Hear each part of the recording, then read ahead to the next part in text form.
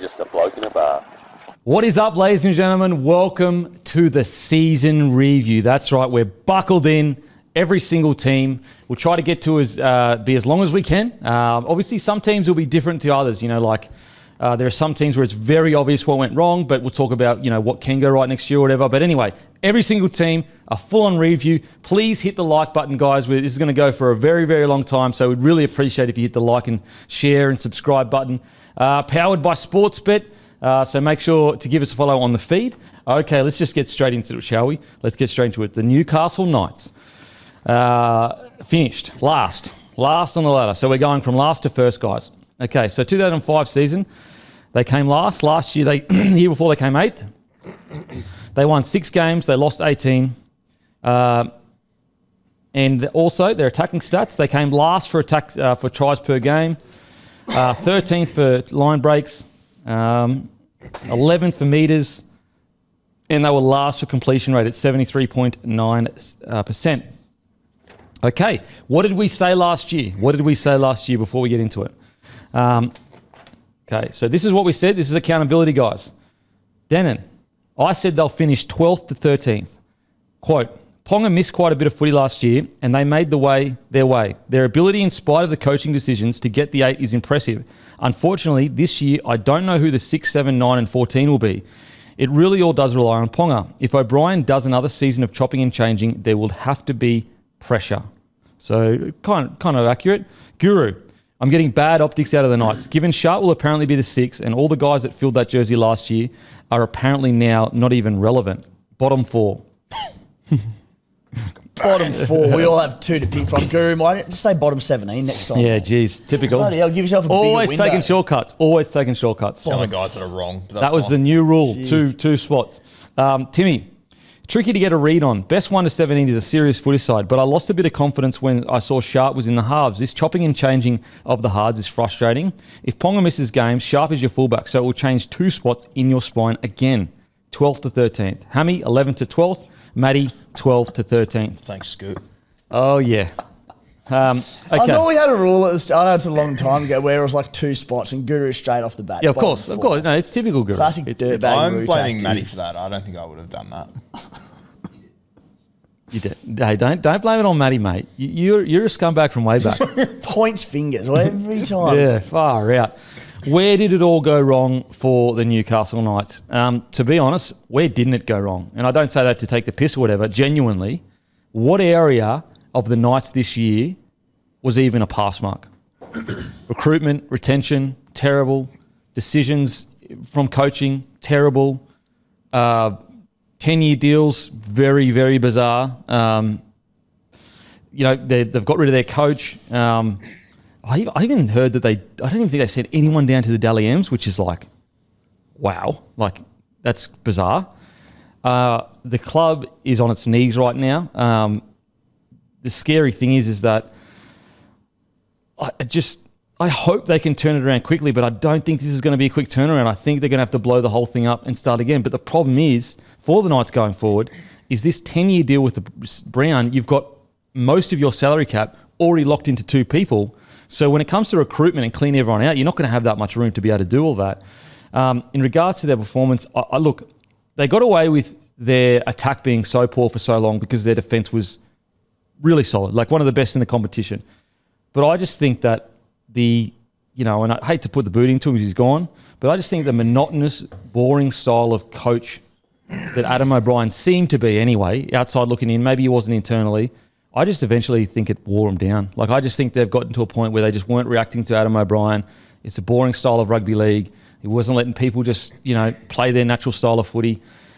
And so, as I said, it's not what went wrong. Sorry, it's not what went right. It's what went wrong for them because there's not much that went right. Yeah, and I think you summed it up well there. And I think the most disappointing bit is they started 2-0 and the trials, they looked unreal. Yeah. They were moving the football around. Everyone was playing to their strengths. We're actually quite positive based on our expectations coming out of trials.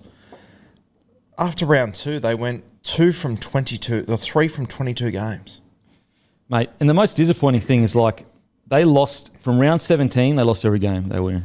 They lost 9 on the trot. Their last 6 games of the season, they lost by an average of 35 points per game. And that's where you just go, even with injuries that every club have, and we know the Knights got hit hard by it, but this is a side who started the year defensively pretty good for the most part. And, you know, just to fold like that, and we know that Adam O'Brien's been moved on now and they have made changes accordingly, but this was a footy side that had given up on the season a long, long way from home. And that just gives you evidence of what a bad shape this place is in. Like, very rarely do you see a team capitulate like this. Like, this was a full-blown capitulation. Like, even look at the South, what they were dealing with. Like, injuries, honestly, they could literally one game, they didn't even have an 18th man. They didn't have an 18th man. And yet they still, regardless of result, they still fought to the end. The really worrying thing is this is evidence of the entire club being in a bad position. And the concern I have is they've brought two good guys in. Peter Parr's been there for 3 or 4 years now. Adam O'Sullivan's been there, for two or so years. My concern is that maybe this is the pain before everything gets better. Maybe this is the 2 steps back. But if it's not the 2 steps back, then this is like the new norm at the Knights. Like, they'll have to go through a whole another reset before they go again. The last time the Newcastle Knights, this is crazy. The last time the Newcastle Knights beat a top 8 side was round 9 last year. Far out. Jesus. Jeez. Far out. Oh, my God. I guess the big question is it's the Kalen Ponga question for me. Not in regards to how much he impacts game. We know he's their best player. We get all that. But if you're going to blow the whole thing up, do you blow the whole thing up with the roster? I've said it for years. I think they're going to have to blow the KP up eventually. I think either he's going to go or they're going to have to make a move eventually. I just don't see it working out for Newcastle. I don't see it working out for KP either. I don't know why he's still there. No, it's I'd be very shocked if he's there long term. And I think both parties could get something out of it. You know, he's been on a massive wicket. Yep. He's done his job to a degree. You know, he's got the Dally M and he's had these crazy runs of form. But unfortunately, like, if you've been doing that for, let's say, 4 or 5 years and you haven't gotten close to a premiership, we're not in the business of finishing the top 8. You're in the business of winning premierships. You hit the reset button, you go again. What do you reckon, Timmy? Yeah, I think they have another year with Kalen Ponga and reassess. Like, Kalen Ponga's not the reason they finished bottom of the table this year. Played some decent footy in patches, albeit a little bit underwhelming. But, yeah, I think you give it another year. The fact that there's a fresh coach, Justin Holbrook comes in, and you see how it goes. You see how the players respond to the new coach. You see how Kalen Ponga responds to the new coach. And if in 12 months' time it's all the same issues, you go, like, you're not going to cut ties with Justin Holbrook after one season. He needs longer than that with this roster that's come off the bottom of the ladder. So you give it a year, and if nothing changes, attitudes don't change, you go, you know, it's not like you point the finger and say it's Kalen Ponga's fault, but you go, something needs to change. Yeah, here. for sure. I'm definitely not saying this is Kalen Ponga's fault. It's more, he's the most paid player in the NRL essentially at the moment. And so when you're blowing a whole place up, usually because they're the biggest signings. So you've got to get rid of your biggest signings to bring other people in. I just think it'd be better for both. As a fan of rugby league, I hate seeing KP not hit the heights we know he can, but also I can understand why Knights are sitting there going, look, we've tried this, we've gotten to a certain point, it's been good, but we're probably just not going to make that next step at the moment. I just don't know if they can. I'm just looking forward to Kempy like next year with a fresh coach in there. As you said, just such a bland, negative style of footy for a couple of years now, and it's just been leaning into defence. You've got these attacking superstars in, Kalen Ponga, Bradman Best, Dom Young's obviously back in the Knights now. There are so many points in this outfit, in my opinion. Fletcher Sharp, Dylan Lucas, like how this side aren't scoring more points. So with a fresh attitude in there and new playing style that hopefully leans into these attacking firebrands they've got, like there is some excitement there if Holbrook can get the best out of them. But it starts to feel. I think there is some tickering in this squad. I think there is a defensive backbone. They lost it for that last 9-10 weeks of the season, but we saw it at the start of the year. They weren't looking impressive, but they were having a crack.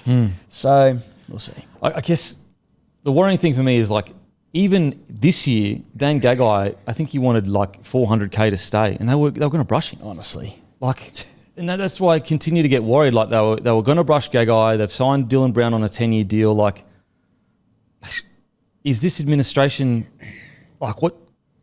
So far, the runs aren't great. Yeah.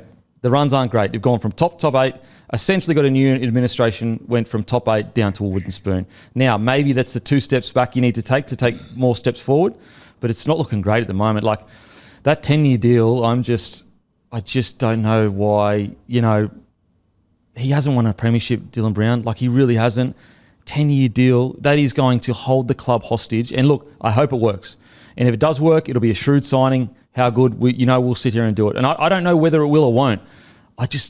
It holds the club to hostage for 10 years. Yeah, and it holds a new coach to hostage as well who didn't sign the contract.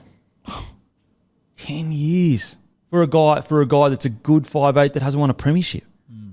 That's more evidence of like, I'm concerned about administration going forward for the Knights. When 10 years, but you can't give Gagai $400K? Like, especially as Leo Thompson's walking out the door, Jaden Brayley's walking out the door, Kai Pearce-Paul's walking out the door. Mate, yeah, look, I do stick by they need to blow the whole place up. They need to start again. They need to reconnect with what it is to be a Knights player, which is a player that plays for the Steel City. It's blue collar, works his backside off, never ever gives up. And that's the saddest thing about this capitulation. This is the furthest thing for what a Knights team is. Knights team, they've had not the best rosters at times, had everything going against them. Very rarely have I ever seen a Knights team just go, no, we're done. And you talk about that recruitment front, Kempy, but you look at the games from 2025, the only player on the list of, there's 10 or so here, like excluding Dom Young, who came mid-season, the only player who played more than a handful of first-grade games was James Schiller, who was also a stopgap option when there were injuries as well. So he was the only one. Then I look at 2026. The only game for 2026 that will be a regular first grader is Dylan Brown. Like everyone else on the list of, again, about 8 to 10 people will probably be starting in reserve grade. I think in those games for next year, I like Pasami Saulo, I like Trey Mooney, but reading through, if the rumours are true about how much they've paid for them, like the Trey Mooney contract was apparently $500 or $600K, I read. Seriously? That's what I read. Yeah. Maybe do some research on that, but that's what I read the other day. Wow. I mean, they're desperate. They are desperate. And, jeez. You wonder why they're desperate. Like, and I understand the whole bottom of the table thing, but going to this great club with so much history in rugby league, you've got a superstar in Kalen Ponga there.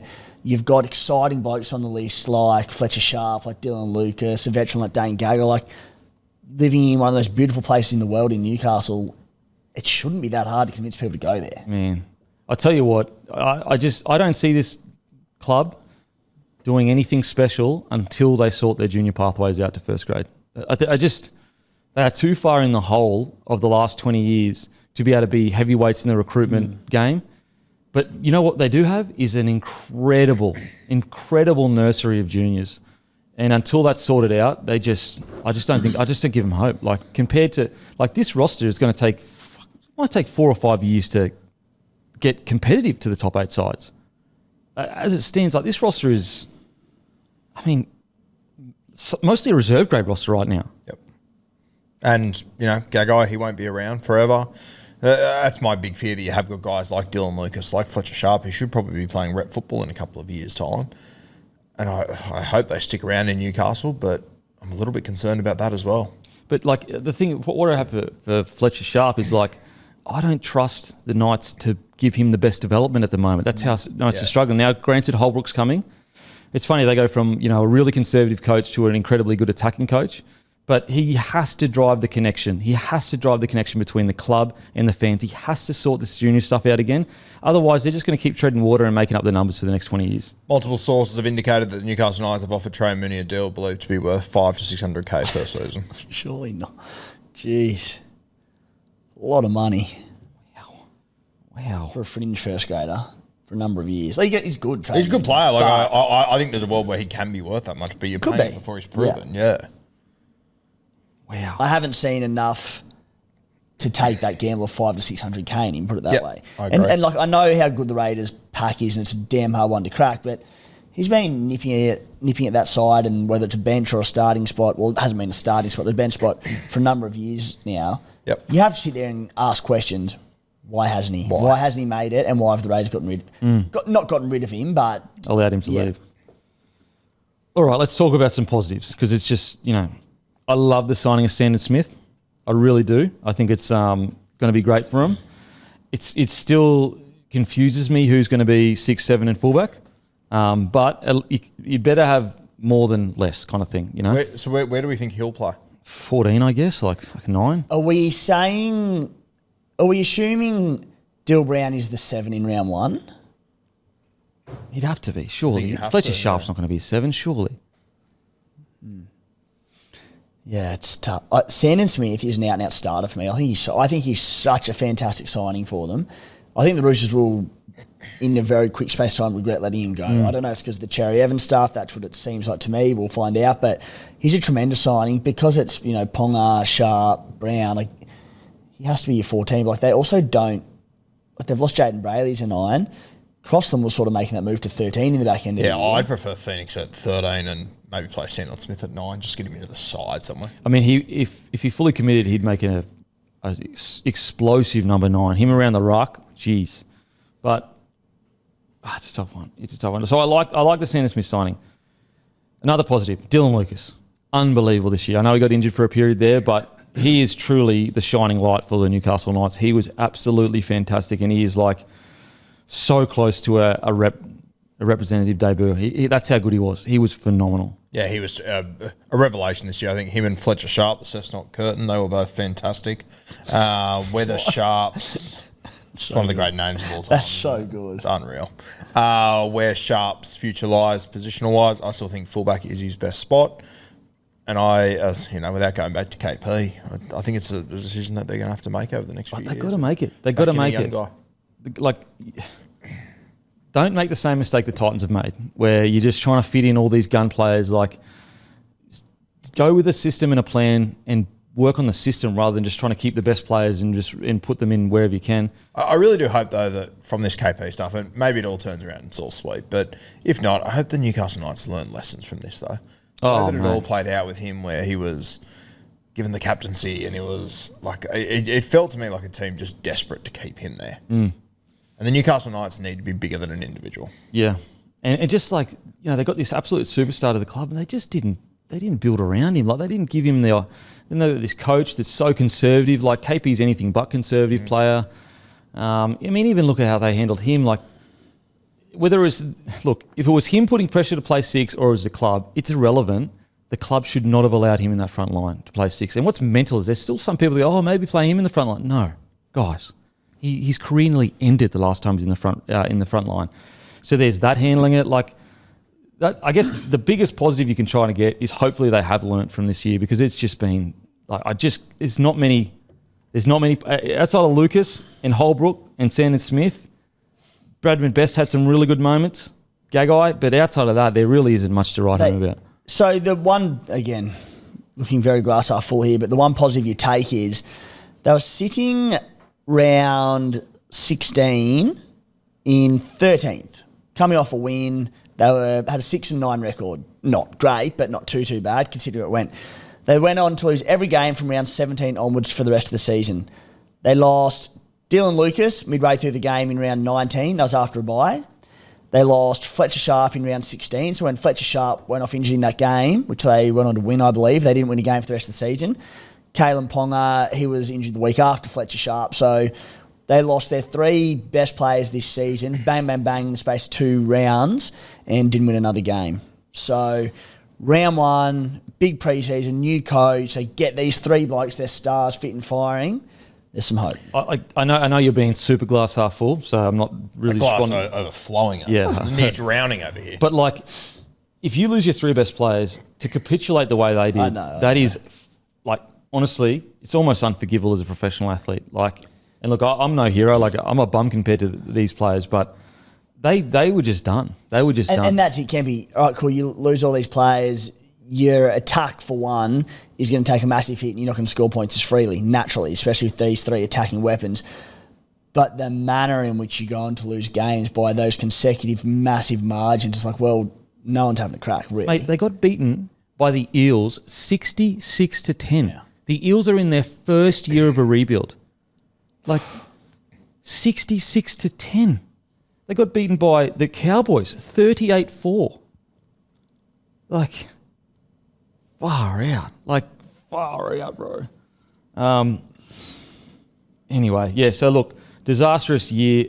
I stand by. They are not going to fire a shot until they sort their junior pathways out. And I know there's a lot of people working really hard to sort that out, so I'm not discounting all the work that's going in there. But, like, even little things. The fact that I heard they didn't send anyone to the Dally M's, like, what kind of culture are you cultivating there when you don't send anyone down to the Dally M's? Like, you've got a superstar in KP, but surely you just... Even if those boys are like, oh, no, I don't want to go, you make them go. Like, what's the go? Like, did anyone get nominated for anything? Or, like, I guess every table... I'm pretty sure every team sends someone. It's every team would have a table. Yeah, I'd assume so. Look, unless I'm getting it wrong, but the people I spoke to, they were shocked that... Was KP not there? I don't think so. No Knights players were there to my understanding. I'm so sorry if they were, but I'm pretty sure that they weren't. Little things like that would never happen to the Melbourne Storm. That would never happen to these top tier clubs. They'd be like, no, you go to Dally M's. Like, it's part of the job. But no, like... And then, look, anyway, so disastrous year. The glass overfulling half full is if you put together Best at his best, Gagai at his best, Ponga at his best, Dylan Brown at his best, Dom Young at his best, Trey Mooney fulfills his potential. There's the skeleton of a fringe 8 side there. Definitely. You know? So it's not like some of these other teams that it's like they are literally a universe away from making a dent. So that is the positive. There's a skeleton there. But it's been a disastrous year. I don't know what else to say. Sorry, Knights fans. I know you don't want to hear this. And even when we gave our predictions at the start of the year, I copped a lot of shit from Knights fans. So I know it was sting to hear, and it's very negative. But we can't get up here and lie to you. And like, what do you want? We couldn't get up here and lie to you guys. Like it's been a disaster. The side who played finals footy the year before came last. There's not much to say. Put it this way: if you don't think it's a disastrous year, think about how desperate you've got to be as a club to sign a non-premiership winner. 10 years. That shows just how desperate the Knights are right now. How they feel like they've run out of answers. Anyway, look, I've always said the NRL is better when the Knights are killing it because they are a huge club with probably the second most. You know what? They could even be the most loyal fan base. They still turn up even with spoons. So I want to see them turn around for sure. Is Adam Elliott staying? Apparently he was tapped on the shoulder mid-year, but then back and forth. Yeah, okay.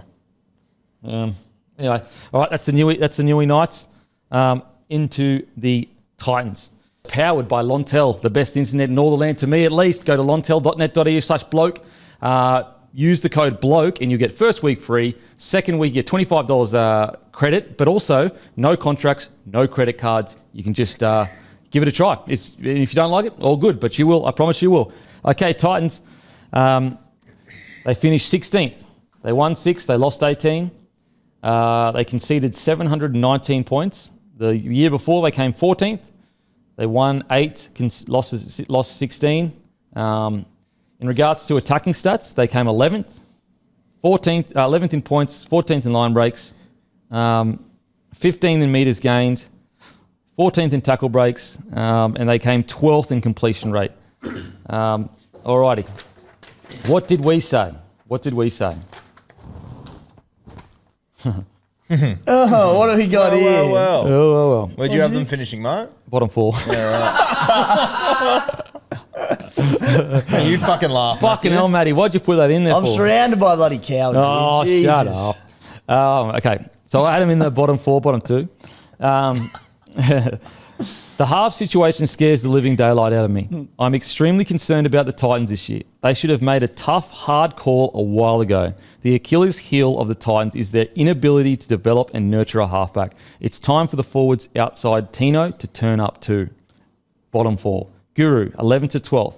There's a world where Brimson and Campbell in the halves works if the forward pack fires. I wouldn't bet on it though, but there is a world where it could happen. Timmy, 9th to 10th. Jeez, it's almost a premiership. Timmy, they could finish 1st to 17th. Thanks, Gus Gould. Any other good predictions? They have depth. Their strike in the back line is incredible. They have yardage. You've got versatility. They've got good forwards. They tick so many boxes. I've been burned by them so many times, but they could have a good year. Every year. Mate, I'm never again. Never, ever Dead again. to me. I'm tipping for the spoon next year. Until, you know what? I'm willing to take a year where I get it so wrong with the Titans because they have to earn my trust back because I've been heartbroken by so many times. Hammy, bottom 4. Matty, bottom 4. Look, unfortunately, this is the story of Des Hasler. He was brought to the club to change things around, and they made a risky call. Like, okay, was Holbrook a world breeder? No, he wasn't, but they were middle-ish of the ladder. You know what? The 4 outside the 8. That's kind of where they were landing a lot of the time. But they weren't at the bottom of the ladder. They bring Desi Hasler in, and it was a gutsy play. You got to give Titans credit. That's a gutsy play. They could have gone safe. They brought Desi in, and it just, from the get-go, outside of there was a 6-game period where I thought, oh my God, like, here we go. This is the vision that the Titans saw with Desi. Outside of that, unfortunately, it's been an absolute disaster. It has just been, their roster management has been really poor. I stand by their inability to make some tough calls on some key positions. Like, even to the last game of the season, Brimo's still saying, I'm not a centre. Like, what?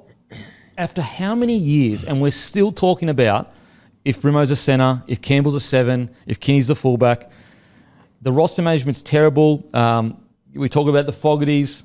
We talk about the Sextons. Their roster management terrible. And unfortunately, their forward pack on paper is outstanding, but it just hasn't delivered. You know, I think they are...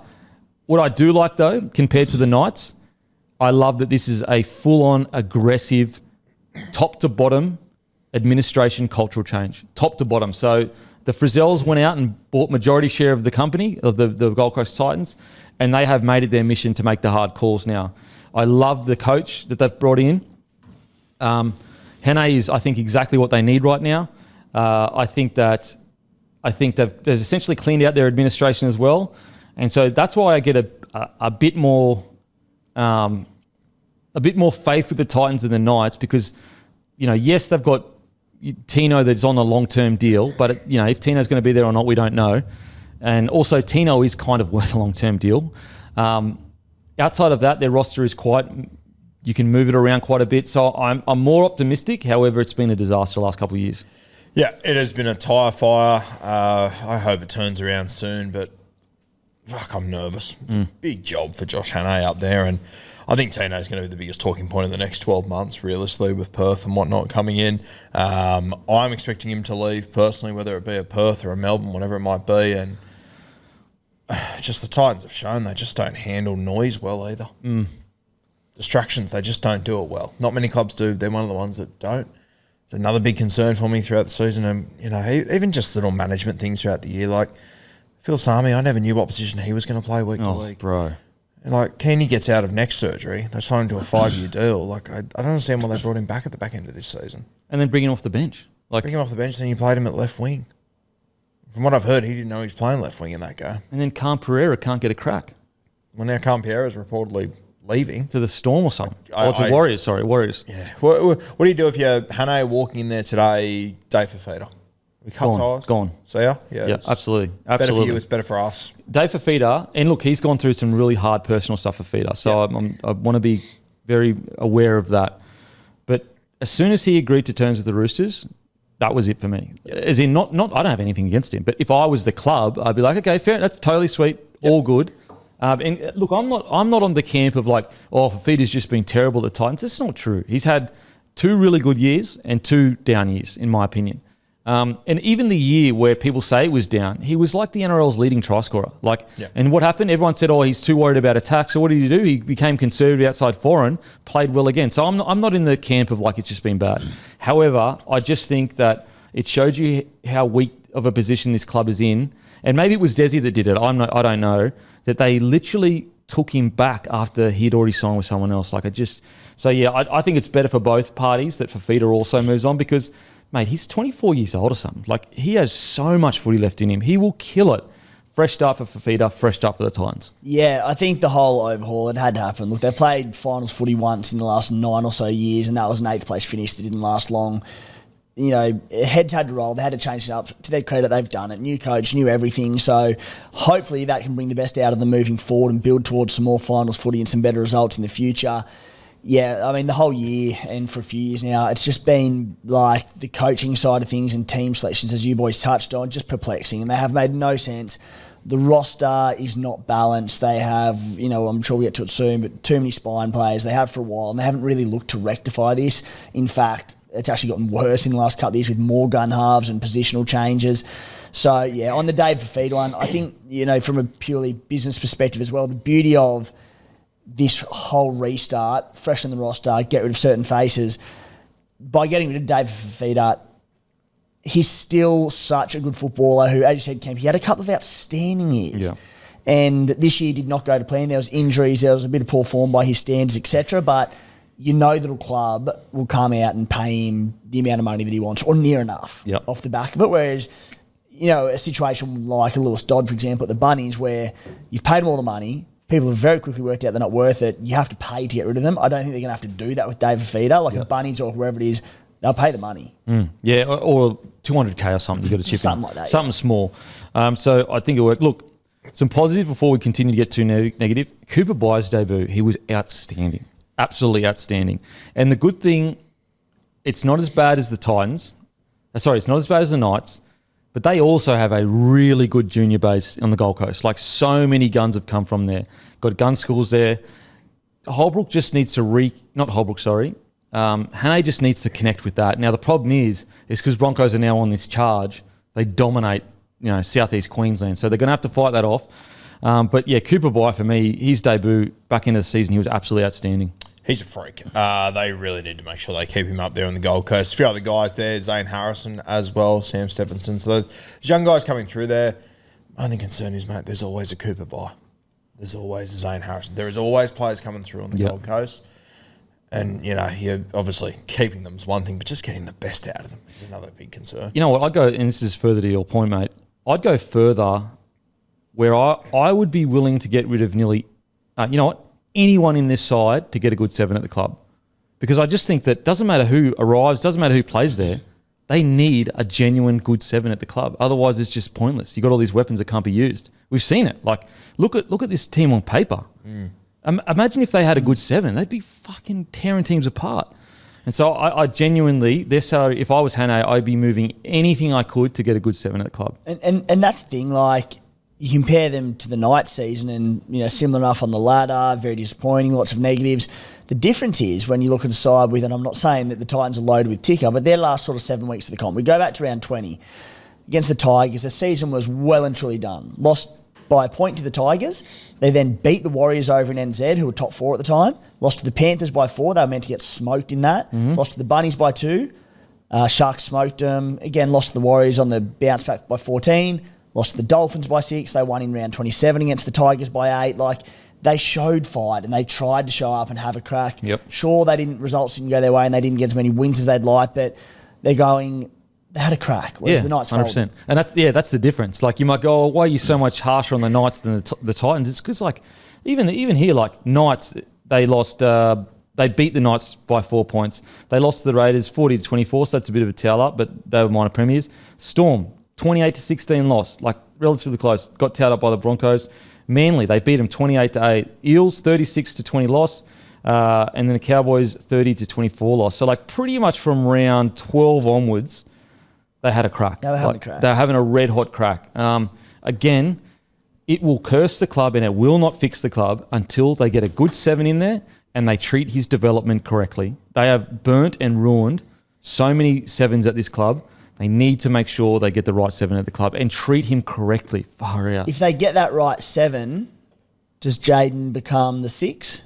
Honestly, I don't care about everyone else can get fucked. Like, all that matters is we get a good 7. So you know what I'm saying? Like, if I have to get rid of Campbell to get a good 7, I'm doing that. You know what I'm saying? Yeah. And so yeah, Campbell would be probably 6, but I'll remove everyone from that squad just to get a good 7 because they need to build from that 7 all the way back. And up you're to wanting a young up and comer, which we know they've had in too many of in recent years? Yep. Or are you looking for that old veteran Ben Hunt, Adam Reynolds type to come in? Again, I know they had Kieran Foran, but Foles probably more of a 6. I mean, look, I'd hope to get a middle of his career kind of guy and pay him a bit of overs. Yeah.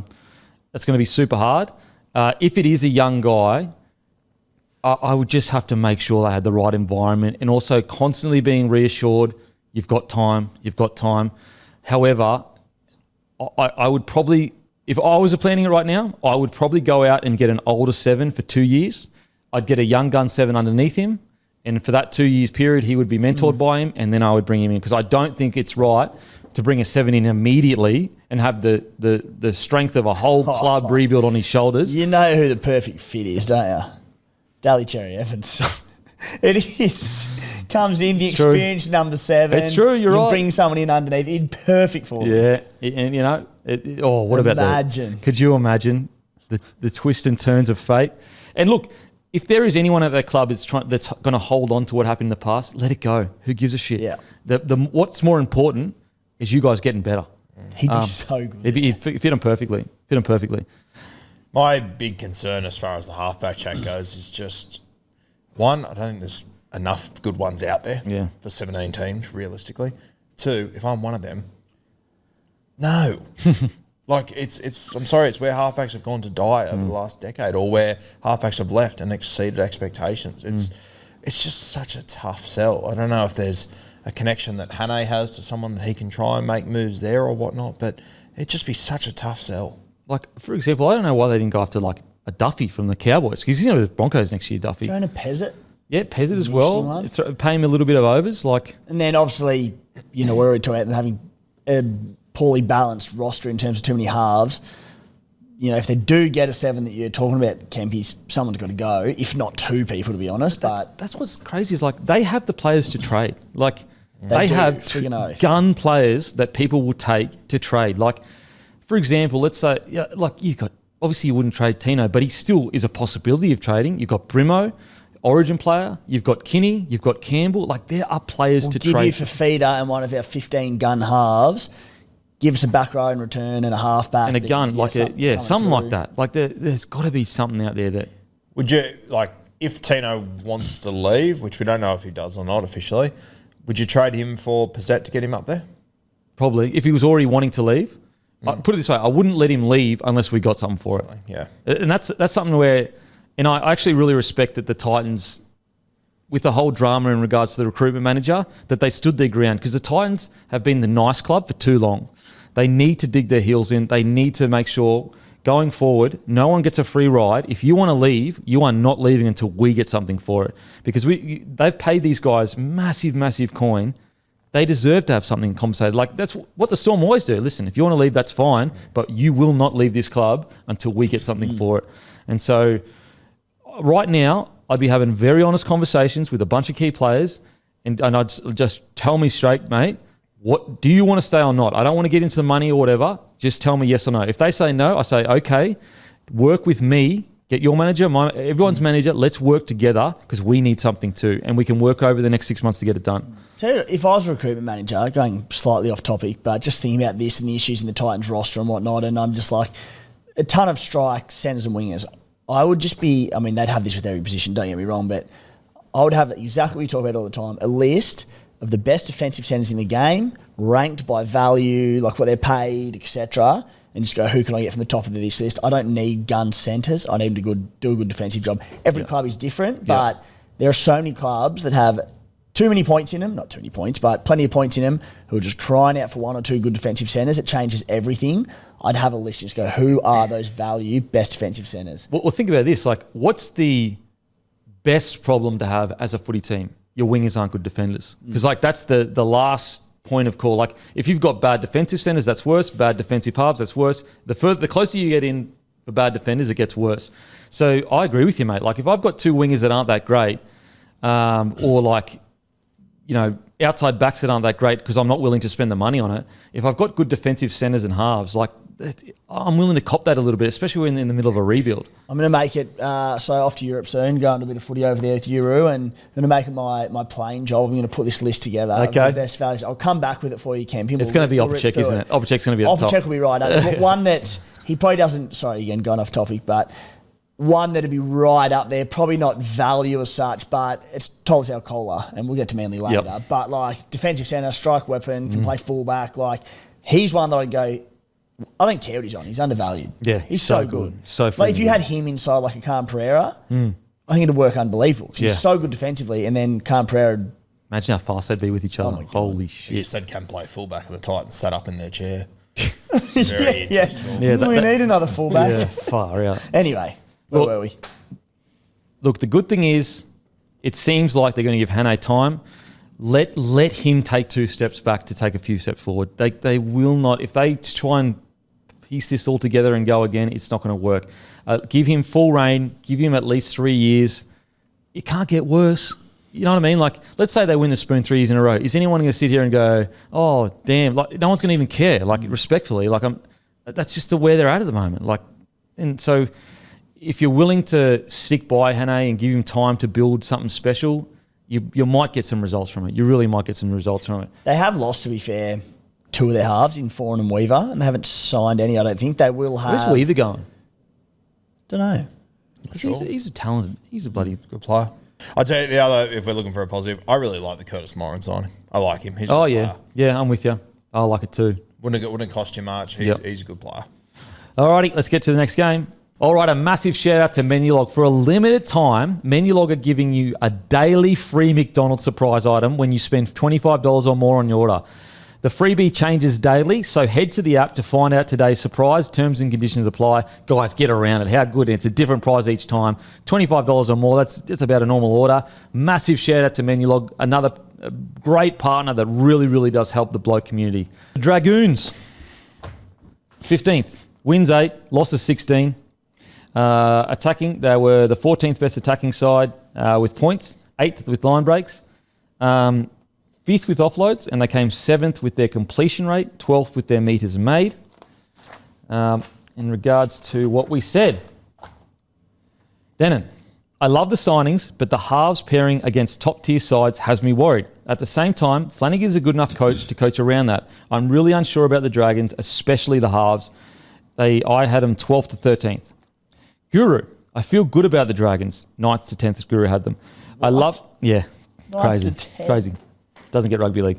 He's looking good during the year. He's only got 1 right, which is bottom 4, which is 4. Yeah, it doesn't Typical. count. I feel good about the Dragons. I love the back line. The forwards will do a job. It will be ugly all year, but Flano will keep them in games. I don't think they're a top 8 side, but I think they're dangerously close to it. I mean, that is fair. They were in literally nearly every game they played. It was ugly all year. Yeah. Timmy, 11th to 12th. They've added a lot of class with Gutho, Cook, Holmes. It's a good-looking lineup. Despite the key loss of Ben Hunt, it's a significantly better lineup than last year. I'm pretty optimistic. Hammy, 13th to 14th. Matty, 9th to 10th.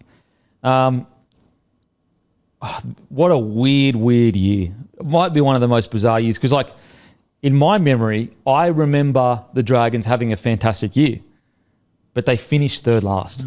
I thought we'd put it in the wrong order I have the same. when I first opened did it. the Then. exact same. I thought I was a genius.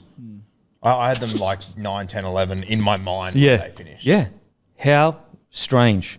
Because, like, we can sit here and talk about the good stuff all we want, but the reality is they came third last. Like, that's the reality. Like, everything else is just opinion. And so that's what I'm trying to get around in my head is, like, I still think they had a great year. I still think they're making progress forward.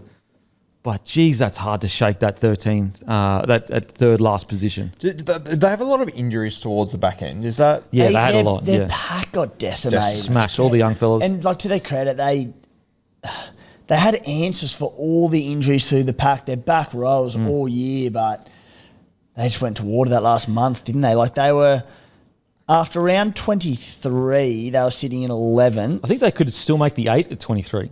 Yeah, they were in 11th after round 23, and yeah, still very much in the hunt. Like 2 games out of it. Round 22, they were so 2 games out of it. Just the way they finished that final month where they had injuries, but I think their spine was all intact. They And then the 40-20 in round 27, 40-24 round 26, 40-0 in round 25. That's my worry one. That's the one that I look at and just go, that's concerning. Happened? 40-0 against the South Side decimated. Like that was essentially two reserve grade sides against each other. 40-0. That's what worries the hell out of me. That 40-0 loss to South. Somehow, like even the week before that, so lost their last 4, lost round 24, 14-10. They beat the Raiders and the Sharks. So they beat Raiders and Sharks. Then they lost to the Warriors. That was in New Zealand, where they lost 3 players to HIAs in the first 25 minutes. Remember, probably should have won the game. Yep. And you go and they're giving everything. If you somehow wipe the last 3 games of the season, you go, pretty damn good year, but just the way they capitulated. They beat the Raiders, the Sharks, the Broncos, and the Storm. Wow. And the times they lost against the Bulldogs, they lost by 2 points. They lost against the Sharks. They lost against the Roosters by 7 points. Close losses. Like even Sharkies midway through the year was 30-18, which is still decent. They blew those first 2 games too. They handed those over. Yeah. Look, I'm still willing to say it was a really good year. I think that it's a little bit deceiving that they came third last if you actually watched the whole season, although it is a fact of the matter they did. And also, I think at their third last, like that's quite congested the table. Just have a quick. Yeah, so they were 2 games off 11th. Yeah, so quite congested there. So basically, 2 wins off 11th, but also essentially 1 win off 12th. So I think it was a good season. Now, look, the really, really exciting thing is, so last year they nearly made the 8 but didn't make it. They last couple of games I think they lost and they didn't make it. That Eels game actually. Anyway, so that was good because it's like, okay, they're fighting for Flano. They're really inconsistent, but at least they're fighting. But there wasn't much. I wasn't sitting there going, okay, I can't wait to see how they go next year. What I like about this year is they look just as good, maybe even better, even though they finished lower. But these young guys are super exciting. I would argue, outside of maybe the Warriors, they have the best young forwards in the competition coming through. They're in a good spot heading into the future. This forward pack, we've spoken about a lot this season. There is something special coming there. Atkinson, I'm really excited to see how he goes as well. Very, very keen. What happens there? You know what happens there. He plays 5'8", Flano plays 7. So King Tonga, far out. Do we anyone push back on that? Well, no, it just sucks that it's such a sure thing. I feel like no one at that club deserves to just be locked into a position. Yeah, I don't know that Atkinson. I think you're right. I think that's what it'll be. Yep. But I don't think it'll be that cut and dry. Like King Tonga was pretty good this year for his debut year. Atkinson hardly been mentioned this year. Like a bit of time off the bench for the Sharkies. He didn't do anything wrong, but I don't think he's walking in going, that jersey's mine. And you know what else? I don't think Shane Flanagan would have that attitude either, where he'd be like, you're coming in, you've got our 6, especially with how good King Tonga was. But King Tonga, he's a 6 in the reserve grade, correct? Yeah. Yeah. My point was more along the Kyle Flanagan, the fact that he is locked into that jersey no matter what. I think Kyle will be the 7 no matter what. And I think they'll give...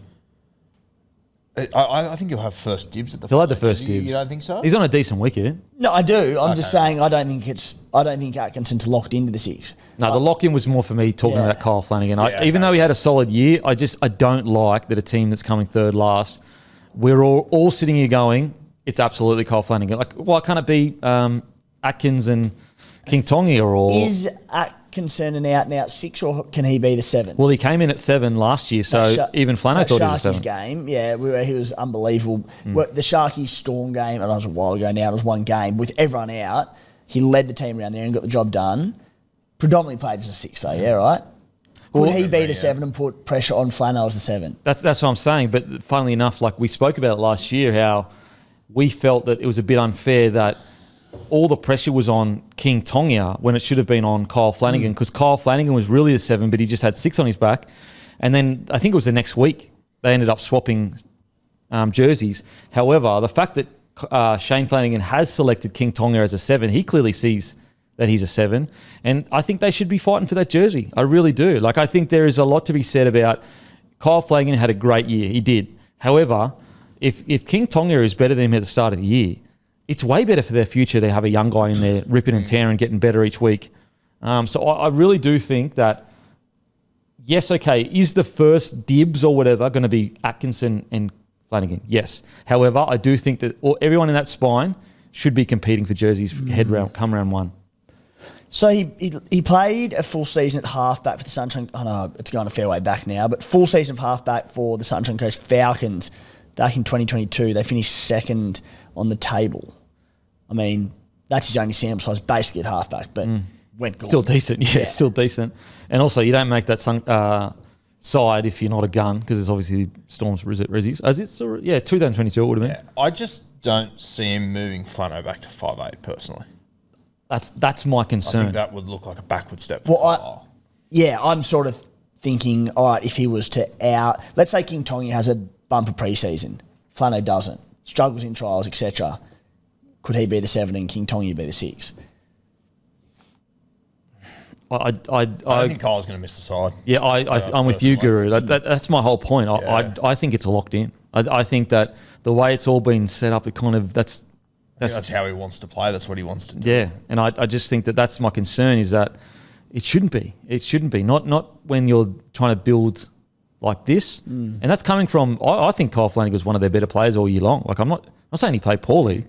He just hasn't done enough to lock himself into that. And maybe, you know what, maybe he hasn't. Maybe we're talking out of school here, but it definitely seems like the vibe I get is that he's locked into 7 and it's a fight for the 6 jersey. And I think if what Tim's saying does occur, I think it'd be great for Kyle. Actually, like Go you back saw to what 6. happened to Elias when he went back to reserve grade last year, played great footy, good things. Like, I think it'd be really good for Flano have to fight his way back into that side. But this is also just the punt you take when you have father as coach and halfback as his son. Now, in regards to some positives, I thought Gutho was good for probably 75% of the year. There was a little bit of a lull in the middle, but I thought he was outstanding. I thought Val Holmes was quite good. Cookie just worked his backside off.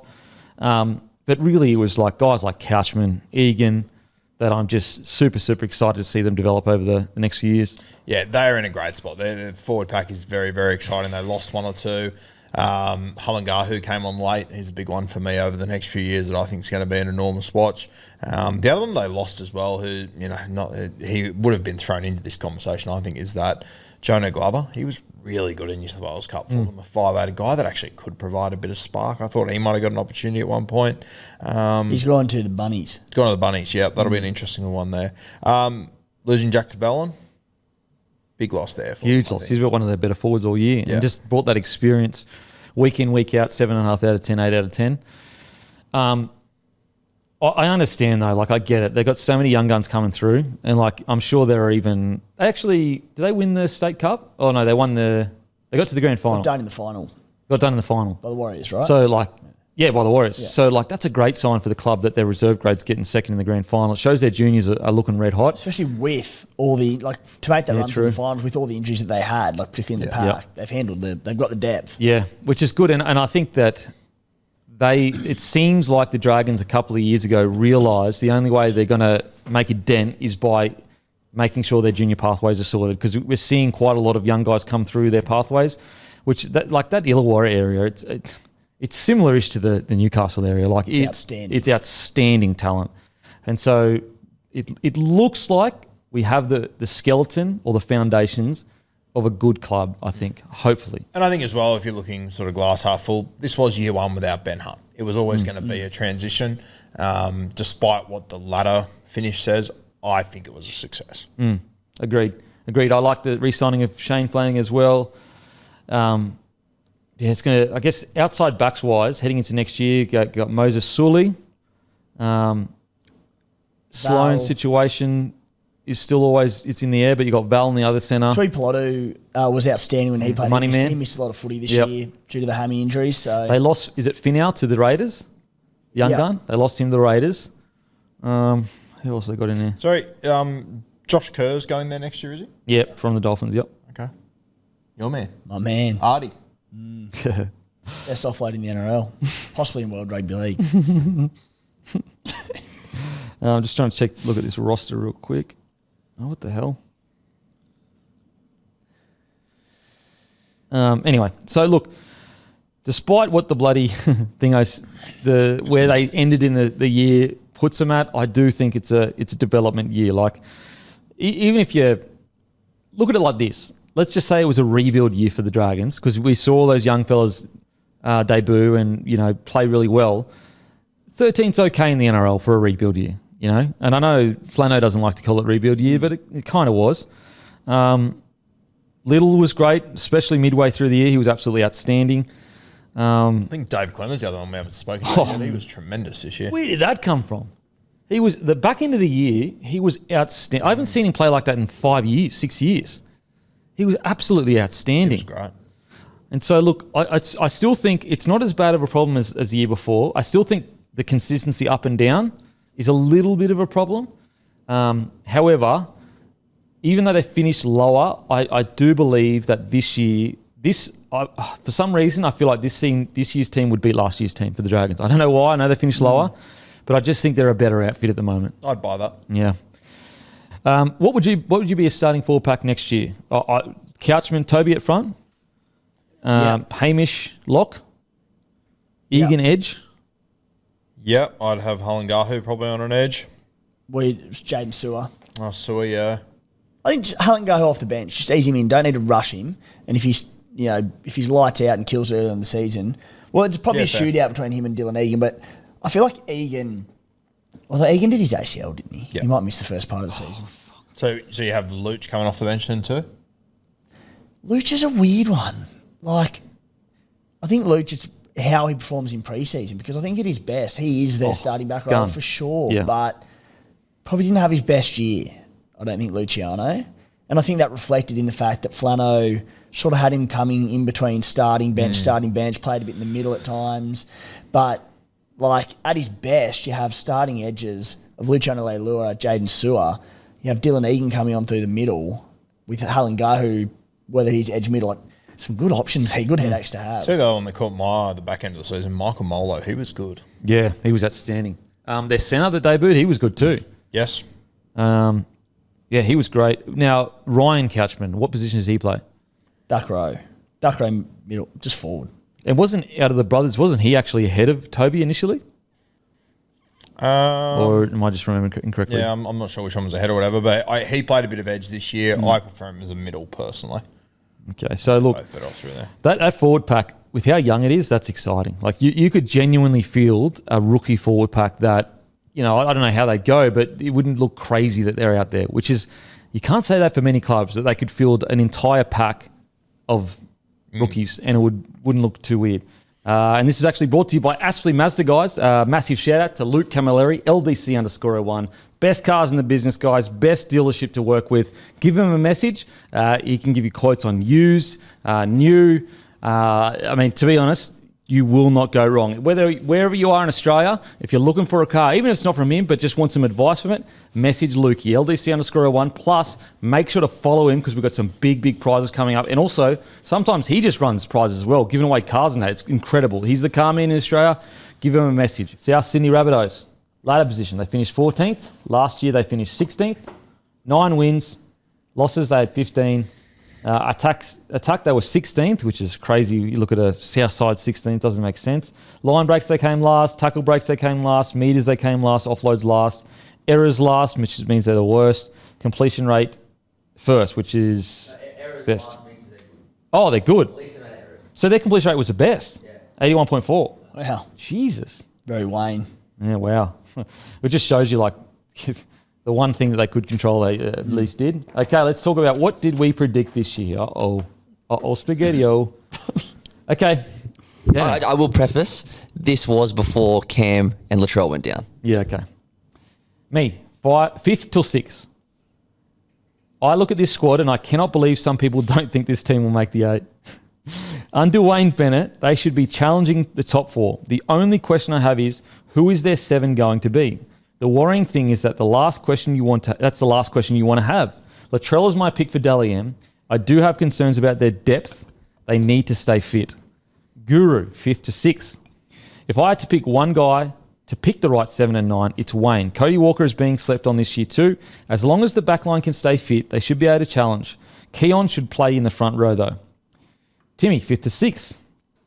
I'm very upbeat about the Bunnies. I think they can win the comp. I do think they need a lot to go right for them. In the last few weeks, they have had injuries to Walker, Atkin and Graham, but I'm seeing a few injuries creeping in that are getting me worried. Little did you know. Hammy, 3rd to 4th. Matty, 5th to 6th. So the lowest we thought they would finish was 6th. Look, I think this year is pretty self-explanatory. It was injuries. And I think it's actually a miracle that they didn't come last. And why I am so much more optimistic about, the Rabbitohs than a lot of other teams is that they truly, truly never gave up. Whatever was thrown at them, and look, it's a Wayne Bennett coach side. He's always said, I can't promise you anything except we'll never give up. They never gave up. The biggest worry is not necessarily the injuries this year. It is the injuries every year. It is a worry that it's been 3 or 4 years now where essentially injuries have derailed their entire season. That's the concern I have for the South Sydney Rabbitohs going forward. And I haven't seen anything that makes me think that's going to change. Like Isaiah Tass did an ACL yesterday. Oh my God, bro. In the off season. I mean, I stand by it. If South Sydney can have not a perfect injury run, a decent injury run, I think they're a 5th and 6th team. I think they're a top 8 side. I think they can compete for a comp. I think they'll be a scary team to play come finals. But you just don't know what they're going to get. My last comment there, Keelan should play in the front row. I think he should get 8 tattooed on his back. It's over. Oh, yeah, it's done. Don't move him out of there. Don't think about it again. He made Don't Australia. Have the conversation. He made Australia in the middle. Yeah. He would have made Australia the year before if he played in the middle. And also, if he had played in the middle for longer, he would have made the Blues, I reckon, as well. Yep. He's your 8 going forward. And, he has the potential to be in that top tier with guys like Adden, with guys like Payne, with guys like Fish, Leota. Like, that's how good Keon is in the middle. And it's not a wild potential. We've seen a pretty damn good sample size. Oh, absolutely. Absolutely. So, yeah, him in the middle. Let's talk about the 7 jersey because that's the biggest. Look, it sucked that the Humphreys got injured. I can see Humphreys. Look, I'm torn between Humphreys as 9 or as a 7. If Humphreys' job is just big boot, make your tackles, then he can be just a good, solid 7. They don't need a world beater. They just need a guy that can have a great kicking game and set everything up so that Cody Walker and Trell can do what they need to do. And almost sometimes take a bit of a backward step and just let Trell do the attacking stuff. If that's what they need out of him, I think that he can be their 7. If they need more than that out of him, like a directing around the park, very hands-on 7, he probably is going to suit. I think he'd be a really good 9 for the club. Yeah, it's hard. I sort of echo the same, mate. I'd like him at 7. The thing about it is, you can copy paste what I said for this year, for next year. Yeah, they can win the comp next year if they stay fit. And I'm not sure I can see that happening off what's happened in recent years. If they're going to win a comp, it's going to be leaning into Latrell Mitchell. If they win a comp, Latrell Mitchell will play near enough every game, and to your prediction, he'll probably win the Dally M medal. Yeah. But the amount of games he's missed in recent years with these soft tissue injuries and all sorts of things, it's getting worse and worse. So to your point of the 7, I think it can be Humphreys. He doesn't need to set the world alight to have 2 or 3 try assists a game. That won't be his job in this team. He said, make your tackles, which we know he's a physical, strong body. That won't be an issue. Can he get him around the park? Possibly, but I said he doesn't have to. He doesn't need to. No. Like, when you got Cody Walker there, he's been around forever. And also, the game plans are so structured now. It's not you don't need to be a rocket scientist to get people around the park and whatever. It'll be Cody Walker saying, get me there. Mate, make your tackles, kick long. What do you think, mate? I prefer Humphreys as a 9, I think. My only concern is that if you play him at hooker and then, how much longer do we think Cody Walker plays for? Maybe a year, I think. Sure. So let's say he retires at the end of this season, 2026. Are you then shifting Jamie Humphreys back in there? Commit to one or the other. Yeah, I think you got to commit to one or the other, and I think that all depends on what's happening with Cody Walker. And Cody Walker's had a lot of soft tissue injuries this year. I don't think it'll shock anyone if he has more this year. If it's going to be a case of when Cody Walker gets injured, Jamie goes straight back there, maybe you do just play him in the halves. Maybe you play Cody at 6 and let Humphreys be the 7. Okay, it's the elephant in the room, and it's been like that for a while with South fans. Everyone knows Cody Walker and Latrell Mitchell are unbelievable guns, and every South Sydney fan absolutely loves them. But they have had so many soft tissue injuries over the last couple of years. There's so much money invested into them, into their salary cap. It is becoming a concern, the amount of injuries. Now, Cody hasn't been as bad as Trell, but it's starting to really pile up. And if it happens again this year, they're going to have to make some tough calls. They really are. They cannot afford to go, another year after that and hoping that people don't get injured in key positions. I'll get your thoughts on it, Matty. Am I off base here as a non-South fan? Or It's an issue because it hasn't stopped, especially like with Latrell, and we're so blessed to have Jai Gray. If we didn't have Jai Gray, I don't know what we'd do because he's such a good backup. But how can I sit here and say Latrell is not going to get injured again next year? Like, how can I possibly say that? I can't. Cody Walker, I think he finished from round 4 to round 23 or something. He didn't finish a game or something like that. It's a huge issue. Cody's had one bad year of injuries though this year, playing 11 games, and he, because of the desperate situation South's were in, and they didn't really have the luxury to give him extra games off because they needed to win footy games. But he played 11 this year. You give him a full off season to get right. Like, he's played over 20 games every year of his career. Like, I feel like this year was the first time. I don't think South. It's more his age and those two together. You're going. Will there be more? Will there be more heading into next year? And look, if Trell was playing every game, it wouldn't matter. Yeah. It's just the two of them together. It just can't. Yeah, I just think he'd been very durable up until this year, but you're right. Like, he'll be 36 when next season starts. To your point, though, Matty, like, even in the limited time he did play this year and off the bench, he looked awesome. So I'm like, do you think there's any scope to play him in that Benji Marshall 2020 run role? On what I saw this year in limited time, I think we get through a full preseason. I think he's too good to bench. I do. He looked awesome when he played. He did. He really did. But he wasn't playing 80 minutes. And we're also sitting here saying that, like, who's the 7 going into next year? It's like, Cody's right there.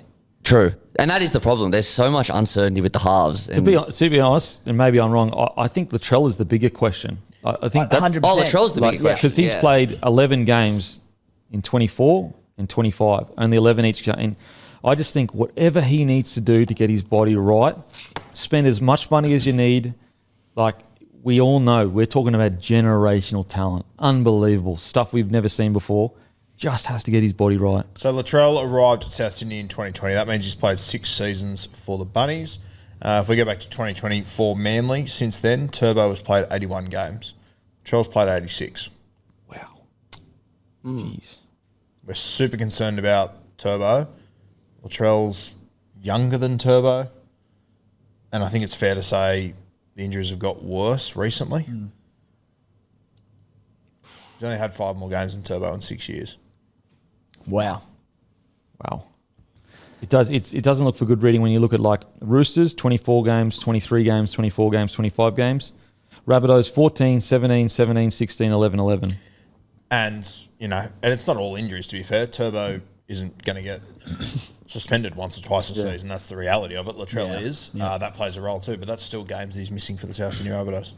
Is it more a reflection of the, like, is it the Rabbitohs that are the concern here? Because Rabbitohs have a serious problem with injuries. So is it, instead of, could this be evidence that whatever is happening at the Rabbitohs is not as good as other clubs? Because when he was at another club, they were sweet.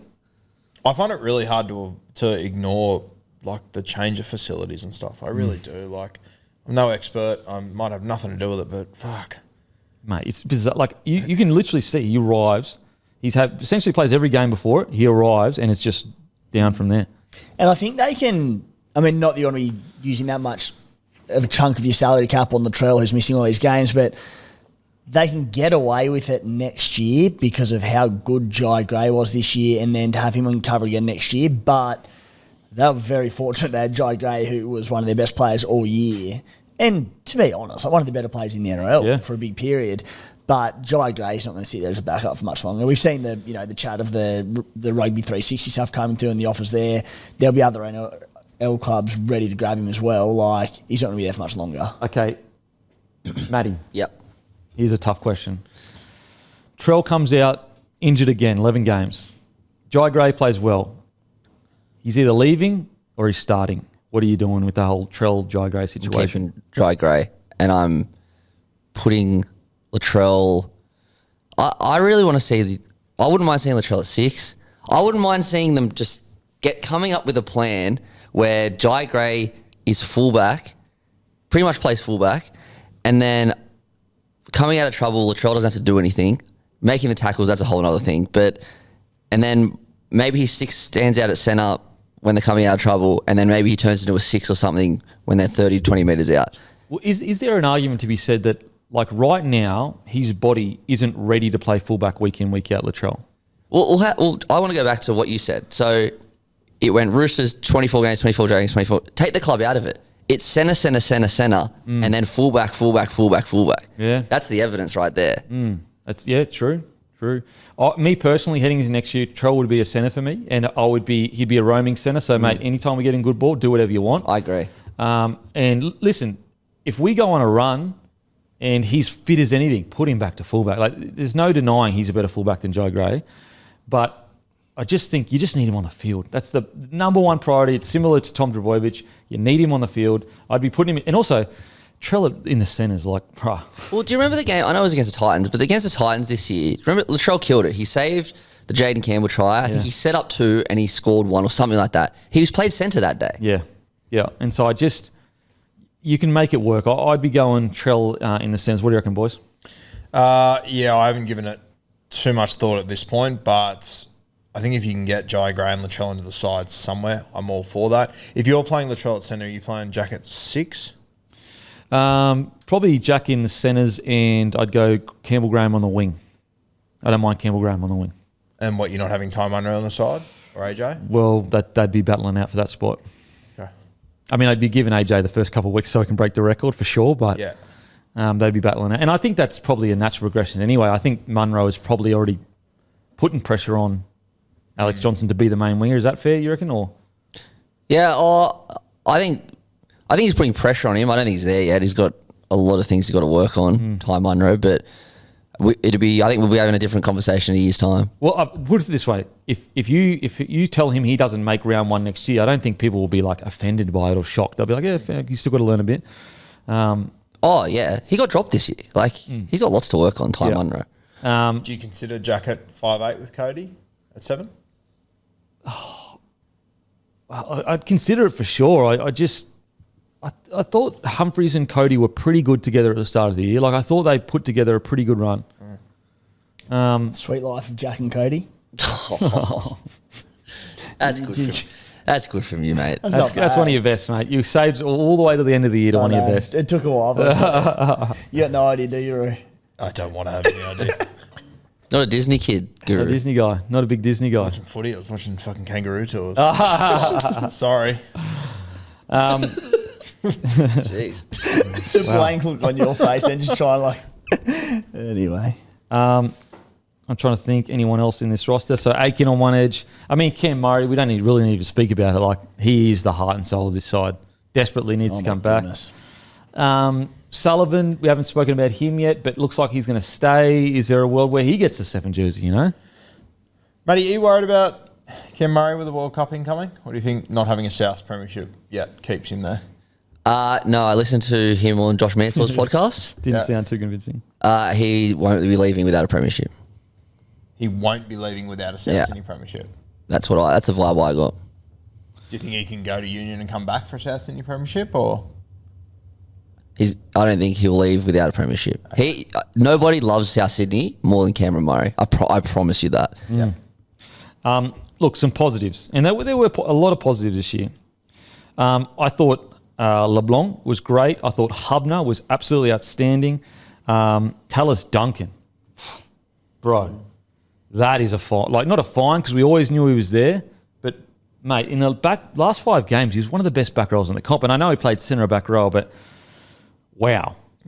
He was amazing. Absolutely amazing. I thought Jairo had an outstanding year.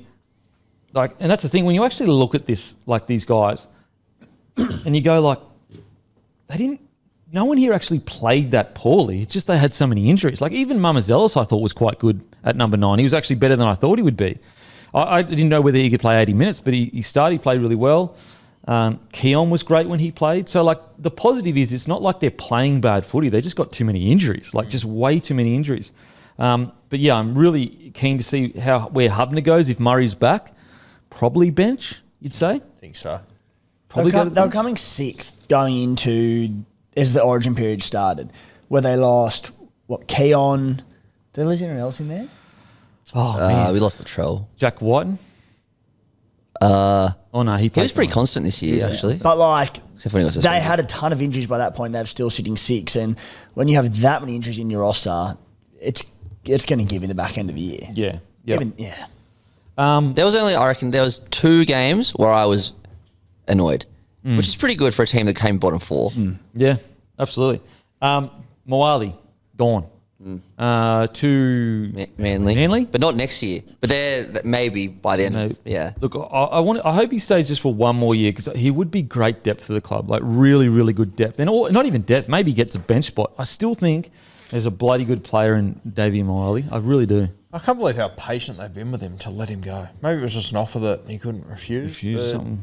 Yeah, they've been like he was a bit of a prodigy coming through. David Meyer, they had huge raps on him. He's been playing since like 2020, 21, Matty. yeah. You're right. They've been so patient with him. They've I'm been so shocked he's patient gone. with him, and normally that leads to really good things. And I'm just surprised to see him, especially him with this South Sydney side, the way it's built at the moment with Wayne there to go to Manly. It's hard for me to make sense of that. The only thing I can think of is Manly are desperate for front rowers and they've thrown a decent whack at him. Yeah, Because- I hope so. Yeah, because like you're totally right. And also, it's not like he hasn't shown it in first grade. He's had games where he's been great in first grade. Probably not just consistent. But yeah, like this side next year, I'm really, really excited to see them come in full strength. Keon in the middle, Jai Arrow in the middle. Fafita. Cam Murray for feeder potentially. Jesus. Like there is a world where this team, if they're all fit, round 1, sets the competition alight. Absolutely alight. If they're fit round 1, they could be 6-6 and blazing away. Seriously, like a forward pack that's starting with Arrow, with Keon, with Murray, with Fafita, with Duncan. That's crazy. Then you've got a fullback of Latrell. You've got Campbell Graham. You've got Jackie White. And like, it's a crazy roster. Cheese on the bench too. Cheese on the bench. Holy shit. It's a mental team. Wow. Jai Gray in the side as well. But yeah, for me, player of the year for the Rabbitohs, I would probably go Jai Arrow or Tallis Duncan. I'd go Tallis. Tallis.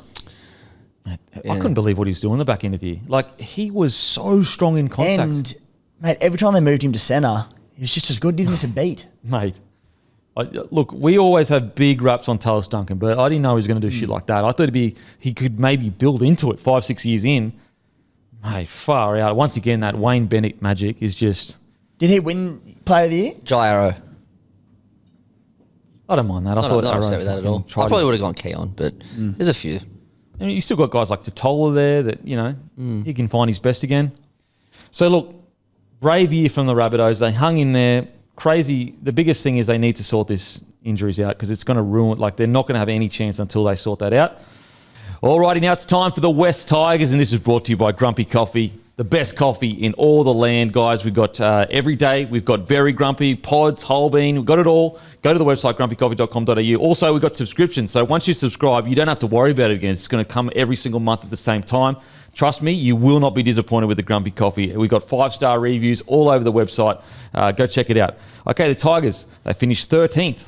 Last year, they finished 17th. They had 9 wins compared to 6 last year, 15 losses compared to 18 last year. Points scored, they scored more points and they obviously let less in.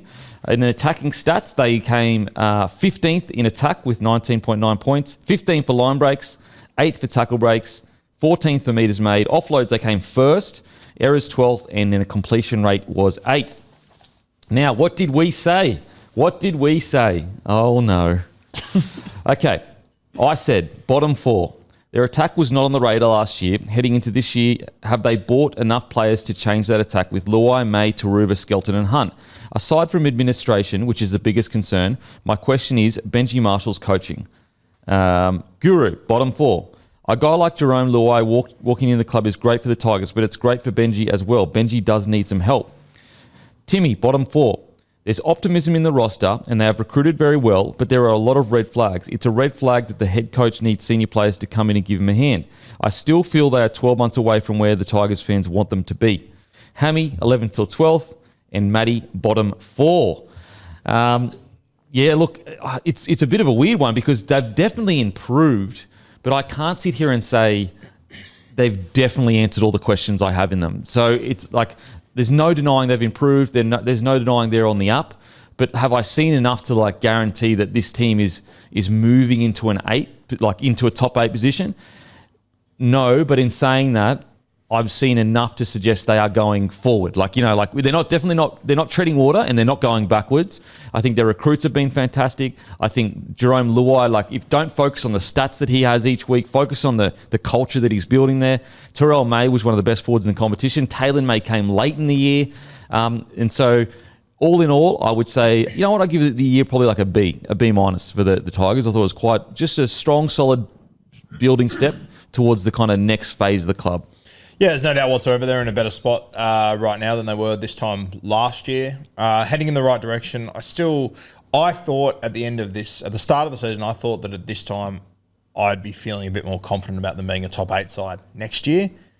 I don't think my needles moved as much as I would have hoped. Yeah, and I'm a bit in the same boat. Like, don't mix this up saying they haven't improved. I'm fully on board with they've improved.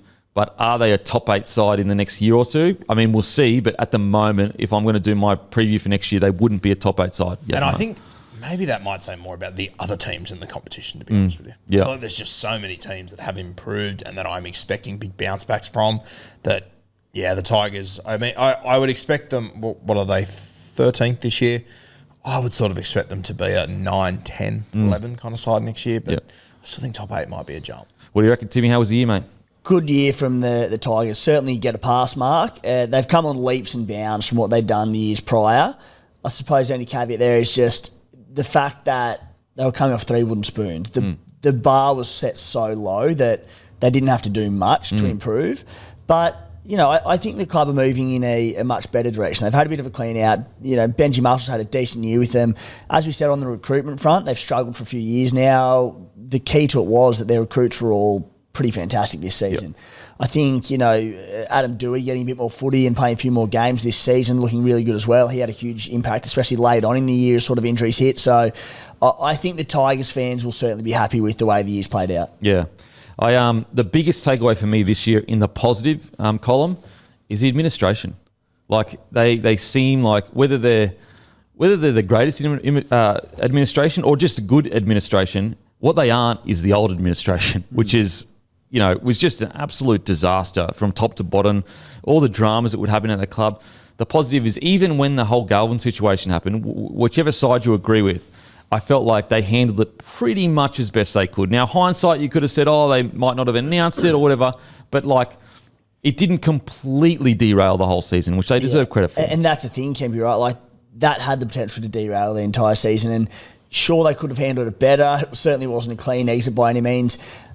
But, you know, the way it played out after that, I think in the past 5 or so years for the West Tigers, they go to mud. Yeah. As soon as all that happens, people drop their lid, people don't turn up, and they go on and win 1 or 2 games for the remainder of the season. But they didn't let that happen. So that's a huge credit to them. Yeah, and I just you just know the Tigers in the past, there would have been stories leaking from everywhere. And I feel that's where someone like Jerome Luai's leadership comes into it, where, as you said, Kempy, statistically, he had an okay year for a marquee 5'8" halfback coming in. But he, you know, we saw it. He was public about it, saying like... Really strong leadership. Like, we don't need him. Get out. We'll move on. We'll be fine. And, you know, for the most part, they were. And I think that's where the leadership and the impact of the Jerome Luai signing the big money comes from. Yeah. Matty, what do you think of the Tigers year?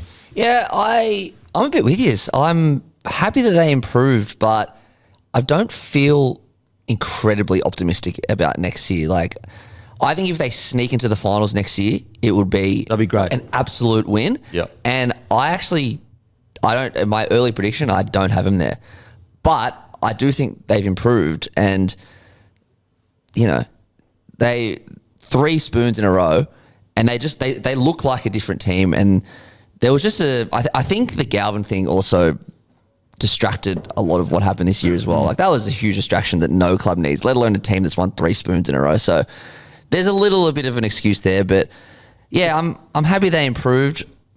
Yeah. You know what? It's a fair point you make, Matty, because like any other team, if they lost their superstar half mid-year, we'd be sitting here saying they lost their superstar half during the mid-year and had to, you know, stopgap people in. And so, like, you know, if Galvin had to stay, do they win 2 or 3 more games throughout the year? Like, because they need to win 3 more games to make the 8. Maybe they do. They're doing pretty well with his hair. 4 more for the 8. 4 more, apologies. 4 more games. Like, I know it's a stretch, but they'd be maybe there or thereabouts. But even if they won 2 more games, I'd feel a lot better that they came 10th, for example. Yeah. Maybe this is sort of glass half full, but like, you know, Galvin, he made the move to Canterbury in the round 12 bye. So was it fair to say those rumblings sort of started round 9, round 10, sort of dragged out for a few weeks? Like at the end of round 9, they were 5 and 4, and they were sitting in 8th place. Yeah. Then all that stuff happened, and then the one that I think was kind of a bit of a dagger for this side that I know on this show we said just put it in the back of your mind, forget about it. Round 10, 64-0 against the Melbourne Storm. Oh, fuck. Like there has to be an element of them standing behind the goalposts or on Monday looking at each other going, fuck. Yeah. Like, how far have we come? And then all the Galvin stuff happens, all that sort of stuff. So, I mean, 8th after the first few, first 10 rounds, and in that time, they'd beaten the Sharkies, they'd beaten the Eels, they lost by a penalty goal to the Warriors. So, they had some good, they beaten the Dolphins, they had some good results there. I think there's a positive to take out of it, and I think that, as we sort of all alluded to in our preseason, Benji was probably the big concern. I'm sort of okay with how Benji dealt with this year. Yeah, pretty good. Considered. Yeah, it's not like I'm blown away, but at the same time, it's definitely a pass mark for sure. Like, I felt like all in all, he dealt with the controversy pretty well as you could. And if nothing else, I think it showed that the players that are there are on board with Benji. Yeah, yep, it's They've fair. got his back. Yeah, and that's probably the biggest win out of the lot is that they were so much having his back because it wasn't Benji that was driving the frustration with Galvin. It was the players that he had obviously said that about Benji Marshall. So I think heading into next year, if they land around 9th or 10th, I think that's a win. Like, I really do. Like, is it setting the world alight? No, it's not. But you just got to be patient. Like, these things don't happen overnight, especially when you're a club that won 3 spoons in a row. 9th or 10th next year would be a huge result for Yeah. them. And, there's no reason why they can't believe that they can make finals. Of course they can, but realistically speaking, I think it's easy to get caught up in teams coming from the bottom of the ladder and seeing years like the Doggies had 2 years ago and they went from second last overall to top 4, and to a less degree what the Raiders did this year, and get caught up in they're the anomalies. They don't happen often. It takes time to build clubs back into a finals club, especially, as you said, Kempy, when you had 3 wooden spoons in a row. So, there were stepping stones this year and there was clear improvement. If they can finish that 9th, 10th next year, that'll be more improvement. That'll set them up for the future. Yeah. What they can't do is now regress back to the bottom. One thing I was really disappointed with the Tigers this year is a lot of the times they'd have a really good win and the next week would be horrendous. And that's the biggest one. Like, they had a really good win against the Roosters. Then they went over to New Zealand and it was one of their worst showings. They had a great win against, I think it was Manly, and they lose to the Cowboys at home the next week. I know they won back-to-back games a couple of times this year, but they need to string them together.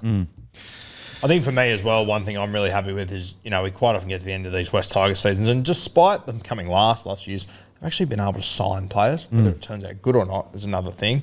You look at their gains this year: Luai, Taruva, Skelton, Hunt, Bird, Terrell May, Taylor May. Take out Royce Hunt and Jack Bird, who, at the end of the day, they weren't the guys that they were relying on big time anyway. I think the rest of them have done really well for them. They've been really good buys. I'm with you. You could argue it's some of the best recruitment in the NRL, considering where they were at. And then 2026 gains, Kai Pearce-Paul, Jock Madden, which is a solid signing. Javin Andrews, I'm not sure, under 20s. He got man of the match in the under-19s for Queensland. Oh, well, fucking there you go. Yep. Maverick Geyer, we've seen him play. He's a bloody good player at the Panthers. Anyone that's been in or around that squad for a while is going to be a solid player. And then Ethan Roberts from the Roosters, who is a fullback with heaps of raps in him. No, he's a back rower, big Back body rower. back rower. He's got a lot of upside though. Like, he's a really interesting signing. What's the name of the guy with the headgear at fullback? Ethan King. Ethan King. Yeah. Okay. But Ethan Roberts and Kai Pearce-Paul, they're two kind of similar players in that they've got attacking upside to them. And it's what I was going to say next. I love that Benji, we spoke about it, earlier in the show, but he's been coaching the team that he has. He's trying to work to their strengths. And I think Kai Pearce-Paul's a really good signing. Won't he be fascinating? Yeah. So fascinating. Yep. I look at him and I go, he's a solid first grader that does a job. We saw what he did out of the Super League, and we've seen moments in the NRL where you go, he could be a world beater. And I hate to take everything back to poor old Adam O'Brien, but if he comes out with a bit of a license to offload and play a bit more attacking footy and kills it, you're just going to be like, why did you restrict this bloke? Yeah. Well, I was expecting Kai Pearce-Paul to come out here and offload $1 million, and it'd be the sort of tough stuff. I was going, 100%. how's he going to handle it? I think he's actually done the opposite. It's literally been the opposite because he's been super, super consistent. Like low missed tackle count, getting through his work, pretty safe. But I guess, if we're like when you actually look at it, it's probably if he does go on to have the crazy offloads, it's probably the better way you do want it. You'd probably rather him come out, do the tough stuff, and then bring the. But that's just it remains to be seen, obviously, if he can do all the crazy stuff. Like regardless of how it plays out, you do have to give O'Brien credit for developing into a consistent NRL quality back row, which is hard to do coming from the UK, as we know. And if he does, Benji will give him a license to offload. Surely, that's Benji's always has been his style of footy and coaching. Him and Dream Buller, piss poor, that could be a thing of beauty. Those two working with each other. Can't wait. Mate, speaking of Buller, I thought this is a really like a redemption year for Buller. Now, there's been talks about signing with other clubs or whatever. I'm not sure what's going on there. But I just think that, he had the first year where he was great and worked his absolute backside off. Second year, he was relatively quiet. And then the back end of the year, he picked up. I thought he was really, really good this year. And matter of fact, he was so good this year that when he wasn't there, you really felt it. Yeah, for sure. And I think, his first season was just so high that I think he was always destined in the second year to come down a little bit. But I think he found a happy medium this year. Boys, Adam Doueihi next year. What jersey is he wearing? Round one? Mate, for me, he's in the 7. Like I always say, Latu Fanu, so talented. But he's done his hammy again, I think, in that last game. Adam Doueihi, at this moment, Doueihi and Luai, with where the club is at right now, is the good half combination, because if this club was 5 years ahead, then you can put Latu in, because they've got enough experience to carry the young fella. But right now, putting all that pressure on the young fella, I'd be going Doueihi. Yeah, I'm sort of similar. I've always thought he isn't a half, but there's no doubt the Tigers look better when he's in there.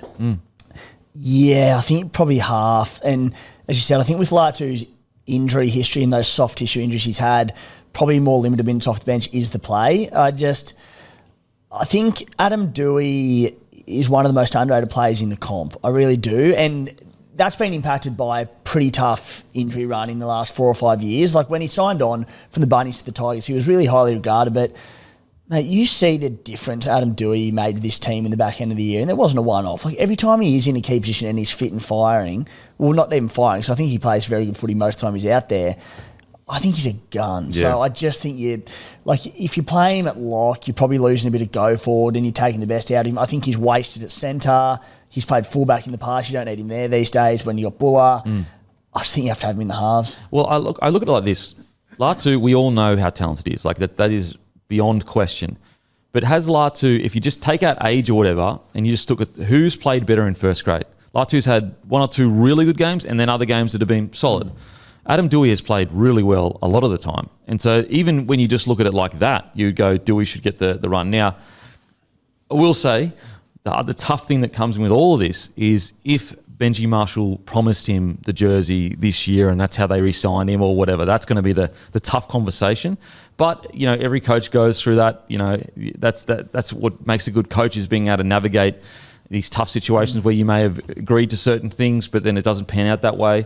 I think that's where, as I said, it comes down to Benji to have that conversation and keep him on board. I think, again, that's where Jerome Luai comes in and just says, look, mate, we're building here nicely. We're building for the future and we're building to, they'd be saying let's play finals footy this year. Do it off the bench, have your impact. You'll get your starting games, absolutely you will. And just be patient with it. You're still young. And I'll tell you what, I don't know if long-term Latu is a 5'8" or a lock. Probably a 5'8", but he's a big boy. Like, he's a solid unit. Yeah. If he could emerge into a lock and take up that role with Doueihi and Luai in the halves long-term, that's a damn good spine, like extended spine long-term. Oh, yeah. In attack, like that would just be tough to stop when they got a roll on. Another guy I think that this year, we saw how good he was in the back end, but he's another one where let's add him into the roster for the first 10 rounds, do they win an extra game or two? It's Taylor May. Like he really injected energy into that side and showed that he's a top tier centre, a top tier outside back, origin level outside back. They've just signed him for 3 years. I cannot wait for him to get. He did this with no preseason. He came into footy midway through the year, and that's how he's playing. What's he going to do with the whole preseason? Yeah, he was an enormous signing towards the back end of the season. One of those guys that genuinely could be an elite centre in our game. Oh, mate, 100%. He could very easily be Dally M centre of the year next year. Like 100%. what he did that in that time frame. Well, I mean, he could play Origin in the centres in a couple of years' time. gun. Like, he's so talented. He's, 20 years old, 21, 22, sorry. Like, he is just such a great signing. Such a great He's signing. another club like defensively very frail on the edges for a long time, the Tigers, for a number of reasons, Yeah. not just the centres issues, but seems to be a pretty solid defensive. We know what he can do in attack, but seems good defensively. Very strong in contact. He's 24, but he turned 24. So he'll be Just turned 24 24, next so he year. was 23 last year. Which is like, mate, you've got him at the perfect time. Like, he is ready and raring to go. Terrell May, I mean, who look, we thought he was good, but did anyone think he'd be this good? Probably not. Mate, I didn't think he'd be doing this. I thought we'd be getting good 50, 60 minute stints out of him where we'd be like, yep, we knew he was going to be a great front rower for the Tigers. We knew that he'd be able to mix it with the best of them. But some of the stints he was putting in, like most front rowers can't do that. I thought he was absolutely outstanding, Terrell May. And with Tarpany being suspended, I thought Terrell was a little bit unlucky not to get Dally M front row of the year. I agree with you. Yeah, I thought he was unlucky. Who got it? It was Payne Adam Haas. Fennell-Blake and Payne Haas. Yeah. I would have given it to Terrell May over him. Yeah, I would have given him. it Terrell May too. Yeah. It's a bizarre one, isn't it? I sort of thought Terrell May was a lock for that. Mate, I'm with you. I'm with you. And even with Adam, like Adam actually had a relatively quiet year, a lot of it compared to other years. Yeah, as quoted by Adam midway through the year as well. I thought he was hard done by. Just really quickly, just circling back, we mentioned Kaipis Paul there and just the upside he's got. So Knights 2024, he played 22 games. He had 15 offloads. Then this year, they played him on the right side where he's got the better offload. He had 29 offloads in 22 games. So about one per game. Yeah, okay. In the last 2 years, he's had one game not under Adam O'Brien for England. 3 offloads in that game. Wow. 3 offloads, 5 tackle breaks in a test against Samoa. It's a good opposition. Yeah, yep, absolutely. You can see the upside there. Yep. Terrell May played 70 plus minutes in 18 games this year, and his lowest minutes all year was 63. That is frankly phenomenal that a front row can do that. I think next year, hopefully with a bit more depth, a few more legs in the younger blokes in the pack, 65 minutes is fine. Even 60 to 65, and just give him a break so that he can hit the line a little bit harder in attack. Yeah. Because when he knows that half the time he's going out there playing 70 to 80 minutes, you have to conserve some energy. You have to. So I think it'd just be good for their go forward. They've said, mate, we'll give you a bit of a spell. It doesn't have to be long, but, run the 5-10% harder. Not a knock on him one bit, because he's doing it I've really never seen anyone do before outside of Payne Haas in terms of minutes and output and quality, but just hitting that line a bit harder. And you can see in the first 10 or 15 minutes of games, he turns guys under. He's not really playing a traditional front row role, and I think the Tigers need him to, Yeah. which means some other guys have to lift some weight. And Payne Haas, he used to do that, and then good coaches came in and said, no, don't do that anymore, because you're not going to have a long career, and we need you to have as much impact whilst you're on the field. Especially if the team that we just said and Latu ends up spending a decent amount of time at 13, he's not there for go forward through the middle, is he? So I just, So look, there's a lot to like. Seriously, once you actually sit down and you start talking about some of the stuff they've done this year, there is a lot to like. Outside of that, the young fella, it wasn't Lau Lily, it was, where is he? The guy that made his debut against the Titans, big boy. He was still in school. Ruse, mate. Yeah, he's not on there. Oh, he's not on there? Not on that list, But no. mate, if Taylor May and him together, fuck, shut the gate. Macassini. Yeah, Macassini. Yeah, who's been a prodigy coming through, still at school. He'll be much better for the run again, but you can see he's got that Israel Folau kind of shit to him that he'll be able to handle it. I think he ran for the most metres in his debut of anyone on the field, or at least one of the most metres. He mustn't be top 30 if he's not on that list. Mate, which is him crazy. and Taylor May on an edge, that could be one of the most damaging edges in the competition. Obviously, it's a world away because he's still a rookie, but when you're talking about talent, it doesn't get much better than that. Yeah, he's raw, but my God, there's talent. Oh, far out. So look, solid year for the Tigers. The administration looks like it's sorted out. Heading into next year, we'll speak about it more in the preview, but they still probably need another front rower, in my opinion. Bolle started the year really well. He faded a little bit towards the back end of the year. If they could just find one other young front rower that can just kind of ease the burden on those two boys, I think that's probably will help quite a lot. I think Bolle's right up there as far as like most important players for them next season. They really need him to take another step. Well, yeah, I think he took a step this year, but as you said, it was just the consistency. Yeah, like if, for example, if he has a bad year next year, they're just not going to have enough front rowers to go the whole season. Like Terrell May can only do so much.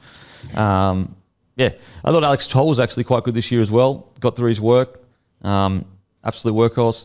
Api Coruscant re-signed till 28. So look, good solid year for the Tigers. I'm really, really keen to see now that like it really is Benji Marshall's roster. Like they've lost so many players, this is a Benji Marshall roster, so I'm really interested to see how they go. Okay, on to the next team.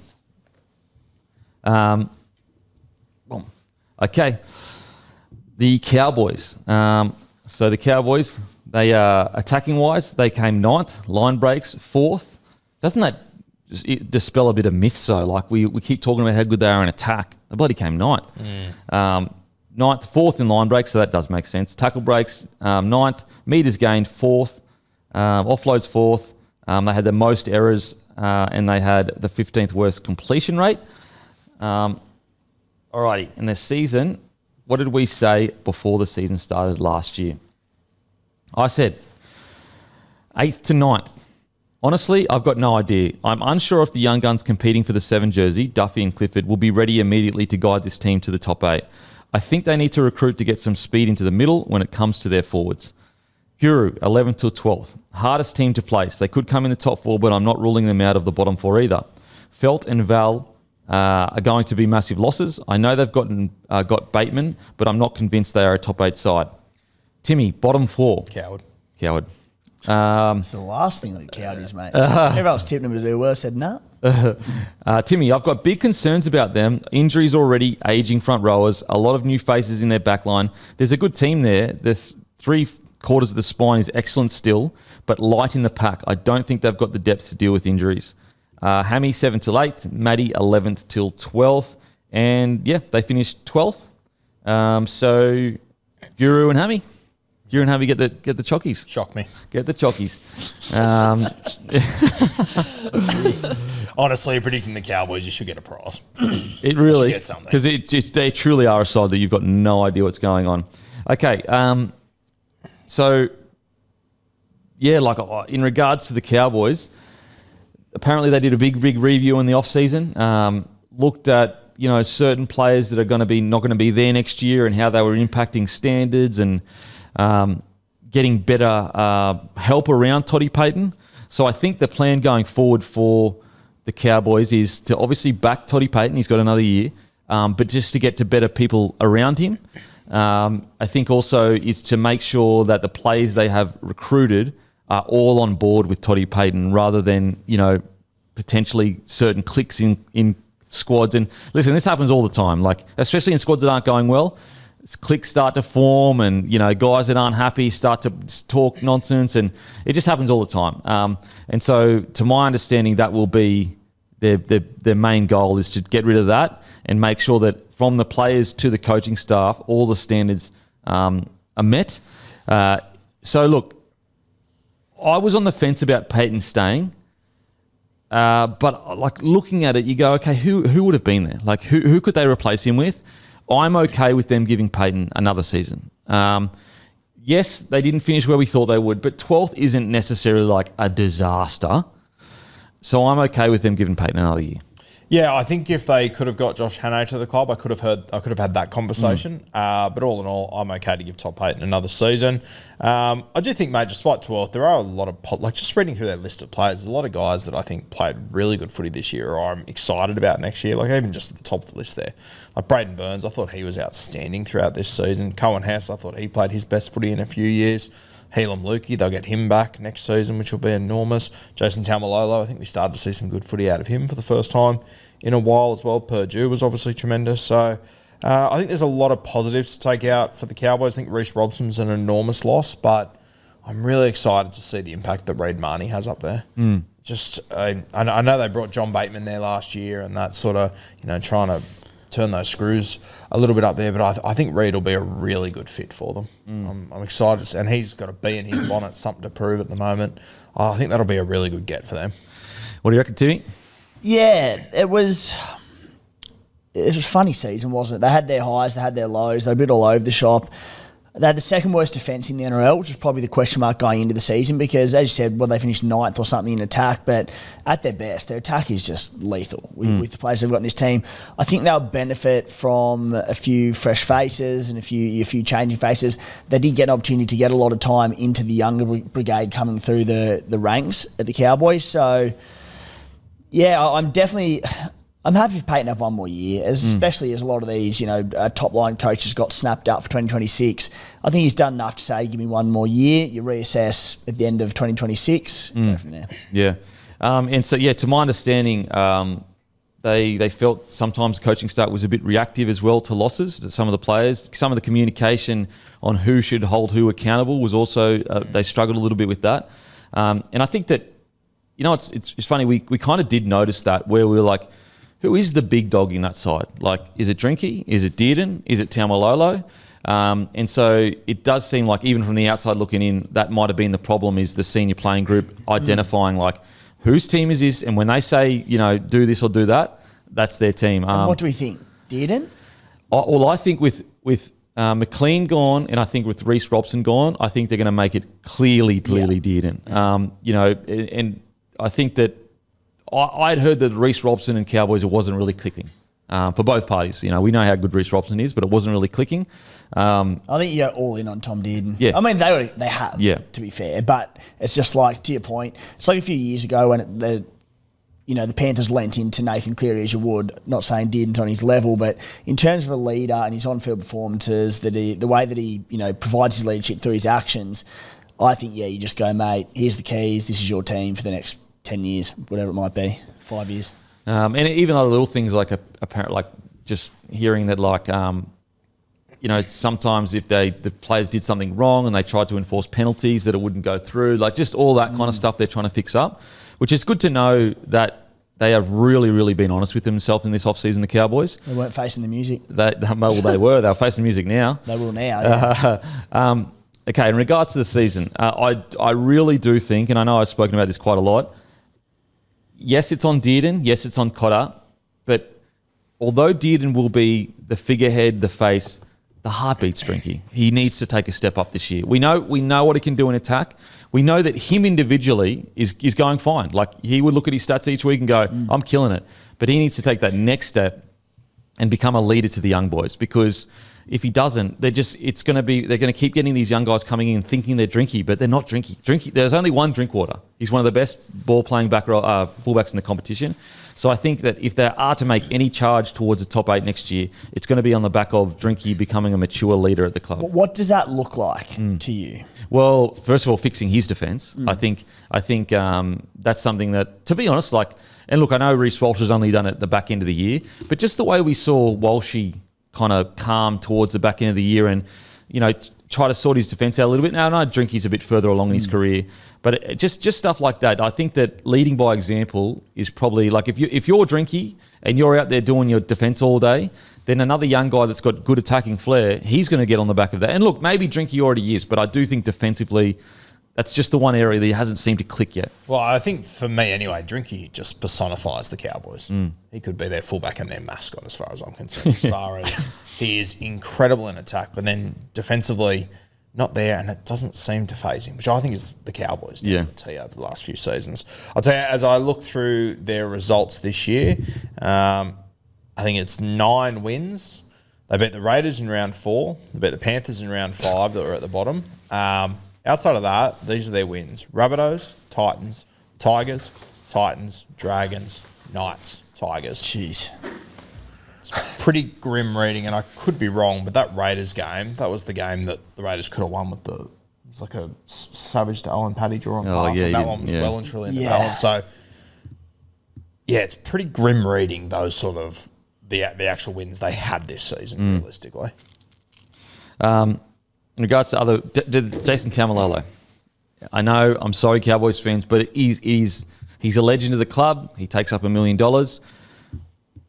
Me personally, I think there's light at the end of the tunnel because I thought he was really good in the back end of the season when he came back. Yeah, I think this year we saw the best we've probably seen out of him in 2 and 3 years. Is it worth what you're paying him? Not in a ballpark as far as I'm concerned, but I think there was some positives to take out of this season.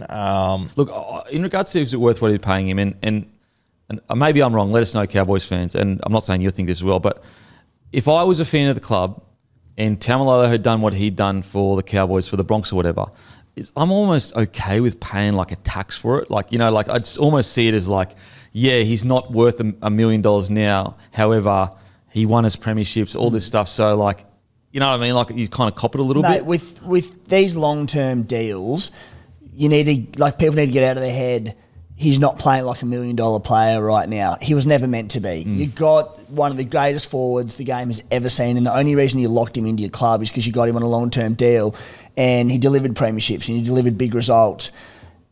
They did when they signed him on the $1 million for, was it 10 years or whatever, many years ago. He was probably worth more than $1 million for that next couple of years. Yeah. But for the back end of their career, it was never really going to happen. If the Brisbane Broncos signed Payne Haas to a 10-year deal right now worth $1.5 million a year, whatever it might be, in 10 years' time when he's 35 years old, he's probably not going to be worth that much money because he's old, he'll be battered, he'll be running out of steam. Yeah, but he gets a grand final win or whatever. And so stop looking at it as, is he playing like $1 million player right now? No, he's not, and he was never going to be. What do you reckon about that, Roo? I get where you're coming from. He signed it in 2017. Comp was 2 years before that. So I don't look at it exactly like that. And I do think it is holding this team back to some extent. Now, the amount of money you are paying a guy that you don't know week to week whether he's going to play. So I look at it a little bit differently to you too. But I get where you're coming from. But I think for season 2026, it definitely plays a role. It's definitely impacting them negatively now. But I think my point is that I don't think it would have played out any differently to what they suspected. Look, since 2017 when he signed the big deal, sure, they'd probably want another comp in that time to have a big money player like that. But every club has big money players. I don't think in the year 2025 it'd be too different to what they expected. Really. Yeah, and I also don't if they didn't sign him, I don't think who else would have they gone and gotten to make their at the moment better. For at least 5 of those years, he was unbelievable, and also right now, it's not like he's a disaster. I still reckon right now he's worth $500-600K. So it's it's not like he's worth $0. He can't even make the first grade side. I think though it is we're complimenting him how he finished the season. He played 4 games at the end of the season. They were good. Don't get me wrong, but I don't know. He was injured for most of it, wasn't he? For sure, but he's been injured quite a bit the last few years. Yeah, I'm also not necessarily saying the 10-year deal was right or wrong, or they nailed it or they didn't. I'm just by this point, his knees look shot. And the fact that he's still actually playing some half-okay footy surprised me after what we've seen in the last probably 18 months. Yeah. As I said, I thought the way he finished the season was really good. I think it's really positive. From the Cowboys, I'd be hoping and praying he doesn't play for Tonga at the end of the year. I think he will. Hopefully they can. Because, I mean, it's not just the output you're getting on the field with Tamalolo, obviously. It's what you're getting off the field. It's the leadership that he brings to the side and whatnot. But I do think, especially with middle forwards, there's a lesson for other clubs there with these long contracts. Personally, just looking at his games played. So 10 this year, 23 last year, 16 the year before, 25 the year before. It's actually 19, 20, 21 that's a bit of a concern. 18, 16, 15, and then before that it's heaps. I tend to agree, Real. It's I think if you're doing these 10-year ones, if it's a halfback, if it's Nathan Cleary or it's Mitch Moses or Lester, someone like that, sure. Forwards, you just seriously, there's 1 or 2 players I'd give a 10-year deal to these days. I reckon it's been proven that they are bad. The only thing, look, I get what you're all saying, but we're saying that now because his last few years, there was 3 years ago he was good. 3 years ago he was great. I thought he was really good. The last 2 years hasn't been that great. Imagine what the Cowboys fans would be saying if they didn't get that big deal and he went and signed with another club and was fucking ripping for the 5 years he ripped for them. They'd be burning the Cowboys HQ down. And so, I just want to put that in people's minds. Like now, of course, we can all sit here and say, oh, geez, it should have been a 5-year deal because that's when his form started dropping after 5 years. Well, I remember thinking at the time it was a good deal. Yeah, it's not like a hindsight thing. I remember thinking... I think it was a good deal too. I remember thinking it's a good deal, and I think we now know more about 10-year contracts now than we did 8 years ago. I think things have changed a little bit. Like, it happened a couple of times back then, and people were like, oh, okay, I think it'd be a big mistake to do it again. Well, put it this way. Like, okay, so out of the 10 years, he had, and we can all try to agree on this, 6 to 7 good years, do you think? Yeah. What is it? It was his 8th year this year. No. I reckon, because he's had, this is his 8th year now. Year. Okay, so we'll go 5 to 6 good years. Is that fair? Like really good years, yeah. Like 5 really good ones. And so where's 17? Yeah, he's had we'll say 5 good years. And what do you say, how many years it's been so far? Well, it ends in 27, so this must be the 9th coming up. So he's had 8. Yeah, okay. So 5 out of 8. That's I know it's not perfect. In a perfect world, you would have gone, okay, it's a 5-year deal. And I do agree with you. Like, we probably do know more about 10-year deals. That's fair. Funnily, but in saying that, like, Tino just signed a 10-year deal with all these options to get out. Yeah, but he won't last 1.5 of those 10. Oh, fuck. I think the other context is too, like, you know, you look at his games played. 2023 he played 60 games. Last year he played 23, which is great. He averaged 39 minutes. Like, they were also just having to manage him through that. And granted, I think Matty makes a really good point. We do know more about these 10-year deals and whatnot.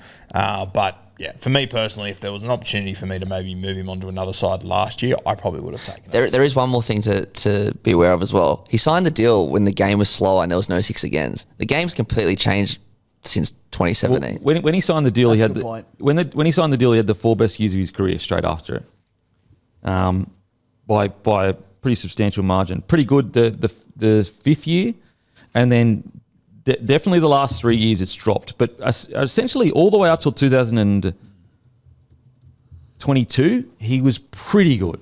Funnily enough, Matty, with the speed of the game now and the 6 agains and how quick the ruck is, Jason Taumalolo in his prime right now Game over. would be unstoppable. Oh, man. Okay, boys, let's talk about Purdue. Talk about talent. Talk about a guy that you could genuinely build the club around. Do you think, me personally, I think they need to keep him at centre for a couple of years. Let him build a first-grader body. Let him develop into the player, you know, get all the foundations right. Then move him into the halves. I don't want to see him in the halves because he genuinely is a guy that you can have at the club for the next 5 to 10 years and hopefully help you win a premiership. That's how talented I believe Purdue is. Yeah, I don't hate it if he starts in the halves this year, personally. I think if you actually give him a pre-season, instead of just flicking him in there halfway through the year, I think it can work. I think he's too good not to have in their spine somewhere. Looks like the fullback jersey is locked up. I don't think he can get there. So if he is at 5'8" and they actually give him a pre-season with Dearden, I don't mind it. You don't have any concerns about his defence in this halves? Sure, but it's not like Jake Clifford's a defensive juggernaut out there. Like I just think the attacking upside you can get out of him, and you know, if you actually once again you give him a preseason, I'm sure his defense will improve in that position. Like, he's a young guy they just flung in there halfway through the year. What do you reckon, Timmy? I think I'm with Roo. I reckon I'd put him in the halves. I just think he's a potential superstar. Like, he was unbelievable for them this year, and like, I'm not strongly into it. You could give him one more year at centre. The thing with this side is, with Scott Drinkwater there, with how elite he is in attack, I think he was second on the try assist list for the season behind Reece Walsh. Yeah, I think I'd just go all in and put him in the halves alongside Tommy Dearden. So is Clifford there again next year? Yep. Yeah, okay, so I'd look, if it's middle of the year, I just need to see his defence, because his defence was a real issue in the centres. So it's an issue in the centres. It's going to be a massive issue with Big Boppers running him in For the half. record, like, I'd play him there in pre-season, and if the defence doesn't look up to it, I'm like, I mean, you're still having to make these one-on-ones at centre, but again, I know getting the big back rollers at him, if he's not up to it defensively in the halves in the pre-season, I go, all right, mate, let's get you to centre and let's put Jake Clifford in there, but I'd be willing to give it a crack. Yeah, because the way I see it, and I totally get what you guys are saying, because, like, you know what? He's so talented, he could get in there and absolutely fucking rip. But the way I see it is, like, you've got plenty of time to get him into the halves. Like, and maybe I'm scarred by the Dearden situation, but the Broncos rushed him in, put all the fucking blame on him, nearly ruined his entire career. And so with young fellas, I would go, look, he can always move into the halves at the middle of the year, next year, whenever. What we do know is he's a gun centre, like a gun centre. And I just reckon like Wayne Bennett always used to be really good at bringing blokes into easier positions and then slowly moving them into tougher positions. What do you reckon, mate? Oh, sorry, Timmy. I was just saying they will probably put, if they were to go, mate, you're our 5'8", whatever it is, round one next year, I mean, regardless, he turned 20 in July, they'll put 5 kilos on him. Yeah, that's fair. What do you reckon, mate? Yeah, and I'm pretty strong that he should be centre next year. I just think you've got Clifford there. He's had one full year, and even in that one full year, he jumped between the positions. When they changed him this year, I was like, just put him back, just give him a full year at centre. I reckon, yeah, I'm pretty strong. Give him one more year at centre. Because his footy fully changed. Like he was at centre, one of the best in the competition, and then he was really getting spoken struggled. about for an Origin smoke. Yeah. And then he didn't fall off or anything, but he changed position and it all kind of changed. But look, I think we can all agree this guy is He's a so freak. freaking talented. Like, what a find for the Cowboys. What do you think his best position is? I think long-term, probably fullback. Long-term, probably fullback. I love seeing him at fullback. Mate, the way he glides across the field, he's tall for the high ball, he's got silky ball playing, don't have to be in the front line. I don't want my Ferrari in the front line. The problem is, though, you've got to be pretty friggin' good to get Drinky out of there. If Drinky was a little bit better in defence, Like he if could he's play 6. 5'8". Yeah. Him and Dearden in the halves with Purdue at fullback. Jeez. It's interesting just having a look like Jay Clifford and Purdue, and obviously, you know, a lot of these stats come from Purdue when he was playing centre, but their tackle efficiency, both of them exactly 88.2%. Oh, really? Both exactly the same, but Purdue played a lot of that in centre. Yeah, he, wow. he played 5 games of 5'8". In that time, he missed 15 tackles. So he's averaging about 3 misses per game. Not too bad. Not too bad, especially when you have a look at those games. Yeah, he's making sort of 18, 30, 25, 23 tackles per game. Okay. Not too bad. Not too bad. Look, as we all agree, fucking unbelievable talent. In regards to some other chat around the Cowboys, Helam Lukey is the most unlucky bloke in the history of rugby league. This guy is so friggin' talented. He's so good. If they could just somehow keep him on the field, he might be that young, explosive. I know he's an edge back row, but you can play him through the middle that they need in the middle right now to partner Tamalolo or partner one of the other boys. He genuinely could have had the same career as Nanai 100%. had he not got injured. Like if it was the other way around, it could have quite easily been flipped. Yeah, mate, 100%. Like there was a period there where I thought that he probably was ahead of Nanai, and then Nanai had a couple of crazy games, got picked for Origin, and the rest is history. I think this is a big call, but I think if Helam Lukey stayed fit, he'd be ahead of Jeremiah Nanai. Yeah, okay. I think he's unbelievable. He just cannot stay on the field. And like Nanai is probably the best attacking back row in the competition. He's a freak. But defensively, he's had issues time and time again. Lukey, I don't think, has these. And like, Motor for days too. he's so good. So Gee, I fit. hope he can put a full year together next year. I think the other thing is with him, whenever you see him, he's recovering from an injury. I know. Yeah. You've never seen him at his best. Yeah. It's crazy. Absolutely crazy. In regards to some other guys, look, I think Griffin Neem needs to have a massive year. With McLean gone, someone's got to step up because even with McLean there, their front row ranks weren't necessarily the best. So it's going to have to be guys like, you know, Cohen Hess, Griffin Neem. And granted, Cohen Hess, I think he missed quite a bit of the season this year, and he was quite good when he did come play in the middle. But yeah, going to need big years from some of these guys.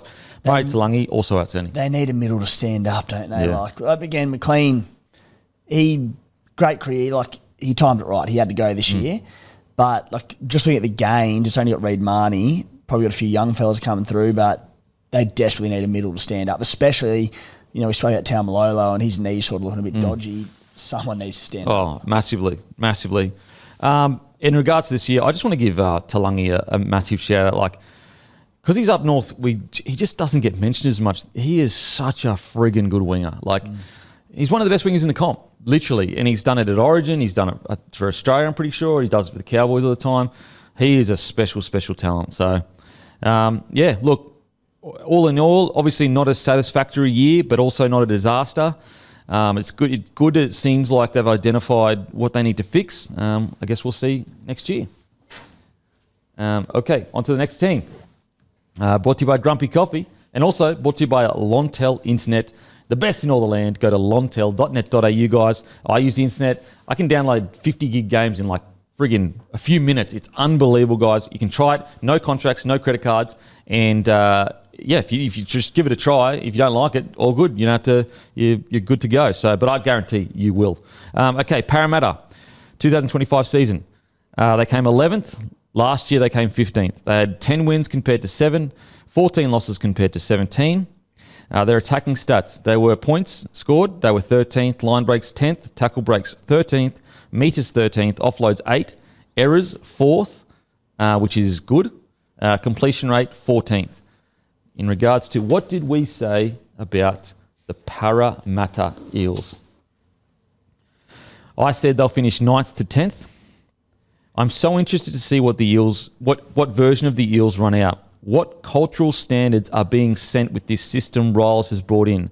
They've made changes to their jerseys here and there. There is something different. They are the most interesting watches of the year. Guru, 7th to 8th. Jeez.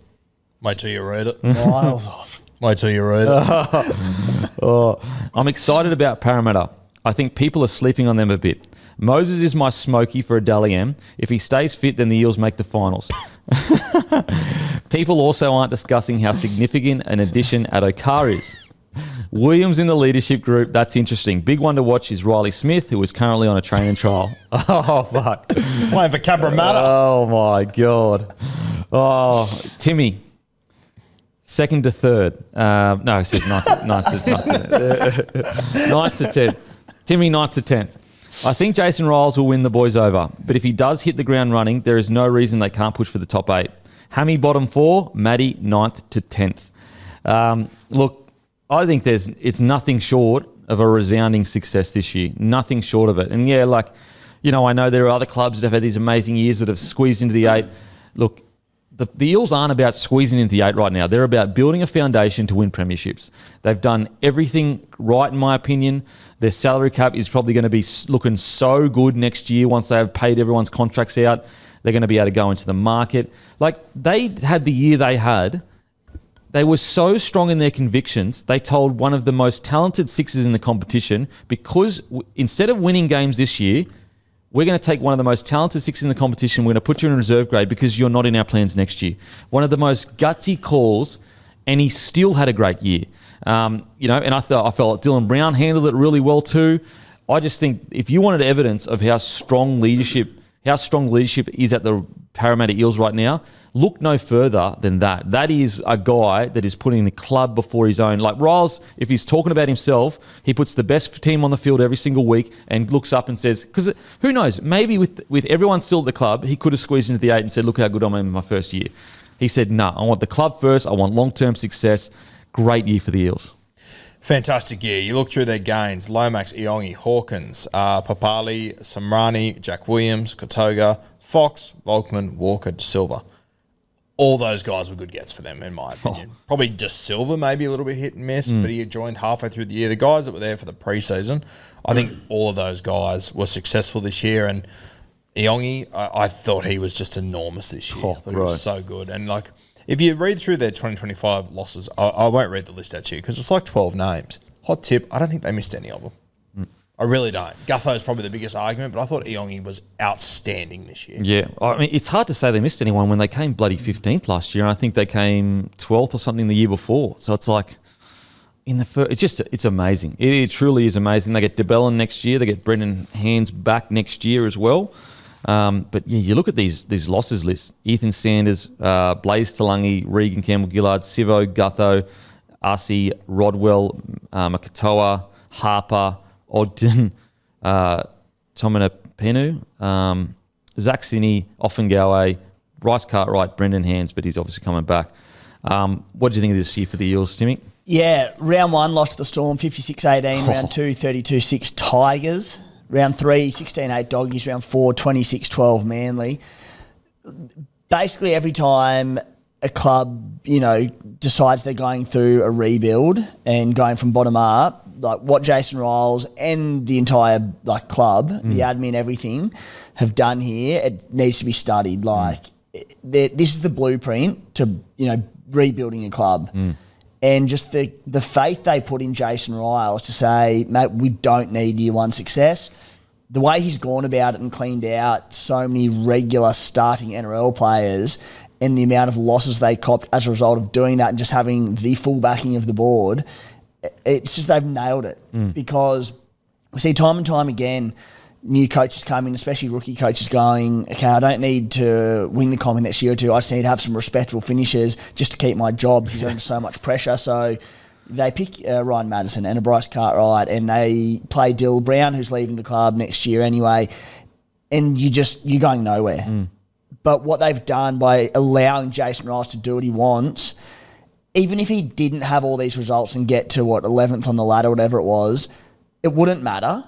But they've come on such leaps and bounds without their key man, Mitch Moses, for a big part of the year where they could have played finals footy. I've got no doubt in my mind he plays the whole year there in the top 8. What he's done has been remarkable, and it's one of the absolute storylines of the season. Parramatta Eels fans should be so excited what Jason Riles has done at this club and how they've set up for not just 2026 but for the future.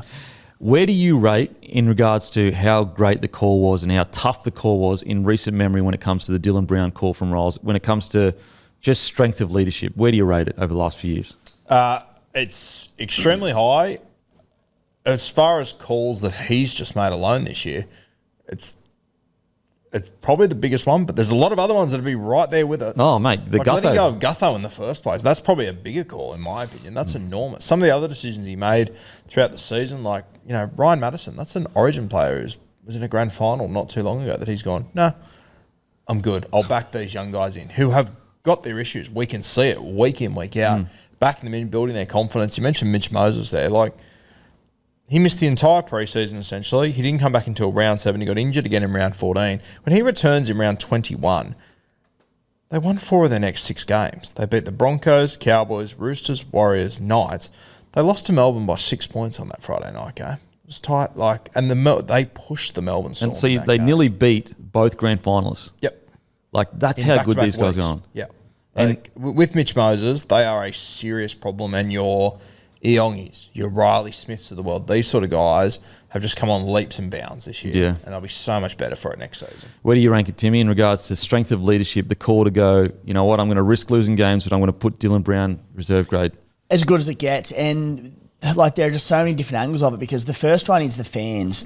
For a player like Dill Brown, who's been at the club and a stalwart for so long and played in the grand final, when you have a big money player like that in a side that is struggling and on the rebuild, it's a big decision because you can turn the fans off you straight away by having a club favourite and just going, nah, we don't want to do it, and then you drop him and you lose games. And then there's, without knowing the ins and outs of it, but the conversation he must have had with Dylan Brown, for Dylan Brown to, at least from our perspective as fans, to take it like a champ, he handled the dropping brilliantly. Because he'd be sitting there going, I've been loyal to this club, I've been here for a long time, I'm leaving next year, but I'm all in on this year. Hasn't been a peep out of Dill Brown having a whinge about getting dropped or coming off the bench or any of that. He helped take them to a grand final. Yeah. So it's not like he's a blow-in from, he's been a gun for that club. I'm with you, mate. I think it's so gutsy, so brave. And I think Dill handled it outstandingly well. I think Riles, I think everyone. And the other point I think you were going to mention, the playing group as well. Dylan Brown is a great bloke and loved by the playing group. It's a hard balance, to get everyone on board with what's going on. So, and what's even more incredible, listen, I reckon some coaches would have done if they have this crazy gun 6 coming through. So they're you know what, we're going to go. He put guys that weren't even bloody 6s in there, but just because they were going to be here next year. It's one of the most gutsy calls I've ever seen in my life. What do you think of the Eels year, Matty? Why I think all those reasons are all correct is because, and this is quite a big call, but obviously in the first 10 rounds they only won 2 games, so they're never going to make the finals. I reckon if they snuck into the 8, I don't think they would have won the comp or anything, but I reckon they would have been annoying for some teams. They were playing a lot better than some of those top 8 teams at the end of the year. They freaking beat the Broncos at Suncorp. Well, they could have beaten the Roosters. They would have pushed the Sharkies. I reckon they would have beaten the Warriors. I reckon they would have beaten the Bulldogs. I reckon they would have pushed the Sharks. I reckon they would have pushed the Roosters. I reckon they beat Brisbane at home. There was one blip at the end of the year. They had a really bad loss against South, and if it wasn't for Jai Gray chopping down Iongi twice, they would have won that game as well. They finished the year so good. I'm so excited for the Eels next year. And that last game, I know that the Knights are the wooden spooners, but if Melbourne Storm came out and beat them 66-10, we'd be going, wow, Melbourne Storm, red hot. The Eels did it.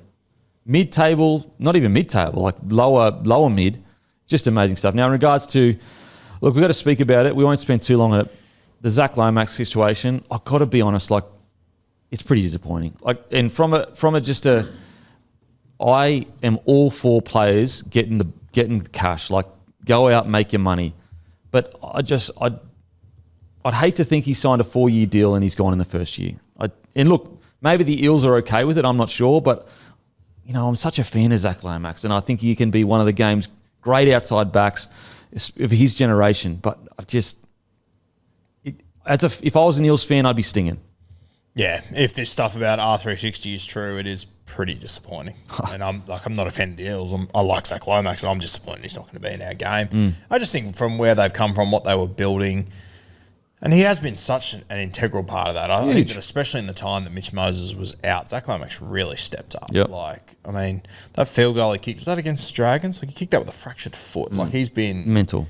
Insane. He's been, he obviously started in the centres, moved out to the wing, but I think he's been a really good leader at that club this year, and for them to lose him, it is very fucking disappointing. And the one thing we've said for years with Parramatta, they need outside backs. Get a gun and then to lose him. And have Fox as well, like you finally got that balance. It's disappointing. It's if he goes, obviously.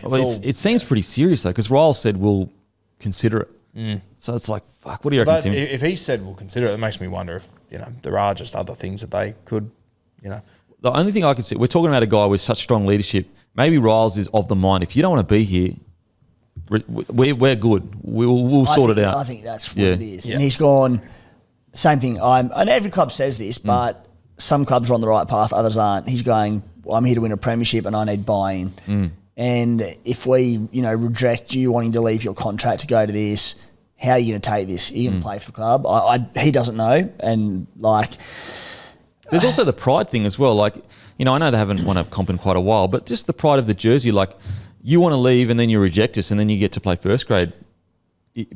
So you want to leave, we reject you, and then you're like, oh, all right, I guess I'll put the jersey on. And I suppose the one thing is, when that happened he'd signed with the Eels a long way out while he was still with the Dragons. He came out and had the best year of his career. So he's got that runs on the board there for, hopefully if he does stay. Because essentially is it saying he's 1 year into a 4-year deal, there'd be clauses, but is it it'd be pretty tight. Yeah. They go, if we want you to stay, you have to. Is it him just going, I'm leaving, let me out, or I'll kick up a stink? Yeah, pretty much. There would be no way for him just to go.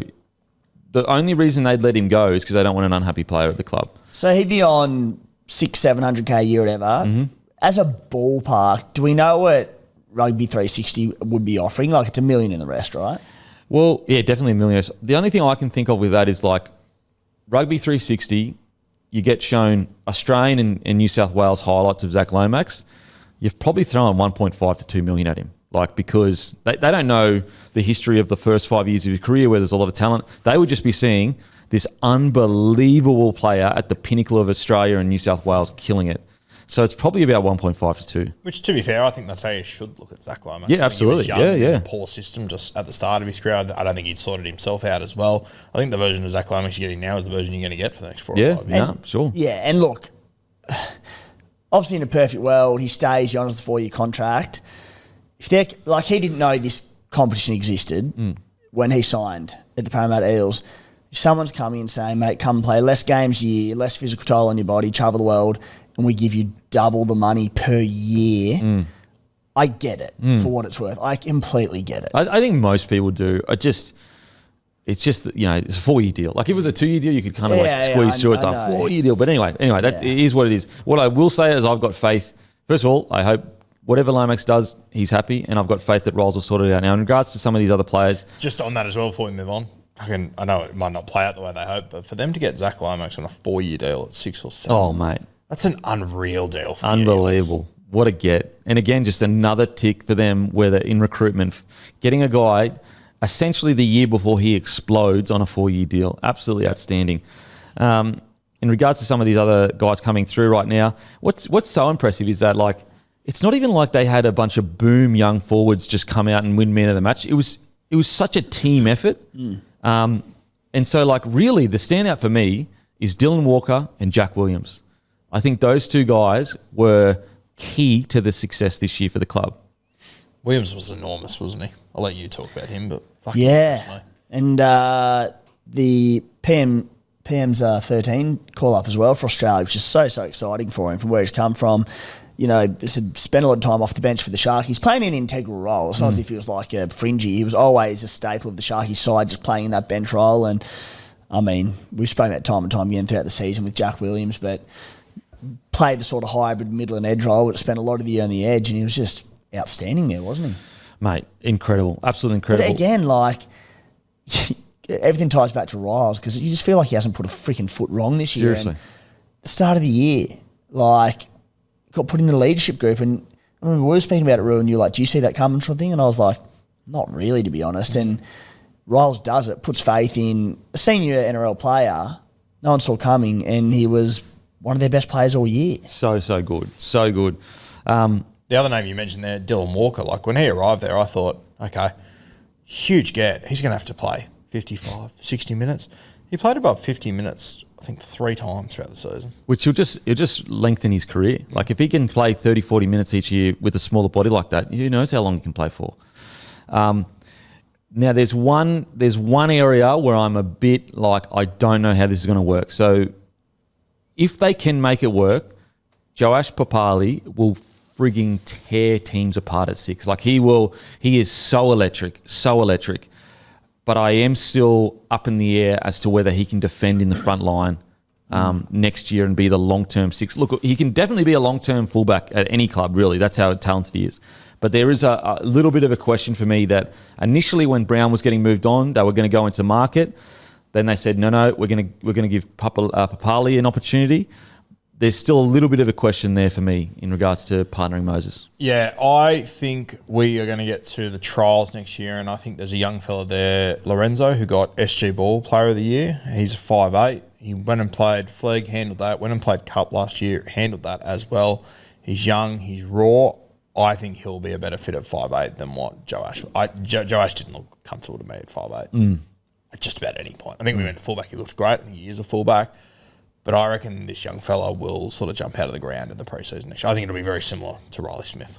Do we think that Isaiah Papali was signed by Riles and co with a vision to be a long-term 5'8", or was it to be him and Iongi as 2 rookies of the game to fight it out for the fullback spot? What do we reckon? I reckon fullback. I reckon he's got these 2 reserve graders that he knows are desperate for a first grade jersey, but also like we know in this modern game, like players get injured all the time now. So you've got these 2 of the best fullbacks in the competition ready to just step in at any time, and they've brought the best out in each other. Like genuinely, when Iongi trialled, he was the best on the field. When Papali'i trialled, he was the best on the field. Like it's just, again, another tick for their recruitment. Like their recruitment has just been bang on the money for essentially everyone. And like even the De Silva, like he came late in the year, like, you know, he didn't know the system. We'll see next year how he goes. What about Jonah Pezzett? Because they're the front runners allegedly. Yeah. I'm not convinced Pezzett's a 6. I'm not convinced he's a 6. Pezzett was really solid against the Panthers early this year. He just had a really solid kicking game. I just need to see more from Pezzett in first grade for a long period of time. And I don't mean long as in years. I just want to, like 10 games of first grade, one after the other, just to kind of get a gauge of what he can do in first grade. And it won't be the be-all and end-all, but I'm just, you know, he's a big name in the media right now, and, you know, I just need to see more.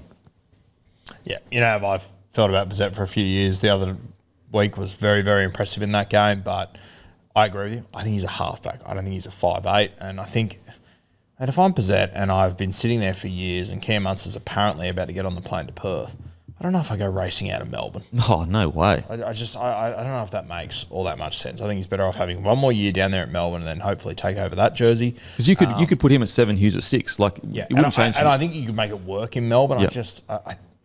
I don't know how him and Moses would. Moses definitely wouldn't work. I don't think. I think Moses just needs exactly what Dylan Brown was, which is a gun ball running 5'8" that can tackle really well. If I'm Melbourne and you've got Hughes, Munster, Pizzette, Wishart, I'm loaning Pez it out for a year and just saying, mate, see how it unfolds, go and get a year Yep. NRL experience, wherever it might be, and come back with 25 games under your belt, 24 games. Do you think that like mid-year, if there's an injury or whatever, that might come back to But hurt? I'm thinking if that's what allows them to keep Okay, Pez. yeah, fair. So Yeah. it's not like, of course they'd want to keep him Yep. this year, but that could keep him at the club long term. And there could be an avenue there. Obviously, Jason Rolls worked with Craig Bellamy over the years and Yeah. whatnot, Yep, so there could be okay. an avenue there for it. They've still got Volkman too. You know, he's been good in reserve grade for a few years now. Like, you never know with ball players. He might be 25, 26 when he hits his straps. And I think the other one too, and I've been critical of him in the past. I think Hawkins played unreal. Mate, he when was so in there good. this year. Mate, Like he was so I good. thought in the past it was he had a good boot and that sort of carried it. Him at different parts throughout his career, but especially when he played with Mitch Moses, who I looked at and went, two halfbacks, this isn't going to work. I thought Hawkins played his role really well for them. I'm with you. So look, great year for the Eels. I mean, they really, now it's just about backing it up. It's all the hype of a new coach. The standards have been set. I am super, super intrigued to see how they go next year. All right, before we get into Manly, just a massive thank you to KO for supporting the platform all year long, guys. Without our partners, we literally couldn't do this, guys. It genuinely keeps the lights on, helps us all do this as a full-time job. So massive thank you to KO this year. It's been an incredible season. Okay, Manly, they finished 10th. Last year they finished 7th. This year they had 12 wins, 13 losses. Sorry, 12 wins, 12 losses. Last year they had 13 wins, 1 draw, 10 losses. Attacking stats, points, they were 8th. Line breaks, they were 4th. Tackle breaks, 15th. Meters, they were 7th. Offloads, 15th. Errors, 9th. And completion rate, 10th. What did we say at the start of the season? Oh, no. Just fast forward through this, guys. We'll skip. Denon, 4th to 5th. My only question around Manly is Anthony Seibold. It's a small sample size, but when he does have a good year, he tends to have a down year after. If they can continue to buy into Seibold, then I'm excited for the Seagulls. Well, I was half right. Guru, 4th to 5th. I think regular season, they'll compete with the top sides. I'm not convinced come September they can beat Melbourne and Penrith. The 1-17 is pretty strong, but they are one middle injury away from being concerned about them. I'm concerned about their forwards. Timmy, I genuinely, 3rd to 4th. I genuinely think they can win the comp. Provided Turbo is fit going into finals with a big year, I think they can finish in the top 4 and get that second chance. They are one forward short, but I think their brand of footy offsets that. That's a typo, Matty. Be better at what you do, mate. Oh, yeah. Hammy, 5th to 6th. Matty, 5th to 6th. So, look, the lowest was 5th to 6th. To be honest, as I kind of said in my quote, like, it really is, like, I do think Seibold as a coach there is a concern. I think his inability to get the playing board all on the same page is a big concern. We've heard whispers out of there that senior playing groups don't agree with what he does. They just lost a club legend. Then you saw the Tom Trbojevic stuff going on. And look, that's not just Anthony Seibold, it's the administration as well. But I have real concerns about the coach and also the administration and how they're handling things. They're similar-ish to the Knights in the sense that they're a kind of club that, in spite of all the chaos at times, they still play good footy. They seem to thrive in it. But yeah, I'm just not sure Anthony Seibold's the man for the job going forward. The Manly Seagulls. Yeah, I tend to agree. I think that with the Manly Seagulls, we know what they're capable of doing, and I feel like every time he's in a bit of trouble, they're under pressure, they play 2 or 3 good games and they save themselves. Like even this year, like beat Melbourne in round 20. That was such an impressive win down there. They then lost their next 4 in a row. Bulldogs, Roosters, Raiders, Tigers. Some good teams in there, don't get me wrong. But they were decimated in most of those games. Like it wasn't close in those ones. They then finished the season with 3 wins to close out the year. But exactly right. matter. Yeah, it's the most typical Manly thing of all time. I'm keen to see how they go in the future with obviously DCE leaving. I think Fogarty's a really good get for them. I think there's a world where they could be better with Fogarty than they were this year. But it's, as you sort of alluded to, it's not on field I'm concerned with. The way that everything's been handled this year and the constant whisperings and shit that you hear out of Manly, I just don't know how it can't be a drama at some point. Yeah. It has to be a public-facing drama at some point. It's destined to. It surely is. And I just think it's not necessarily their position they finished, because it's not that bad. Like, was it 10th or whatever? Like, that's not that big of a concern. But, like, it's just the concern of Seibold, when he left the Rabbitohs, players were offside then. Goes to the Broncos, left that place in a complete disaster. He is now at Manly, and the players are offside again. Like, if the job is to win premierships, there's no way they're going to do it in this environment. They either need to have a very big honesty session before the season starts. Otherwise, you're right, mate. This is going to rear its ugly head in the middle of the year. And, I think for me, like, I don't remember exactly what I was thinking when I said that prediction of 4th to 5th, but I would imagine, despite none of us writing there, that all would have come down to if Turbo's playing good footy. Yeah, of course. Like, if you take out the upside, the incredible things that Turbo can do, if you give them any other fullback in the comp, there's no way I can tip them for top 8 footy. I think for me, it's constantly the fear of, but if Turbo puts it together, off field, middle forwards, all that shit does not matter all of a sudden. Yeah. What do you reckon, Timmy? Their results this year say it all. Minor Premiers Raiders, they beat 40-12. The Melbourne Storm, they beat 18-16. Doggies, they played once and the Dogs handed it to them. 4th place, the Broncos Premiers, they beat 34-6. They beat the Penrith Panthers, 5th place or 6th place, 26-10. But they don't make the top 8 and weren't really in the hunt late on. They finished 10th, but they won 3 games on the trot to finish the season against an injury-depleted Dolphins, the Dragons who'd thrown in the towel, Warriors by a point. In 2 of those were big games for Ches farewells and that sort of stuff. Yeah, I just feel like I say the same thing every year, right? The Turbo point. If he's fit and firing, they can go, maybe it's not all the way, but be a premiership threat. But they just feel destined in that 6th to 10th spot, and they'll win games they shouldn't. They'll lose games they shouldn't. I don't know how to put a finger on them. Well, that's why I feel like until they have a complete cultural overhaul from the top job all the way down to the squad, this is what the Manly Seagulls will be. Every year in the regular season, they have big wins against top 4 clubs, which almost works against them because they're capable. There are other clubs out there where they might beat one top 4 side here or there, but they're just not good enough. Manly's best footy is good enough against anyone. Yeah, mate. But why absolutely. can they never string anything together? Look, again, I just think it all falls back to culture. I think that the talent is there. The squad was there. I'm a little bit... I agree there is a world where they could even be better with Fogarty just with what he offers them. However, I'm interested to see Fogarty with one of the more weaker forward packs as it stands, how he goes behind that pack. Because obviously behind the Raiders pack, plenty of time to do his thing, but that is a question I have. However, maybe they do need more structured 7 that just gets them around the park and suits Seibold's very technical game plans. Yeah, I personally think today, I think Fogarty's a better 7 than what DCE is today, right now. Career, it's obviously DCE.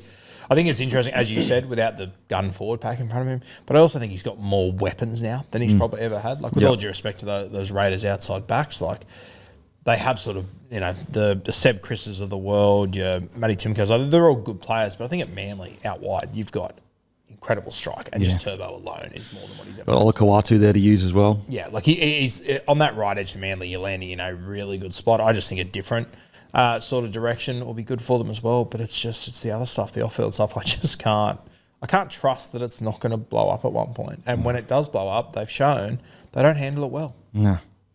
Think about the controversies a relatively smallish club has had over the last 4 or 5 years. It's some of the biggest in the game. It's just... And as Tim just said, with some of their results, the Broncos, you look back at it now, they're the premiers. They beat them 34-6. The next 2 weeks, they lost to the Knights and the Titans. Oh, my God. Wooden spoon in second last. They got beat by the Titans by 20 points. Oh, my God. That Manly side scored 8 points against the Titans. That's after outrageous. They put 34 on the Broncos. That is outrageous stuff. Matty, what do you think about Manly, mate? Very, very concerned about next year. And that's with Tommy Turbo, which is just ridiculous. But without him, I think their roster is one of the most imbalanced in the NRL. I think there's an obvious disconnect between the playing group and the coach. I think there's an obvious disconnect between just the people up top and the players. It is just from the outside looking in, it looks like a toxic environment. It doesn't look like it's getting any better. They're losing Daly Cherry Evans. What upside is there? I had him pushing for the 4 this year, and it was an absolute disaster. They're still very, very thin in the middles. They've lost their halfback, their 350 gamer. Turbo, if you can string a full season together, then sure, but who says he's going to? I'm very worried about Manly. Well, for all those reasons that Matty's just said, every year when we go in with our predictions of the Manly Warringah Seagulls, we've always got them in that sort of 4th to 8th sort of spot. if Tom Trbojevic stays fit, they can potentially compete for a premiership and be their business end of the season. I feel like going into next year with all these issues, with DCE leaving, with concerns around Tom Trbojevic, the question is now, if Tom Trbojevic does miss chunks of the season again, which he probably will, history would suggest, it's like, how low could they go?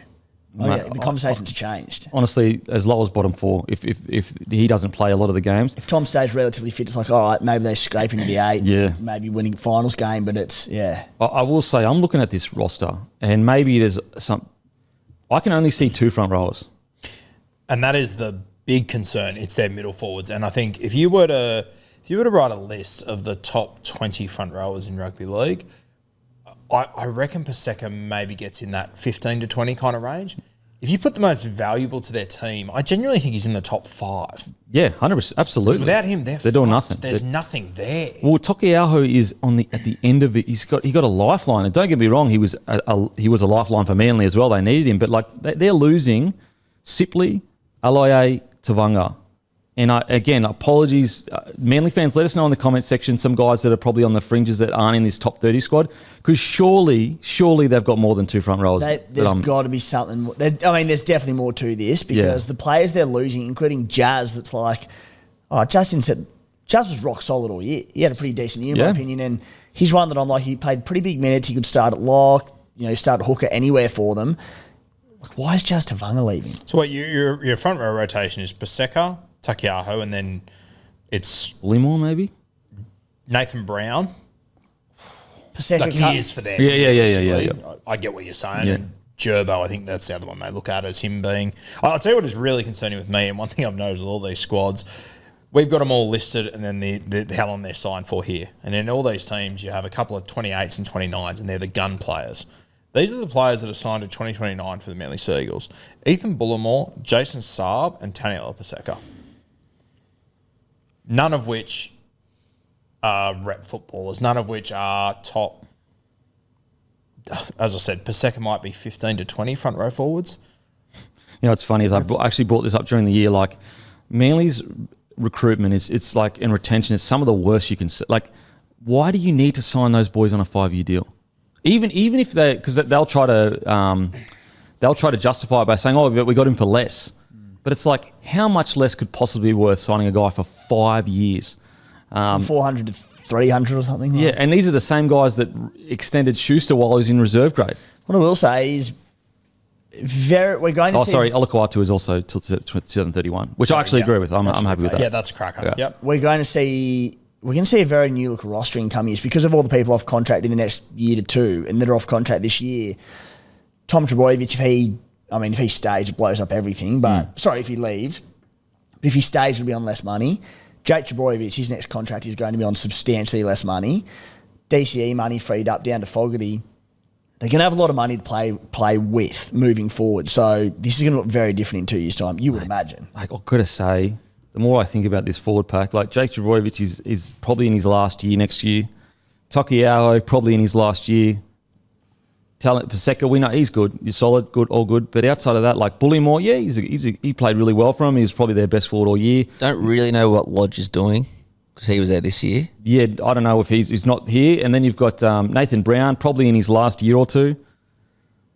Like, I'm sure they've got... Look, I'm sure they have in the training trials and the development, I'm sure they've got a bunch of forwards in there. Surely you can't be going into the season with essentially 3 forwards in there last year and maybe 4 all up. Because if there's one injury, you're basically calling on a development player in the front row with just one injury. They did look at trying to get a swap deal to get Miley there earlier, but they were going to give him Nathan Brown. South apparently said no. So they are trying to get Miley there, but I doesn't look like they don't need to offset another middle forward, though. I know. It's not the point.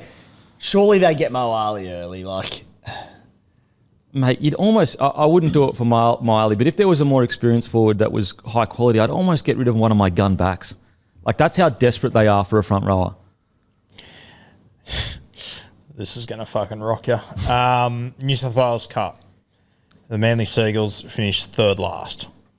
Jersey Flag, the Manly Seagulls finished 2nd last. SG Ball, the Manly Seagulls finished 2nd last. Mate, it's an absolute schmozzle at the moment. You know what? Ironically, like what I said, in spite of all this chaos, they still finished like 10th, which is not that bad. Which is not that bad. And I think this playing roster and these fans are being let down by the administration. I think that they deserve better than what they're getting at the moment, to be honest. Let's talk about some positives, though. Kohler was absolutely phenomenal this year. He was one of the best centres in the competition. It was an absolute joke that he wasn't nominated for Centre of the Year this year, unless he got suspended or whatever. He was absolutely outstanding, and it's a real shining light for them that they're getting a guy as talented as him reaching his potential, because he was so good. Yeah, he was unreal. I think our favourite thing about him is that he does it on both sides of the ball as well. He's a tremendous player.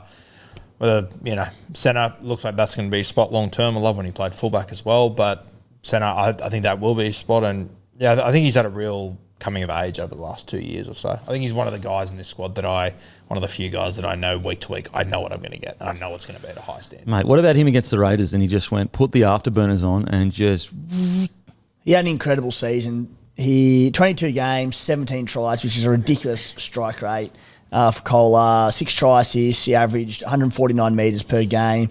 He said he can play both edges. He can play fullback. Yeah, I've said it so many times. I think he's probably the most underrated. I just know he is. He's the most underrated centre in the NRL. He's an absolute star. People look at tries and attack and all this, but defensively he's outstanding. I think I would have had him above Katoni Staggs as centre of the year, alongside Herbie Farnworth. He's a gun. Yeah, so good. So that's a real win for him. Lehigh Hopewadi, once again, absolute just freak of a talent. I guess the big question is that how long do you wait until you get him in his preferred position? Yeah. What would you guys do there with Turbo? What are you... mate, my jury's so out. I flip on this depending on what day it is. To be honest, look, it's hard because Turbo won't play for another club, but I wish he would, because I think it's better for both parties that they just part ways. Turbo deserves better. Manly, yes, they have been loyal through all the injuries. They deserve respect for that, which we've got to give them credit for that.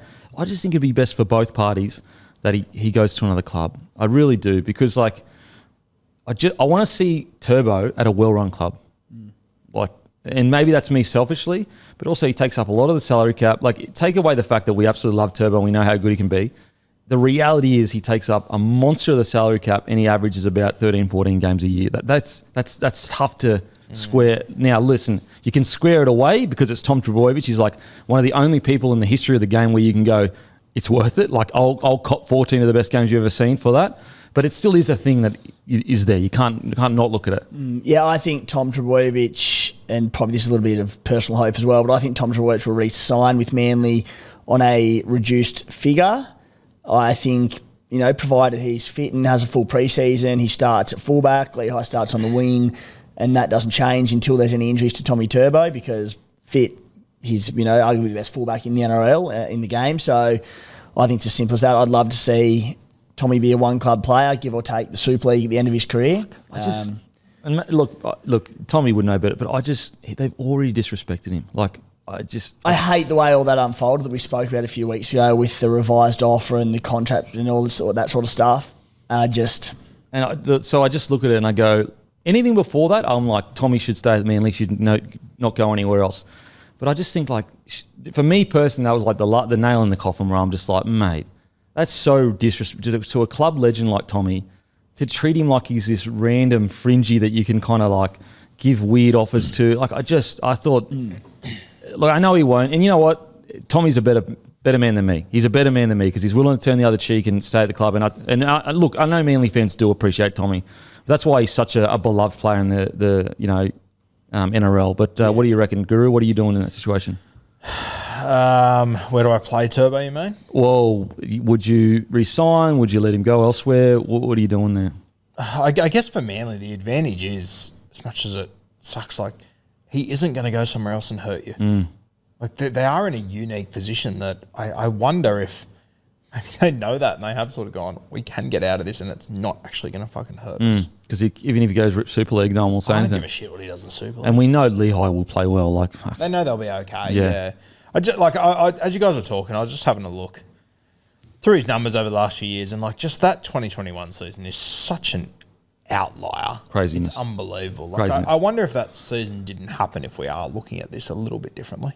Like I think because of 2021, it's not what we think Turbo can do; it's what we know he can do. Like that season, 18 games, 28 tries. He had 33 line breaks. He hasn't had 33 line. He's had about 25 line breaks since then. Like, it is astronomical. You know, it's That's funny. terrible maths, Roo. Is it? He's 36 in the last 4 years, and in 2022 he played how many games? 7. 36. Okay, sweet. Sorry, in the last half decade, he's had the same as he did in that season. Because he had 33 in that season, didn't he? Yeah. So 3 less. 3 less, sure. Fucking hell, Timmy. That's No, you said 25 in the last 4 years. I'm like, he's had more than that. Jesus Christ. got him, Timmy. You He's got had him. 11 more. That's a third more, 33% more. You are one of the great turbo cucks of all time. Oh, You've that's been true. through this. Well, I just don't like you disrespecting Tommy. I think if you take out that season, I wonder what our impression would be, because it's take out that season. We know what he's capable of, but we haven't seen it, get to that level. It's just what we think he can do. You know what I mean? Yeah. Well, everyone in the game, obviously not just Manly, are holding out hope that he has a fully fit season and delivers a premiership. And it doesn't even have to be the 21 level. It can just be his normal level, just a full season. Yeah. Look, the positive is this. They do have a team, when they're on a roll, that beats anyone. And there are very, very few sides in the competition where you can actually say that. Matter of fact, there are some top 8 sides you can't say that about. Manly have this unique ability to beat top-tier sides. So really, the only thing they need to get together is their consistency. And so that's a positive. That's a big positive for the Manly Seagulls, that they can do it. It's just a matter of doing it each week. And like you imagine, sort of mentioned Kempy, the respectable results they've had in recent years, despite this key man in Tommy Turbo's injury troubles, the fact that Daly Cherry Evans, he had a very down year for his career, and they still finished a respectable enough 10th. Yeah. I fear for the Manly Ringer Seagulls, if Tom Trbojevic leaves this club, just the impact he has off the field to the playing group, if Jake Trbojevic retires, what things look like for the 2-3 years after. Yeah, because I'm just trying to imagine rocking up to that next preseason, and Tom Trbojevic is not there. Yeah. Very weird feeling. Fans as well, Yeah, it's a good point. Look, hopefully Fogarty is exactly what they needed. I do agree with you, Rue, in the sense that maybe Fogarty is the halfback Seabold has been looking for. Structured to the game plan. Because everyone always talks about how Seabold is very strict and complex about his game plan. And so maybe that's what... Because like DCE, he's very free-flowing. Like, so he'll do anything, anytime. So maybe that's what they need, is a very conservative guy that can get you around the park. And they've got obviously Joey Walsh, big raps on him coming through as well. I was just about to bring up Joey Walsh. So I think that is probably the silver lining this year. He went up to New South Wales Cup. He was outstanding for a guy just coming in who's just come to league. 15 games, 7 tries, 16 try assists. They struggled, but I think they won 4 of their last 5. He had a try assist in his last 6 games on the trot. I think he scored a double in their last game. He's a little bit Sam Walkerish in the way he does things, a little bit unorthodox, which, once again, to your point you just made, I don't know how that's going to fit. But I think, considering his first real year in NRL or in rugby league, a lot of positive sides coming out of him. If you had to pick, the favourite coach to be sacked first this year, I think for me it would be Seabold. Yeah, I think Seabold. Because it might get to a point where the whole Tommy situation's still hanging over their heads, tension rises there. I don't know how... It's one thing to come 10th. I wouldn't have an issue with Seabold coming 10th, because he hasn't really shown that he's this great coach and being top 4 every year. It's just the fact that the playing group is off him. And it's so obvious that they're off him. And he's had this same issue with every club that he's been at. That's what the biggest concern is. It's just he's lost a club legend this year. Tom Trbojevic, if he was any less of a nice bloke, he would have lost him as well. That's hectic. I think that's, if it does end up being that Turbo leaves or goes somewhere else, it's a huge dagger to the rest of that squad as far as, this is Mr. Manly. He doesn't believe in you. Mate, yeah. Look, we'll see what happens. I hope they do turn around, because what I will say as well, them at their best is the most not the most, it's one of the most entertaining footy sides in the competition. Like when they're spreading it out their own end and that, it is beautiful footy to watch. Beautiful footy to watch. It also looks like they've only filled 23 of the 30 so far, which is like obviously all clubs have spots open, but there's still quite a lot to be filled. But like that's heaps to have open when there's no one on. Like everyone's off the market. All the good players are off the market now. So keeping in mind, Manly didn't play finals. So their preseason will begin start of November 1. like 3 weeks or so. And so you're going to basically have the pick of everyone that couldn't get a contract now. Yep. Okay. Look, we'll move on. But what's so strange about that and it's so frustrating is everyone knows you needed forwards. Why are you sitting here right now with no forwards? And have done for a couple of years even. Surely, even last year, you were sitting there going, our main drive is getting some front rowers at this club. And they are now sitting before the 2026 season with only 23 spots filled. Like, what? So intrigued to see how their next couple of months plays out in the market because you give them the benefit of the doubt that they have to have something lined up. Who that is? Surely. Is it rookies we don't know about? Like, I'd love to know what the plan is. Next 2 months will be very telling. Alrighty, on to the next one. Massive thank you to Sportsbet for partnering with the show all year, guys. We really do appreciate it. As I said, without them, we wouldn't be here. So really thank you to Sportsbet and give us a follow on the feed. Okay, the Dolphins finished 9th. Last year they finished 10th. They had 12 wins compared to 11, 12 losses compared to 13. Their attack was substantially better this year. Their defence was a little bit worse. In attacking stats, they were number 1, the best attacking side in the competition. Line breaks 2, tackle breaks 10th, meters 2nd, offloads 13th, errors 14th, completion rate 11th. And what did we say about the Dolphins? I had them 13th to 14th. There is a big Wayne Bennett elephant in the room. Surely the Dolphins have looked at history and found a way to stop this from happening. I'm just worried that without Wayne for the first 12 months, I have concern they will drop this year. I'm a little concerned about the 6 jersey. So wrong. So incorrect there. Couldn't be more incorrect. Guru, 13th to 14th. There's just about no team that has gone better when Wayne has left. However, Wayne did say that the Dolphins were the only team he was brought in not to win a comp, but to build the club. And he's gone about it completely differently. Timmy, bottom 4. Oh, my God. Hates the Dolphins again. I'll probably emphasise 13th, though, you'd imagine. I've got a few more worries about them this year, but I think this roster has got points in them. They have some questions when it comes to defence, which is fair. That's fair.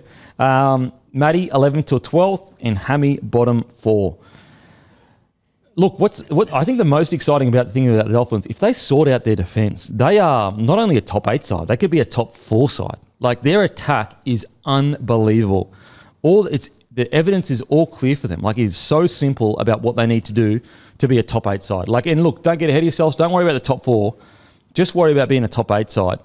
In the off-season, it's just defence, defence, defence. I thought it's one of the bravest years I've seen in a very long time by a club. The amount of injuries these blokes had to go through. The amount of, we've spoken about some of the other teams that didn't even go close to the amount of injuries the Dolphins have had. But the Dolphins being their 3rd year in the competition, and they, until Herbie Farnworth, they managed to deal with every injury they had. So much so they had guys that were stars for them that may not even make the bench next year. Absolutely outstanding year for the Dolphins and Christian Wolf. Even their defence, you pointed out, mate, like, they're not sitting in a bad spot for defence, considering the team they ran out with, like, without a forward pack and whatnot. They've still, what are they? Points conceded, 7th, missed tackles, 8th, like, it's not a disaster. Oh, I'm not saying it's a disaster, but if they fix that, they're guaranteed top 8. Yeah, for sure. And I'd probably argue if they just had their players on the field, that probably goes a long way to solve Yeah, it. potentially. Potentially. Like, they essentially ran out with missing most of their front rowers, Max Plath, like, all these guys, Kurt Donohoe went from being a fullback in pre-season to you're our starting lock for 80 minutes. Good fucking luck. And essentially player of the year. Yeah, crazy. Like, yeah. Obviously, Isaiah was the guy throughout the season, and he, had different hookers, different 5'8", different combinations all over the place. No middles to play behind him. And I feel great about the Dolphins heading into the future. I think it's a really exciting time up there. Absolutely. The only with Katoa, I want them hopefully to find a 6. Like, Nicodima's great now, but I want a long-term 6 he can play a lot of games with. I don't want him chopping and changing all the time. You're probably the best person to talk about this. There was obviously rumours they were looking at George Williams during the year, and my understanding was that they'd cooled on that once Isaiah started playing the way he was because they wanted a halfback. What are your thoughts on George Williams if he was to land there as the sixth? Well, they signed him for 27, didn't they? I think so, yeah. Yeah. Yeah, look, I haven't watched him in recent years. If he's replicated the form he had at the Raiders, I think George Williams can absolutely be the six. I think he'd be a terrific six. He's a really good ball runner. Yep. I think he would complement an in-form, playing good footy George Williams. I think he's a perfect foil. How old will George Williams be by He's then? only 30.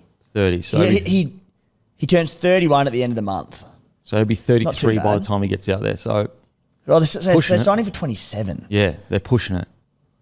And that's why 27's, yeah, it's a long time. I look at Katoa and they need to set this up correctly. Otherwise, he probably should leave because we're talking about a generational talent here. He cannot afford to waste the first half of his career slaving away at a team that can't make the 8.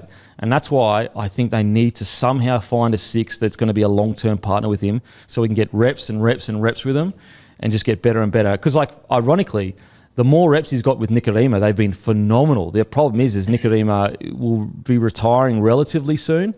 So I hope they have a plan in place. So he's got a spine locked in, he's got his 6 locked in, and he can build on that for the next decade. I know I said in the preseason last year, and I think you guys are on a similar path as well, but I know he did well in other spots, but I still think Donohoe could be the guy there. Yeah, mate, I'm with you. Especially like a whole preseason there, drop a little bit of weight to keep some speed there, but you don't even need him to be that flary because Katoa is so good.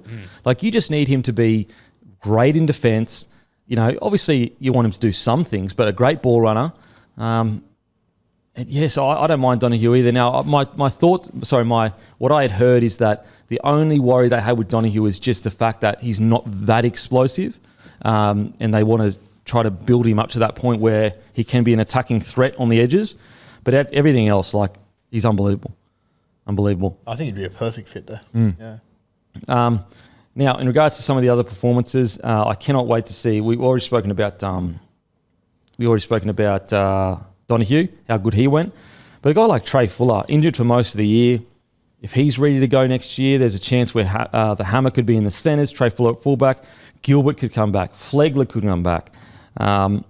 Saifidi could be playing. Like, when you actually look at this roster at full strength, it is a friggin' good roster. It's a good roster, yeah. And as you said, if some of those front rows comes back, apparently this Morgan Knowles coming from St Helens, I don't watch Super League too much, but I've heard some good things about him as well. Got Selwyn Cobbo next year as well. His brother played footy for the Cooma Stallions, Drew. How's that for you? Did he really? Yep. Well, I was down there. Good lad. All right. Schneider's interesting from the Panthers as a 6. You know, I know he's kind of stopped and started his career and probably hasn't hit the heights we initially thought when we saw him initially at the Raiders. But at the same time, like, maybe he's a late bloomer. So it's going to be interesting to see where they have, like, if he, don't get me wrong, I'm sure he's signed as a backup, but you never know. He has a big preseason. You can see what happens there. I think Schneider is. I think he's a 6. 6? Yeah. Oh, he's a 6 for sure. Yeah. But yeah, just looking at this roster, if it's a full strength, like, it is super, super exciting. They were this year, like, I think them and the Bunnies are the two teams for me that you can genuinely say injuries destroyed their year. Yeah. Like, the Knights had injuries, for example, but they didn't respond to them, and they didn't look like responding to them when a few of their big dogs went down. The Dolphins, with the injury toll they had to finish 9th in a game out of the 8, like, with a slightly better run of injuries, they finish in the top 8 and play finals footy. Yeah. Like, they're one of the stories of the year despite missing the top 8. And Well, if Herbie doesn't get injured, maybe they do. Literally. huge chance. Yeah. Like, so he got injured in round 22, and then they went loss. Won their last 2 of the season, to be fair, but one of them was against the Baby Raiders. So there was 3 on the trot after losing Herbie, and yeah, they have genuine excuses. They were superb. I'm just looking at this roster, full strength. If you're running out and you've got Plath at 13, Flegler at 10, Gilbert at 8, or you can go Saifidi, Flegler, Gilbert on the edge, Vinny Fuaki on the other edge, like, that's a friggin' good forward pack. Trey Great Fuller side, at fullback, yeah. Hammer in the centres, Selwyn on the other centre. Oh, sorry, Herbie in the other centre, Selwyn on the wing. Jesus, that's a fucking good roster. Are we all starting Trey Fuller at fullback next year? Yep. I just Yeah, I think so. I think you have to. I like it, and I just think it gets Hammer at centre, which, You then have Herbie and Hammer at centre, two extremely good defensive centres. Like, especially Hammer, who has only been there sporadically at times. He's only going to get better with more time at centre. You just emphasise you're not a regular centre, Hammer. You roam, mate. And, like, we need you sniffing in around the ruck, catching offloads. You're not a traditional centre by any means. Because if you do and he plays and sticks to one edge, you're wasting one of the best talents in the game. Yeah, absolutely. And, like, if they do have Hammer, Herbie, Selwyn in their backline, that's one of the best backlines in the comp on their day. Like, you're looking, like, their attacking upside is almost second to none. That's how good that is. And they'll probably have Asako on the other wing, who's been actually one of their most consistent players in quite a while. And I just think with Hammer, like, I think he's been given a really fair opportunity to show he can be a consistent NRL fullback. And unfortunately, he just has too many times where he has 2 or 3 good games and then a really quiet game. 2 or 3 good games and a really quiet game. Whereas, like, Fuller, it seems like, from what we've seen anyway, he's giving you an 8 out of 10 every single time at fullback. And I feel like you can get the best out of the Hammer by not having him at fullback, which is roaming centre, have players around him where he's up through the middle. But what do you think about the Dolphins, Matty? Firstly, 12 months ago, I was furiously against you guys on that, but I've completely come around. Yeah, completely, like, this year's proven to me that Fuller should be fullback and Hammer should be centre. I had a completely different opinion in pre-season, but I think it's the way to go.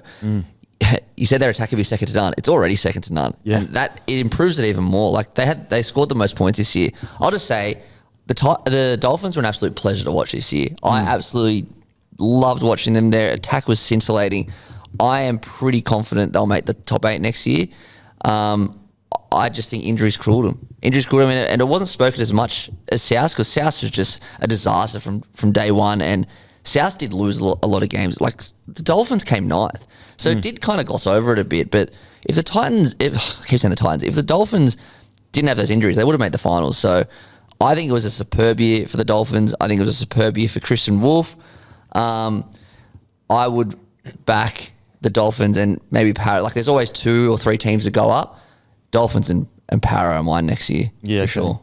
And the really exciting thing for the Dolphins is, like, they have that Redcliffe feeder club all the way from under 6s all the way up to first grade, which is a super powerful thing to have. So I think with the Dolphins, which we spoke about at the start of the season, I know we disagreed on it, but, like, you know, from talking to people up at the Dolphins and some of their players, the way the season started was a bit of a clusterfuck for them. With all the cyclone, they had to move training, they had to go. And, like, if you have a look at the teams that they lost to in the first 3 weeks, South Sydney, Newcastle and the Tigers, like, if they just win one of those games, they're in the top 8. Yeah. Or, if the draw panned out that in those 3 weeks they happen to have, you know, the Storm, Broncos and Raiders, and they got their better ones later. They can because they do not lose those games. They don't lose those games way. when they're full. Like, and that was when they had their most players on the field. Yeah. Well, give or take the guys that couldn't. Like that South Sydney game, that was the Friday night game. That got changed from being at Redcliffe, I think on the Tuesday or the Wednesday, to being moved down there. Some players had to stay home and whatnot. So I think that, you know, I think that's once again just credit to Wolf, how quickly he just recovered. Mate, it was always tough. It was already tough, and then the way they regrouped was just incredible. You look at the Dolphins and, like, they're probably statistically the team that could make the biggest jump. The fact that they are the best attacking team in the comp, and they're not that far away from the best defensive team in the comp. Whereas I feel like most other teams that don't make the 8, their stats kind of line up pretty well with where they're at, and that's what's so exciting about the Dolphins is, like, it's pretty incredible they have the best attack. After the year they had with all the injuries, they still had the best attack. That's amazing. Yeah, with a rookie halfback. And once again, like, I think the longer the season went, the more we just forgot about it. Like, teams turn into tyre fires when Wayne walks out the door. This team got better. Yeah, crazy. With more adversity. Yep. They averaged 30 points a game. That is unbelievable. It's mental for a team that didn't even make the 8. Like, the Broncos averaged 27 points a game. This crazy attack that just literally won the comp. Yep. Yeah, Wow. And that crazy attack was unreal in the grand final. They scored 26 points. I don't have it in front of me. Didn't the Dolphins put like 40 on the Melbourne Storm during the season? 42-22 they beat them. Wow. So, yeah, look, they might be the big sleeper of next year where they could not just make the 8, maybe they pop up even further because they're obviously don't have as much of a base following them, so they don't get as much hype. Because I think part of the reason why they didn't get enough appreciation for their injuries is because they're just not as big of a club at the moment. So there's just less people talking about it, whereas Rabbitohs are a huge club. So, but yeah, look, this is super exciting, mate. I cannot wait. If it's going to be Herbie and Selwyn on the same edge, oh my God. Good luck. Good luck. And I think Christian Wolf just won't allow Selwyn to... He'll make sure that he's ready to go. He'll make sure he's ready to go. I'm pretty sure until round 25, when the Seagulls gave it to the Dolphins in Seagulls fashion, I don't think they had a 13-plus loss throughout the year as well. Far out. Far out. Just eyeballing it quickly, I'm pretty sure they didn't. In regards to some other guys that had a great year, we already spoke about Herbie Farnworth, but he's gone from strength to strength. Finny Fuaki had some big moments. I thought Francis Molo was good at times as well. But yeah, to be honest, the most what about the winger? Was it Fahu? Mate, he looks good. He's a very good player. He's raw at the moment. I think he'll be a centre eventually. I heard he's a fullback as well. Yeah, sort of. I think fullback centre is what I heard at the start of the season that they like him. Mate, they're very high on him. They thought he might play 1 or 2 games this year. That was like even Jack Bostock, mate. That was a huge loss to them. Yeah, he was doing enormous. Mm-hmm. Yep. Like, the injuries are just insane. It's given a lot of these guys a lot more opportunities than what we expected. Yeah, I really like him heading into the future. I think as well, guys, like at the end of their first season, I thought, okay, the moment that the Bromwiches and the Kafusis are maybe starting to retire, I don't know what the Dolphins are going to look like. I have no concerns whatsoever. No, Jesse's just retired. Kenny's retired. Felice will play another year or so. Well, they look better. Yeah. They look better than they did when they inaugurated. If we get to pre-season day 1 and Felice has an injury and he's out for an extended period, it actually doesn't worry me that much. I'm with you, mate. I'm with you. Granted, I know the leadership off the field, but I'm really confident this team is gelling really well. They're all on board. I back Christian Wolf to do it. So, mate, I'm super excited. That Nafahua, is that how you say it? Fahu, apologies. I can't wait to see more of him. Now, I'm hoping, look, they probably will give Asako the first crack, but because of his kicking as well. But I'm hoping he gets an opportunity to show what he can do next year, because I can't wait to see that bloke with a few more pre-seasons in his belt. He is lightning. And that footwork is unbelievable. So, exciting times for the Dolphins. I reckon they are truly the biggest smoky for next year of the biggest movers. I really do. I think they should play finals footy with a better run of injuries, and why not top 4? Why not? This year? All the stats would suggest that they have the ability to be in the top 4. It's just a matter of if they can fix. And I said, the defense isn't disaster, just a little bit better. Boom, they're in the top 4. Alrighty, the Roosters, ladder position 8th. And this is actually brought to you by Aspley Mazda, guys. Massive shout out to Luke Camilleri, LDC_01. Best cars in the business, guys. Best dealership to work with. Give him a message. He can give you quotes on used, new.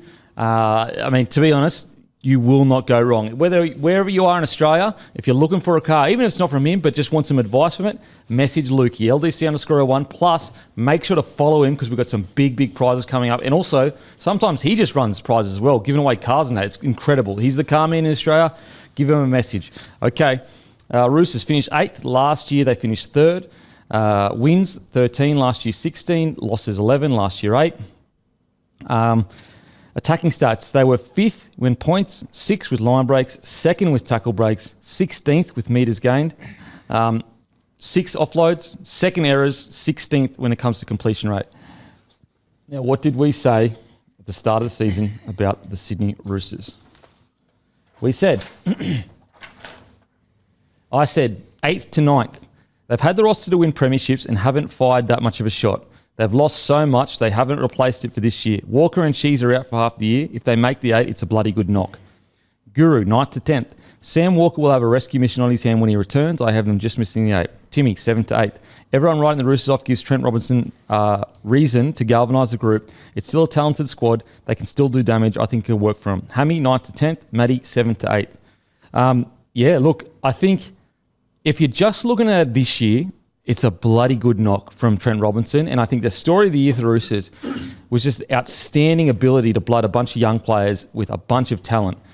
I guess that when the pressure ramps up is when you take a bird's eye view a bit out and you start saying, like, time is running out to make a genuine push to win a premiership. Like, I don't think they can afford to go another 4 or 5 years really barely firing a shot. And so that's the negative. But the exciting thing is they got a bunch of young, super talented guys coming through, and they blood them this year. They all look great. They're going to be better next year. So that's the positive.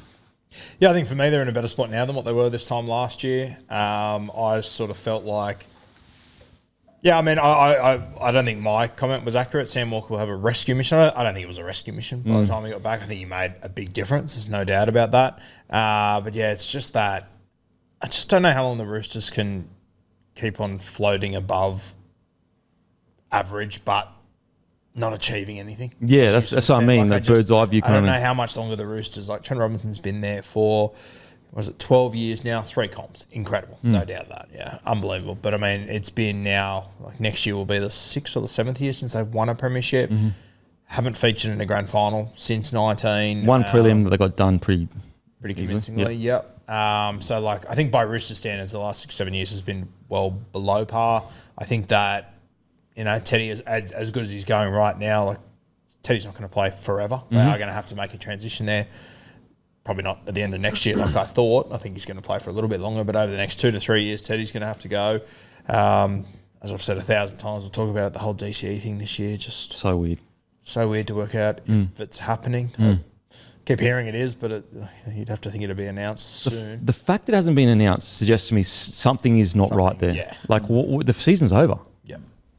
So unless like there's been an 11th hour Gold Coast Titans bid or something like that, but like in saying that, surely DC isn't in that part of his career where he can be lured by an extra bit of cash at the end, like in the last dying seconds. But Timmy, thoughts on the Roosters, mate?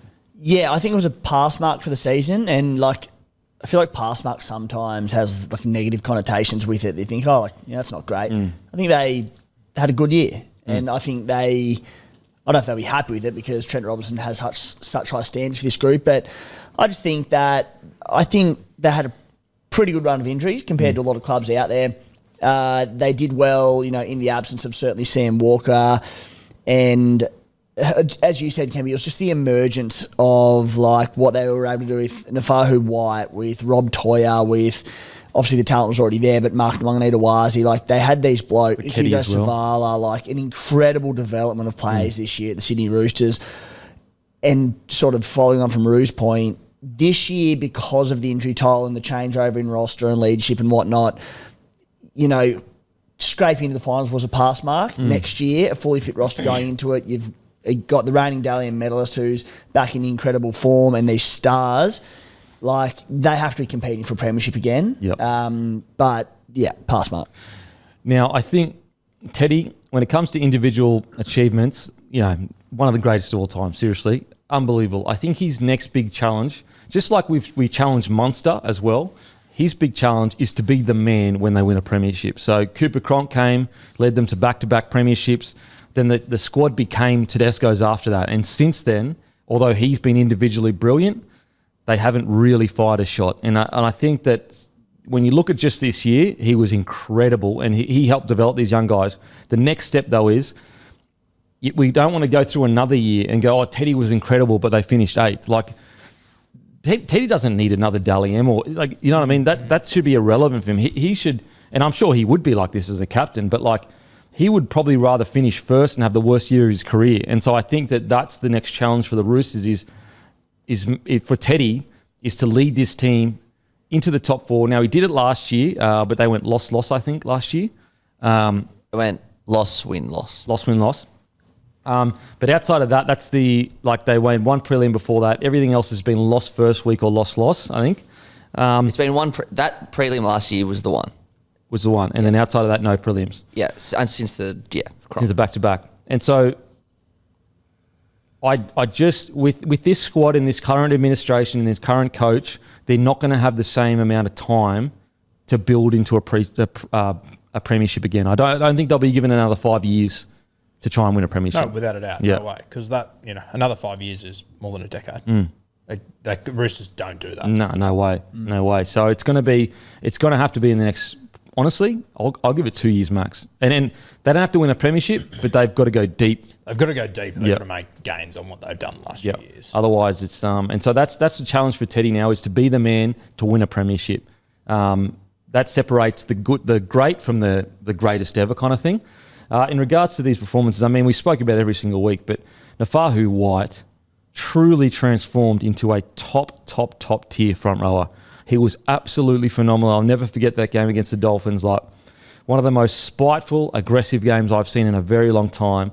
And he did it with a smile on his face. Absolutely loved it. Him and Spencer Lenu. Now, I just hope that they can lean into that a little bit more. Now, obviously, I don't want Spencer Lenu going for 10 every single week, but lean into that kind of Bash Brothers mentality of, you know, when we're together, we don't let anyone stand over us. Because I thought White was just unbelievable. Yeah, he was incredible. I did not see this season playing out the way it did for him. To think we're talking about a side with Spencer Lenu, rep player, with Lindsay Collins, Australian representative, and White, for me, he's the alpha in the pack. Crichton, Bradley, and you got White. He's the guy. Yeah. He's the alpha in the pack. Yeah. And, you know, I've said for years I want to see Radley move back to lock. The way that White played there this year, I can't even really look at it. No, I think he's locked into there. Yeah. Unless you are like, I want him to be more of a front rower because he plays like a front rower. But I think the way, you know, what was their meters gained? Weren't they like second or something like that? I'll find it here somewhere. Here we go. Oh, that's a loose carry. Go on. Oh, no, that was 16. Oh, shit. That surprises me a little bit reading that. But tackle breaks, they were second for the entire comp. Wow. 16th with a forward pack like that? That's bizarre. I feel like, and I could be wrong, I haven't looked deeply into it, but just like total meters can sometimes be a little bit deceiving. And again, I could be completely wrong in saying this, but I feel like teams with like a really dominant, big meter eating back three can often outdo, or even back five can outdo forward packs, so like a Panthers and Sharks. So I'll have a look at what they are on this list. Panthers are 1, Sharks are 3. There you go. Like I feel, because they're the ones who, you know, your forward pack are going to run for their 100 to 150 metres per game. A lot of them will. But I think what separates statistically on the metres, in my opinion, is having your back three like a Penrith running for 650, 700 metres per game. That is a huge chunk of your metres. Yeah. How that correlates to success in that, I don't know. But I think it can be a little bit deceiving, that stat. I will say that, like, it is a stat that jumps out. The fact that they're 16th and the best teams that are winning premierships or close to winning premierships are so much better than them, it suggests to me that they may need to tinker with their game plan and the way they play footy. We've spoken about it time and time again. The Penrith Panthers is blueprint that they've had for a long time now of the importance of back three into a less degree back five, including your centres. They have to be unreal out of yardage. Like that is the blueprint. Well, look at the Broncos. As soon as they put Mariner there and they put Karapani there, who were having 20 runs a game each, their season changed. I look at the Rabbitohs, who I know they had their injury excuses this year, but no success in a few years now, and an extremely talented back three, but they're not a yardage back three or back five for that matter. Like, it's a huge Achilles heel for them. And South will last in run meters. Wow. There you go. And so even like little things like the Warriors, who on paper aren't necessarily the best side, but their back three run for fucking so many metres. With Tenny Zalesniak, Charles Nickel-Klokstad, RTS, like some of the best in the comp. Yeah. Geez, that's interesting. That's a real standout for me. I wonder whether internally they're looking at that going, we need some more metres out of our outside backs. Because that's quite surprising. You've got Tupou, who's pretty good, Nwanganita-Wase, who's okay. Like in terms of yardage and metres. Teddy's very good. They don't get a lot out of Billy Smith. Rob Toyer's okay. So, yeah, maybe just one more. Is it because Teddy has so many runs, they don't get the chance to... But then, I don't know. I'm not sure. But, yeah, in regards to this, in other people in the roster, I thought Blake Steep had some great moments. I thought Billy Smith was pretty good for most of the games he came back. Connor Watson was solid. I thought Egan Butcher, towards the end of the season, was really good. The best footy I've ever seen him play. He was enormous towards the back end, yeah. So, like, if you take away, the history and the high expectations of what Roosters should be every single year, I'd be pretty excited as a Roosters fan as to what this roster can do in the next 2 years. Like, as I said, the Roosters' history kind of weighs it down a bit because they're like, well, of course we should be running for a premiership and of course we should be in the, but if you take that away and just look at what this roster is doing with the age they're at, it's pretty exciting. And in terms of building to next year, sort of touched on at the top of the segment, but You know what Tedesco's going to do. You know what Sammy Walker's going to do, what Collins, Crichton, Radley and all that. Looking next year at, all right, being a premiership threat, Nafahu White's come on leaps and bounds. Like, even to the point of like Benai Uelu, who's sort of, you got this hooking combination going on with Connor Watson. He was excellent. Hugo Savala, I think he exceeded all expectations to the point that he held a spot in the halves over Sandon Smith, who we all have such high opinions of. Robert Toyer, question mark about him coming in, became an Origin winner. Billy Smith, the fact that he was able to string a season of games together is enormous. Like, they are in such a strong position off the back of the injuries they've had, having to blood a lot of these players and develop them. Really well placed. And Robson arriving too. That's going to shore up their middle. And that's exactly the 9 they need, Reece Robson. And you get Connor Watson to 13. Yep. Awesome. Connor Watson to 13, Robson to 9, shore up that, just get the ball off the deck to Sam Walker. And also, like, you know, I know that he didn't have to reel the whole season in, but they are a much better side with Sam Walker in it. So next year, you start Connor Watson at 13, you start Collins and Nafahu White at prop, and have Spencer Lenu in what he's made to do, be that impact role off the bench. Perfect. Yeah, I don't mind that. Yeah, I definitely would be starting Connor Watson at 13. I just think the speed around the ruck, they need it. Put White at the front row. Radley on an edge, Angus Crichton on an edge. It's a pretty fucking good four pack. Start Watson? Yeah, I think so. Yes, 100%. Yeah. The more minutes I can get him on the field, the better. I want Connor Watson playing 60 minutes. And just also, be a distributing lock. And also, I feel like Reece Robson is a big enough body to compensate for the fact that, usually it's your 9 that is a bit of a spot. So let's say Connor Watson becomes a spot. Well, then Robson can take care of that kind of thing. You wouldn't, obviously. Yeah, I'm not. I wouldn't mind having him off the bench. He'd still play 60 minutes, even what you said, being a distributing lock. Sam Walker played so well this year without that. I don't know if you need to change it again. So what, you just want his impact off the bench? I'd bring him on after 20 minutes and he would play lock for me in that role. And would you start Spencer Lenu? No, I'd probably like to keep Spencer off the bench too. I'd have to have a look at the makeup of the whole team and everything. But I think ideally, if I'm going to play Watson at lock, I wouldn't mind bringing him off the bench. Okay. Yeah, I imagine a world where, let's say, Ken click with him and Sam Walker. Fuck. Oof. Him, Teddy screaming through the middle with Sam Walker, like that'd be scary, scary stuff. Yeah, and I think that's what I'd be looking for, but I think it's much more effective towards the back end of the game and whatnot. It's just it's exciting for the Roosters. It's exciting. Nwangani Tuase, he's there for another year, which is good. He's not immediately leaving. I think that it's exciting, but they're in this unique position where they have immense amount of pressure on the next 24 months. The pressure on them is, there's an argument to be made they've got the most pressure on them in any club, really. Yeah. Well, especially now the Broncos have won their premiership. Outside of the Broncos are the same as the Roosters essentially in regards to what they should be doing each year. They need to produce the Roosters. Otherwise it's going to be changes will be made. Yeah. Something that we haven't seen at the Roosters since 2013. Wow, that's a long time. So, huge next 2 years for the Roosters. If everything is going to plan for them, they really, and we can trust Robbo because he has won premierships before, then they really should be the team, one of the teams to beat in the next 2 years. They really should be. Outside of that, in regards to losses, Suoli'i, Lishi, Hargreaves, Kiri, Manu, Tupanua, Terrell May, Smith, Dom Young. I think that they handled the losses essentially as good as you could possibly handle that many losses. And I know the knock on that is they still had this incredible side, even though they lost that, which shows you how crazy their last side was.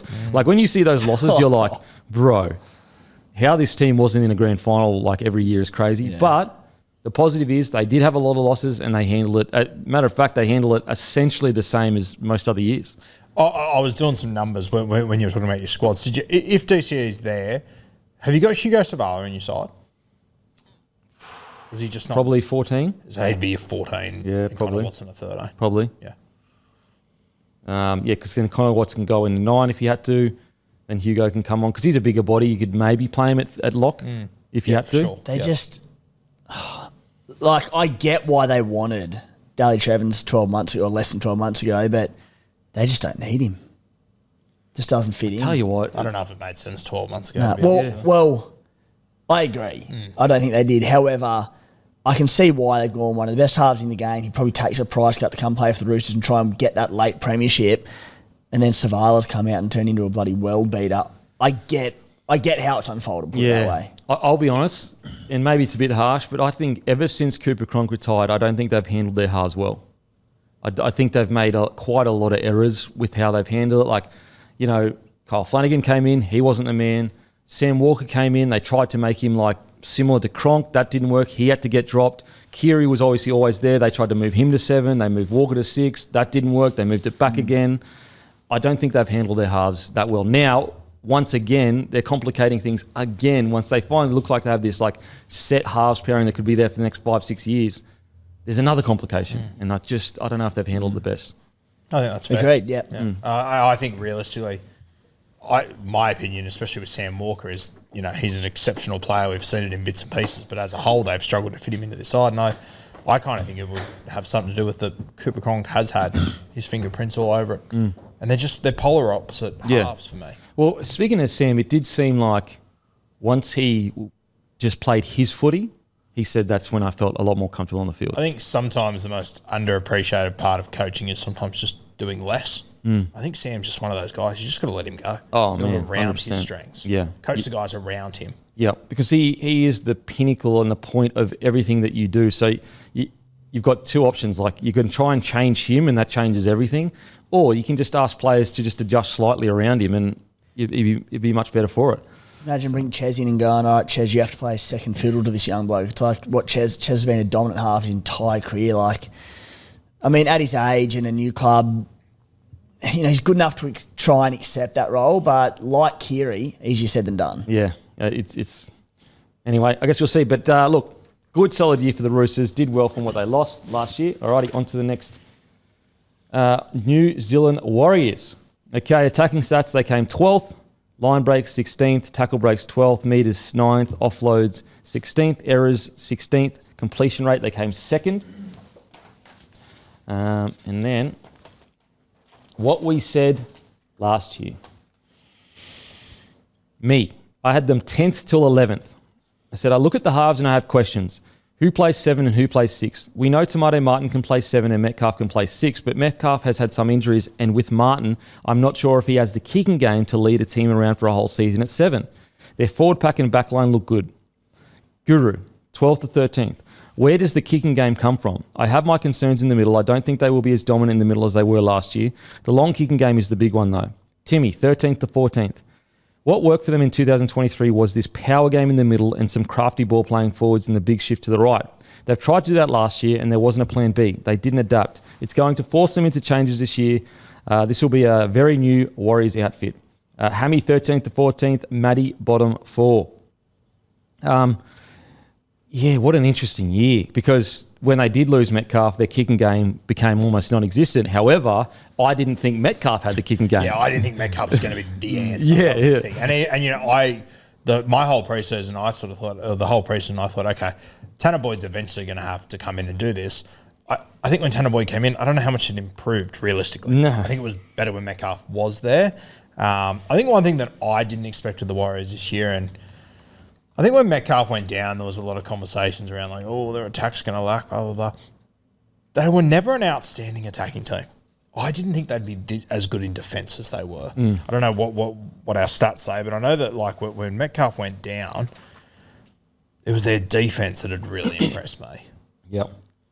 Yeah, solid defence in regards to attack. Where do they come in attack? Anyway, I'll find it. I think, to be honest, like, yes, there's a couple of storylines in it. It's Fisher Harris's culture that he brought there. It's Barnett's stepping up into a leadership role. But it really was the revelation that was Metcalf. Like, this guy, if he just played the rest of the year, was a very, very good chance of winning a Dally M. That's how good he was. Now, it's just the injuries. If he just can stay injury-free, this guy truly could be anything. Like, think about how good he could be in a few years if he's playing 7 in 4 or 5 preseasons. It'll be unstoppable. Yep. Like, if you wanted to mould a 7 that suits the modern game, it's a guy like Metcalf. Yeah, he's perfect. And he has been for a long time. He's just been waiting for someone to put their arm around him. He got it this year and he provided the goods. But the only concern is that injuries have been a problem. It's not a this year thing. Yeah. It's been the last 6 or 7 years. he's played 15 games this year, won 10 of them. The 5 games that he lost to the Raiders twice, minor premiers. One of them was in Vegas, which was a bit of a write-off. The Storm, grand finalist. The Panthers, prelim. The Broncos, premiers. Wow. So that is a tremendous record. And I tell you what, we just gave the Roosters raps for the players they lost in coming 8th. What about the players the Warriors lost? And like they lost like generational. Like Adam Fanua-Blake, who just won the Dally M in the front row. Sean Johnson, like a club legend. I know the Roosters had club legends too, but like the Roosters are far more better positioned to handle the losses than the Warriors were. And they handled it. If anything, they were better than last year. Obviously, they weren't better than 2023. They're like even across the last 1 to 2 seasons, but as the ball playing lock is as important, probably more important to the Warriors than any other club in the NRL with the style of footy that they play. Tohu and Dylan Walker, and they overcame both of those two with signing in Aaron Clark, who would have been worth pennies to them. They've overcome everything. Like, it's really, really exciting, the Warriors. And when you actually look at before Metcalf got injured, their wins were like quite impressive. Sorry, guys. There we go. So before Metcalf got injured, what, round 17? 16. 17. Mark, 17. Against the Broncos. So before round 17, they had lost 3 games. Gee. They'd lost 3 games before round 17. And one of them was in Vegas, round 1. Yep. So they essentially lost 2 games between round 2 and 15. And you know what? 2 of them were the Raiders and one of them was the Panthers. Like, that is exceptional. Yeah. Absolutely exceptional. They were almost guaranteed a top 4 spot until that happened. Stings, doesn't it? Yeah, like they are. You know what? Not almost. In my opinion, they were guaranteed a top 4 spot until that happened. How funny it is. Like, they looked almost short of a top 4, and then it was the Broncos who snuck in for. Yeah, it's that Metcalf injury that flips the Broncos season. Yeah, changed everything. It literally changes the entire season for everyone. And also the good thing is in that first 14, 15 rounds, they only lost to the Raiders and Penrith. There was one loss against Melbourne as well. Oh, sorry. Sorry. Yeah. But still, it's Melbourne. Sorry. Melbourne, Raiders. And honestly, I'm willing to write off round 1. It's Vegas. Outside of that, it went Storm, Raiders, Panthers. Far out. And then they lost to your Broncos that was about to be getting red hot. That's an incredible season. Like, Jesus Christ, that's a good season. And I think as well when we talk about, because Metcalf got injured, the Broncos, something like that 4, I think the Warriors get closer to 2nd than they do to 4th if Metcalf stays fit. Oh, 100%. I think they'd be challenging Storm for that. They'd definitely be above. I think they'd be above Bulldogs. I think they would be, yes. Yeah. I agree. So, look, really good year. Now, in regards to the year and some of the big stories, it's Aaron Clark. And I just think, like, Andrew Webster, mate, think about the resumes he's taken from okay players to really, really good players. Like, we've forgotten about Barnett, but, like, Barnett was not an Origin player when he arrived at the Warriors. He was, like, respectfully, he's not even near an Origin player when he arrived at the Warriors. Now he's a lock for the Australian side. And matter of fact, I feel like we didn't even mention the fact that he was also injured around that time. Not just Metcalf, him as well. And a matter of fact, I actually truly believe that New South Wales missed him as well. Yeah, I agree. They missed his speed through the middle. And so that's another Andrew Webster win. But Aaron Clark, for me, to go from the bench of the Titans to winning a Dally M Lock of the Year, absolutely incredible. Yeah, and the minutes he played every single week. I think there's a fair argument, Aaron Clark, like obviously one of the best buys of the year, but I think he was almost one of the more consistent players of the year. 100%. Every single week was the same. It followed in the footsteps of your Mannering, your Tohu Harris, these sort of guys. You book it. You know what you're going to get every week from him. And even, doesn't matter if they lost by 40 or won by 40, he would give you exactly the same stats and results. So he was outstanding. I am so excited for the Warriors going forward. They won the state championship. They won a record amount of games during the year. They have never been positioned better. They got one of the best cultural leaders in the competition in Fisher Harris. I can't remember a time where the Warriors have been better to finally take advantage of the incredible talent that New Zealand has to offer. Even like I said, they had their injuries to overcome this year as well.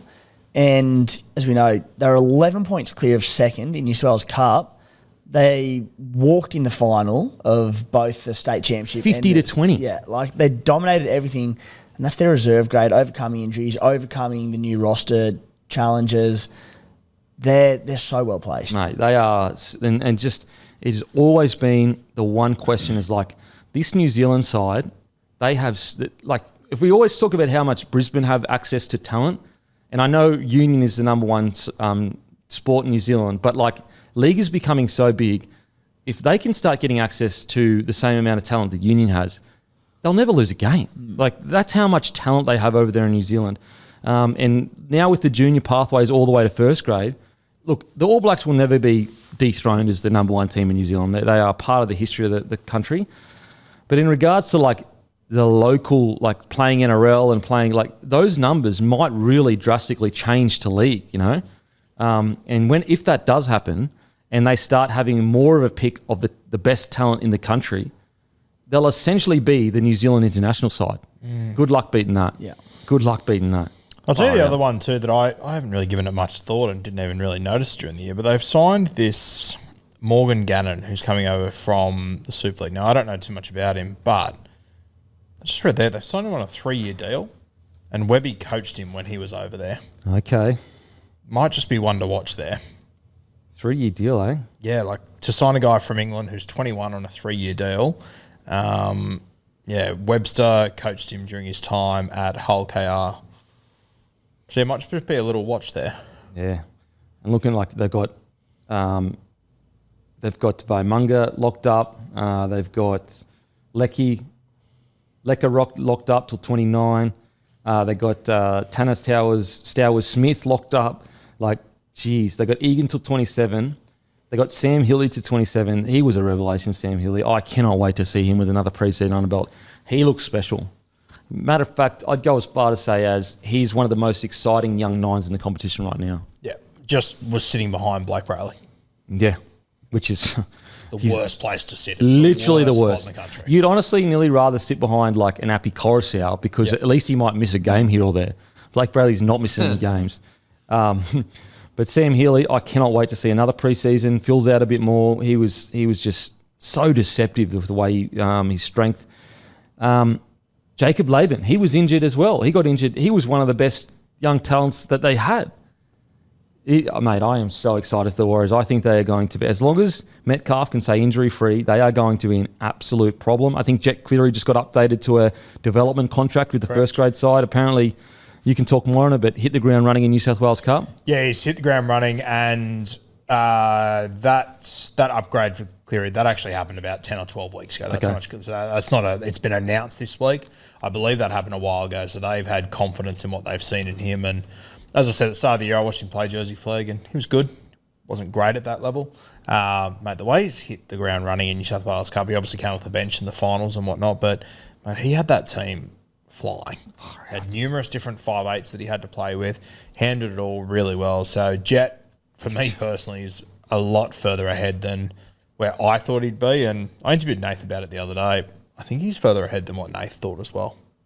Could you imagine if Jet Cleary turns out to be even 8 out of 10 to Cleary? Could you imagine the Warriors landing a Cleary that's that good? Oh, my. With that forward pack, with those Kiwis coming through? Yep. Holy shit. How much do you reckon Panthers will pay to get him out there? Oh, they probably won't have to pay much, to be fair.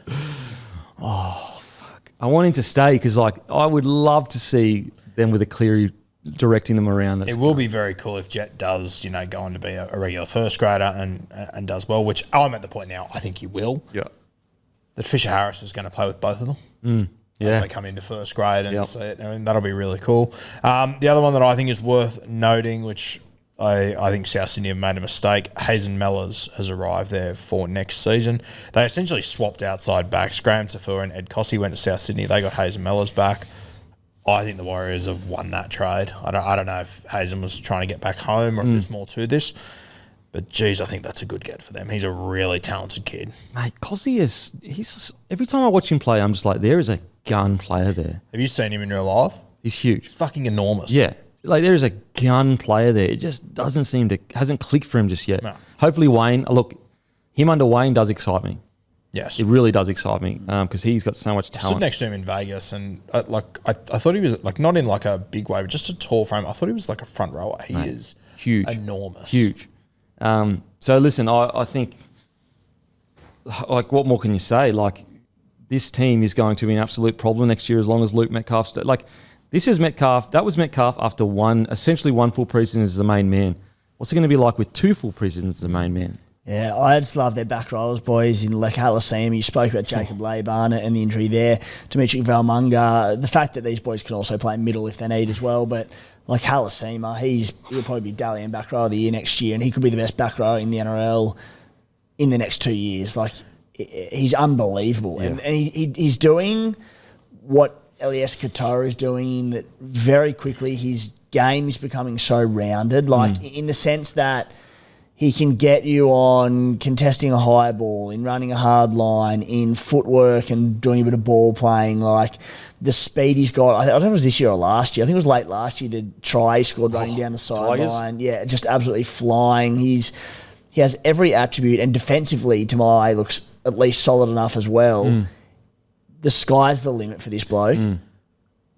I saw him at the Dally M's up close for the first time. He's not as big as I thought he was. He looks like he's still got more growing in him as Dear well. Lord. Have you seen him I haven't in seen real him in life? person, no. Yeah, he didn't look as big to me as based on what I saw him do this year as I thought he'd be. I reckon he's still got more growth in him. Fire. And there's also Ali Latour as well. Yeah. Fuck. He's another one who hit the ground running at the start of the year, didn't he? In injuries, Yeah. and I don't know if it was a bit of like defensive issues or what it was, but his year was stunted a little bit across the year. But you're right, like, he's a gun. It'll come. It might just take a little bit of time. And we're talking, he's like 20 or something. Yeah. Yeah. Like, there's a world where like in their 17, they've got Laban, they've got Latour, Lecker, Baymunga, Fish, Barnett, Niokore. Like, it's crazy. Imagine having Metcalf, the ball playing half on the edge, and outside him you've got Leka Halasima and Ali Leatoa. Like, imagine going up to defend that. Yeah, nah, I'm good, thanks. And then you got what we're telling Zalesnak sitting there or something like that, or RTS. Yeah. Wow.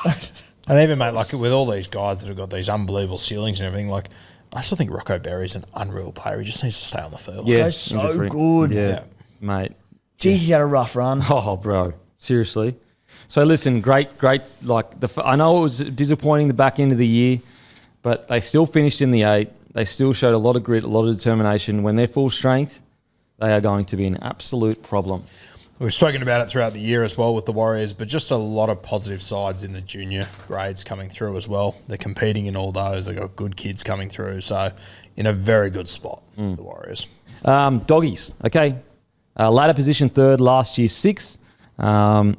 Wins 16 compared to last year 14. Losses 8 compared to 10 last year.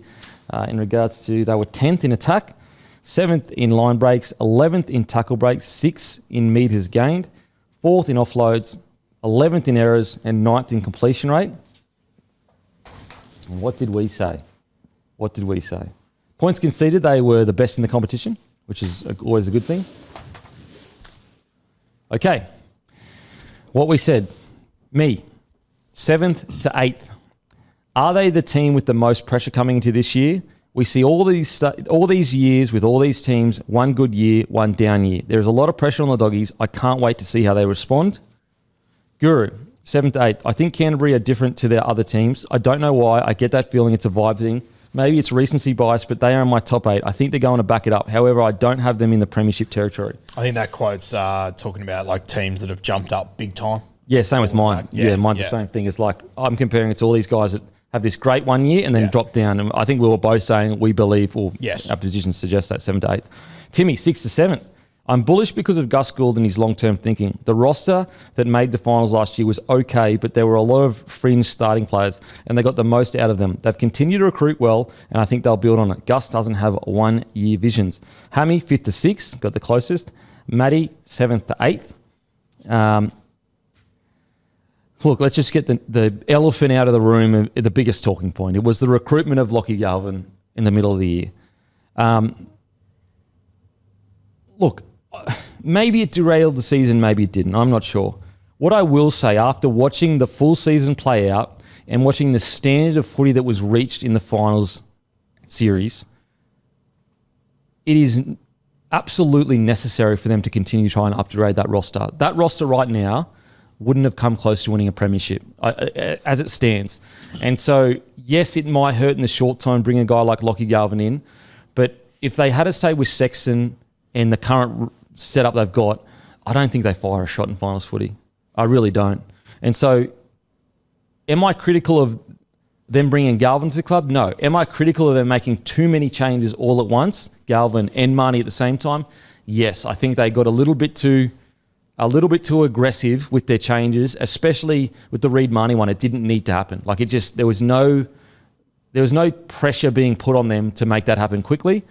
However, I want to be really clear. I agree with Galvin coming to the club. I do think that they're probably going to tread water for a year or two because they're probably going to have to wait for Mitch Wood to develop, because Galvin's not a 7. And you know what? Go back and check, guys. We all said he's not a 7. So this isn't hindsight talking. So I think they might tread water for a couple of years, bring in a couple of big recruits. Mitch Wood comes of age, and then they'll go on their big push for a premiership or two. Yeah, we spoke about it a few weeks ago. I think just have to start Woods round 1. Just rip the Band-Aid off. Vegas, a lot going on. I get it. Just put him in there. Trust your system. He'll be 22 by then, won't he? No, he's younger than that. I think he'll be 20, 21 by then. I think he's 19. Okay. If you're good enough, you're old enough. I think he's good enough. He was 19 in May, so he'll be 19 when the season starts. Yeah, we are super young. I agree with you because what's the point of putting Galvin there at 7? Like, what does it get you? Not going to get you a premiership. And I guess the only concern is getting that Wood in there too early and ruining his confidence. That's the only worry I have. Yeah, I just think the Bulldogs, they've built a really good system over there. I have faith in it. There's going to be hard lessons he's going to learn, whether he's 19, 20, either way. There's going to be hard lessons in there. I just think the system they've built, they've gone out and got another big front rower. That'll help him big time. So, I do back Sorrell, though, to handle him correctly too. Yeah, so do I. Yeah, I don't have any concern about that. I think that, the confidence that Phil Gould has shown in numerous guys over the last 30, 40 years that they've managed to get through and be okay. I have faith that they'll make it work with him. Because Sorrell, though, will literally be saying to him, leave that stuff to Lockie Galvin, all the crazy stuff. Make your kicks, make your tackles. That's it. That's all I want. That's all I want out of you in the first 12 months. And also just continue to back him. If he's a bit down on confidence, just keep letting him know that that's his jersey. But what are your thoughts on the whole situation, Timmy? Do you agree that in my take, in the sense they're still quite away from a premiership roster-wise, or what are your thoughts? Yeah, I'm pretty well bang on with you said, mate. What you said around Galvin and where they're at. I don't think they're probably going to win a premiership next year. I can definitely see them winning a premiership in the next 2 to 3 years. I think they're starting to build a great roster. I think they're probably a gun fullback or hooker or something like that off winning a premiership, or maybe a Tino at 13 sort of thing. And again, I'm just sort of repeating what we've spoken about before and what you said there, but Galvin, long term, it was the right decision. Even if it did, cost him a finals victory or something this year. Yeah, I think they're building tremendously. I think it's hard not to look forward with them when we're reviewing their season, because so much of what they did, it was such a different position they're in to the Parramatta Eels, but the Galvin move, the dropping Martin to the bench, which I'm the same as you, all these spine changes at once, I do think it probably derailed their ability to maybe make a prelim or something this year, or maybe a grand final at a stretch. But long term, it was the right decision, but they were decisions for the future. Just like, again, different stages of their premiership bid, but what Parramatta have done this year. And yeah, I think the more and more I read into it, I think the one who's going to get squeezed out is going to be Matt Burton. And I think it's harsh because he's been so good for them. He's a terrific player and he's a selfless player. To my eye, they're just building around Galvin and Woods, whether that's this year or next year, next year or the year after. I think Matt Burton, rightly so, will want to be on big money as a 5'8" at an NRL club, and I think the way the Doggies are looking at it is centre. My gut feel tells me that he's the one that's going to get squeezed out in the next year or two. It's a huge call because Burton has delivered way more in first grade than Galvin has. Galvin is an exciting young prospect. He hasn't done much in first grade. He was good in the worst team in the comp, but outside of that, he's nowhere near rep footy. He's nowhere near a Dally M. Like Burton's done all that. And so it's a huge call to be like, no, I like the way Galvin plays more than I like the way Burton plays. Like that's a gutsy call. And look, I want a line in the sand. If it pays off, some of the calls Sorrello have made is some of the gutsiest shit I've ever seen in my life. Because like 9 out of 10 coaches right now will be like, there's no way I'm going to get rid of Burton, which is like a safe option. No one's going to no one would blame Sorrello if he just kept Burton there and was like, I'll just keep building towards. But the calls he's making are just, they are brave. That's the way I see it all and how it'll play out. Maybe they genuinely think they can win a comp in the next 2 years and they're going Mitch Woods, give him 2 more years in Cup, be patient with his development, maybe spend some time as a 14, however that might play out. And they can go Galvin can do it as a 7, Burton as our 6, but it doesn't quite all align to me. Well, Kenya, because I reckon, Gus Gould, he's so calculated. The fact that he came out so openly and said Galvin is not a 7, I feel like they're already setting up what's going to happen next year with the Burton situation. Like, why would you come out? Because how can Galvin play 7 now when Gus has said he's not a 7? It would just be, it's weird. It's weird. So I feel like it's already kind of, they're easing the audience into what's going to happen next year. It's a weird one too, because like for me, I want Mitch Woods to be the halfback next year. And honestly, in an ideal situation for the best thing as far as Mitch Woods' development, I kind of want Burton to be his 5'8". Yeah, funnily enough. Yeah. But I don't think they can do that.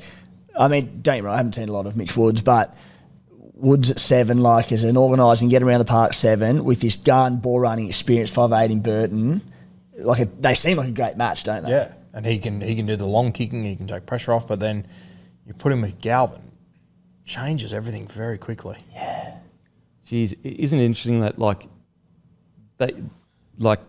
Burton, I don't see them being much better with Galvin at his best or Burton at his best. You know what I'm saying? And yet they're so willing, they're so keen on Galvin that they're willing to potentially lose a guy like Burton. However, look, maybe they go, all right, Matty, we'll pay you, I don't know, $200K less. Or maybe they've got money in the cap and they give him what he's worth to play centre. Mitch Woods comes in and goes well enough and does the job. Galvin lights up at 5'8", and then you have Burton and Stephen Crichton at centre, Bronson Sherry on the wing with Jacob Kiraz, and a firing young halves combination. You go, holy hell, we're on here. And also, let's say Galvin keeps going the way we think he's going to go. Woods and Galvin in 5 years' time together. We talk about halves needing to get reps together. Jesus. As you said, I know it's not just, we say Gus Gould, but there's Sorrello, there's a lot of great footy minds behind this, but they're building long term. I know we keep saying it, but that's what they're looking at. Yeah. What do you reckon, Matty? I like it. I don't like it in the immediate short term, as in, the fact that they're probably going to have to move Burton on. And I don't think Burton's going to cop a bloody pay cut to go to centre. I think he'll move on. But I just get a feeling that, sure, it might not immediately work, but they've put their chips into Galvin and they're going to put their chips into Mitch Woods. Long term, it feels right. Yeah, I actually spoke about this later in the year, and it got lost in the noise. And I'm going to put my tinfoil hat on, but I wonder whether they pushed him as a 7 to avoid the huge headlines of they went out and signed another 6 while they had Burton. That didn't get talked about. No one ever talked about the fact that they went and signed another 6 while they had Burton. Then the season ends. Now all of a sudden he's not a 7. He's never been a 7. It's pretty. If you're Burton sitting there and you saw Galvin get signed as a 6, you'd be like, "What the hell's going on here?" It's pretty. It's a ruthless play to do whilst your 6 is there playing relatively well. I'm a big believer in Sorrello. I think he's one of the smartest minds in rugby league. I think that we're going to look up in 3 or 4 years' time and they are going to be an absolute juggernaut to deal with. I think they're going to be a problem. I think that it's going to get easier to recruit. They've got Cade Dykes coming. I know he's had some injuries, but talk about an electric fullback. Roo, you can talk about more of it. He might be the man that is that next level. Yeah, well, he was going to be one of the names about to throw up. Is there a world that Burton plays fullback? Does he have the legs, do you reckon? Speed? Yeah, maybe not. I don't mind it. I don't hate it. Him just getting him in the spot. I just think, and I know he's a Dally M centre. I get that, but I just think he just brings too much to this side to be a centre for me. Especially when you got the other centre being Stephen Crichton, who he's not also like a genuine, like he's a guy that can obviously, you know, be a bit of a roaming guy and whatnot. I just wonder if it is, you know, I want them to upgrade it. I think in order to win a comp, they probably need to upgrade the fullback spot. I personally think Burton would probably be a little bit of an upgrade. The legs is a concern, but you also don't know what you don't know. Like 100%. Like he could, and also like he could be a mix between, you know, the Latrell fullback, but then also the Dylan Edwards fullback. He might be right in the middle. And I thought that the last few games of the year when he played centre, the last 2 games, whatever it was, like he was great. Had some fucking legs there. Yeah, he was fucking great. He's never played fullback, right? I think early days he might have at Penrith in like reserve grade and stuff. I will say though, like if you take your skill set from a 5'8" and a centre, it's a pretty good mix of fullback.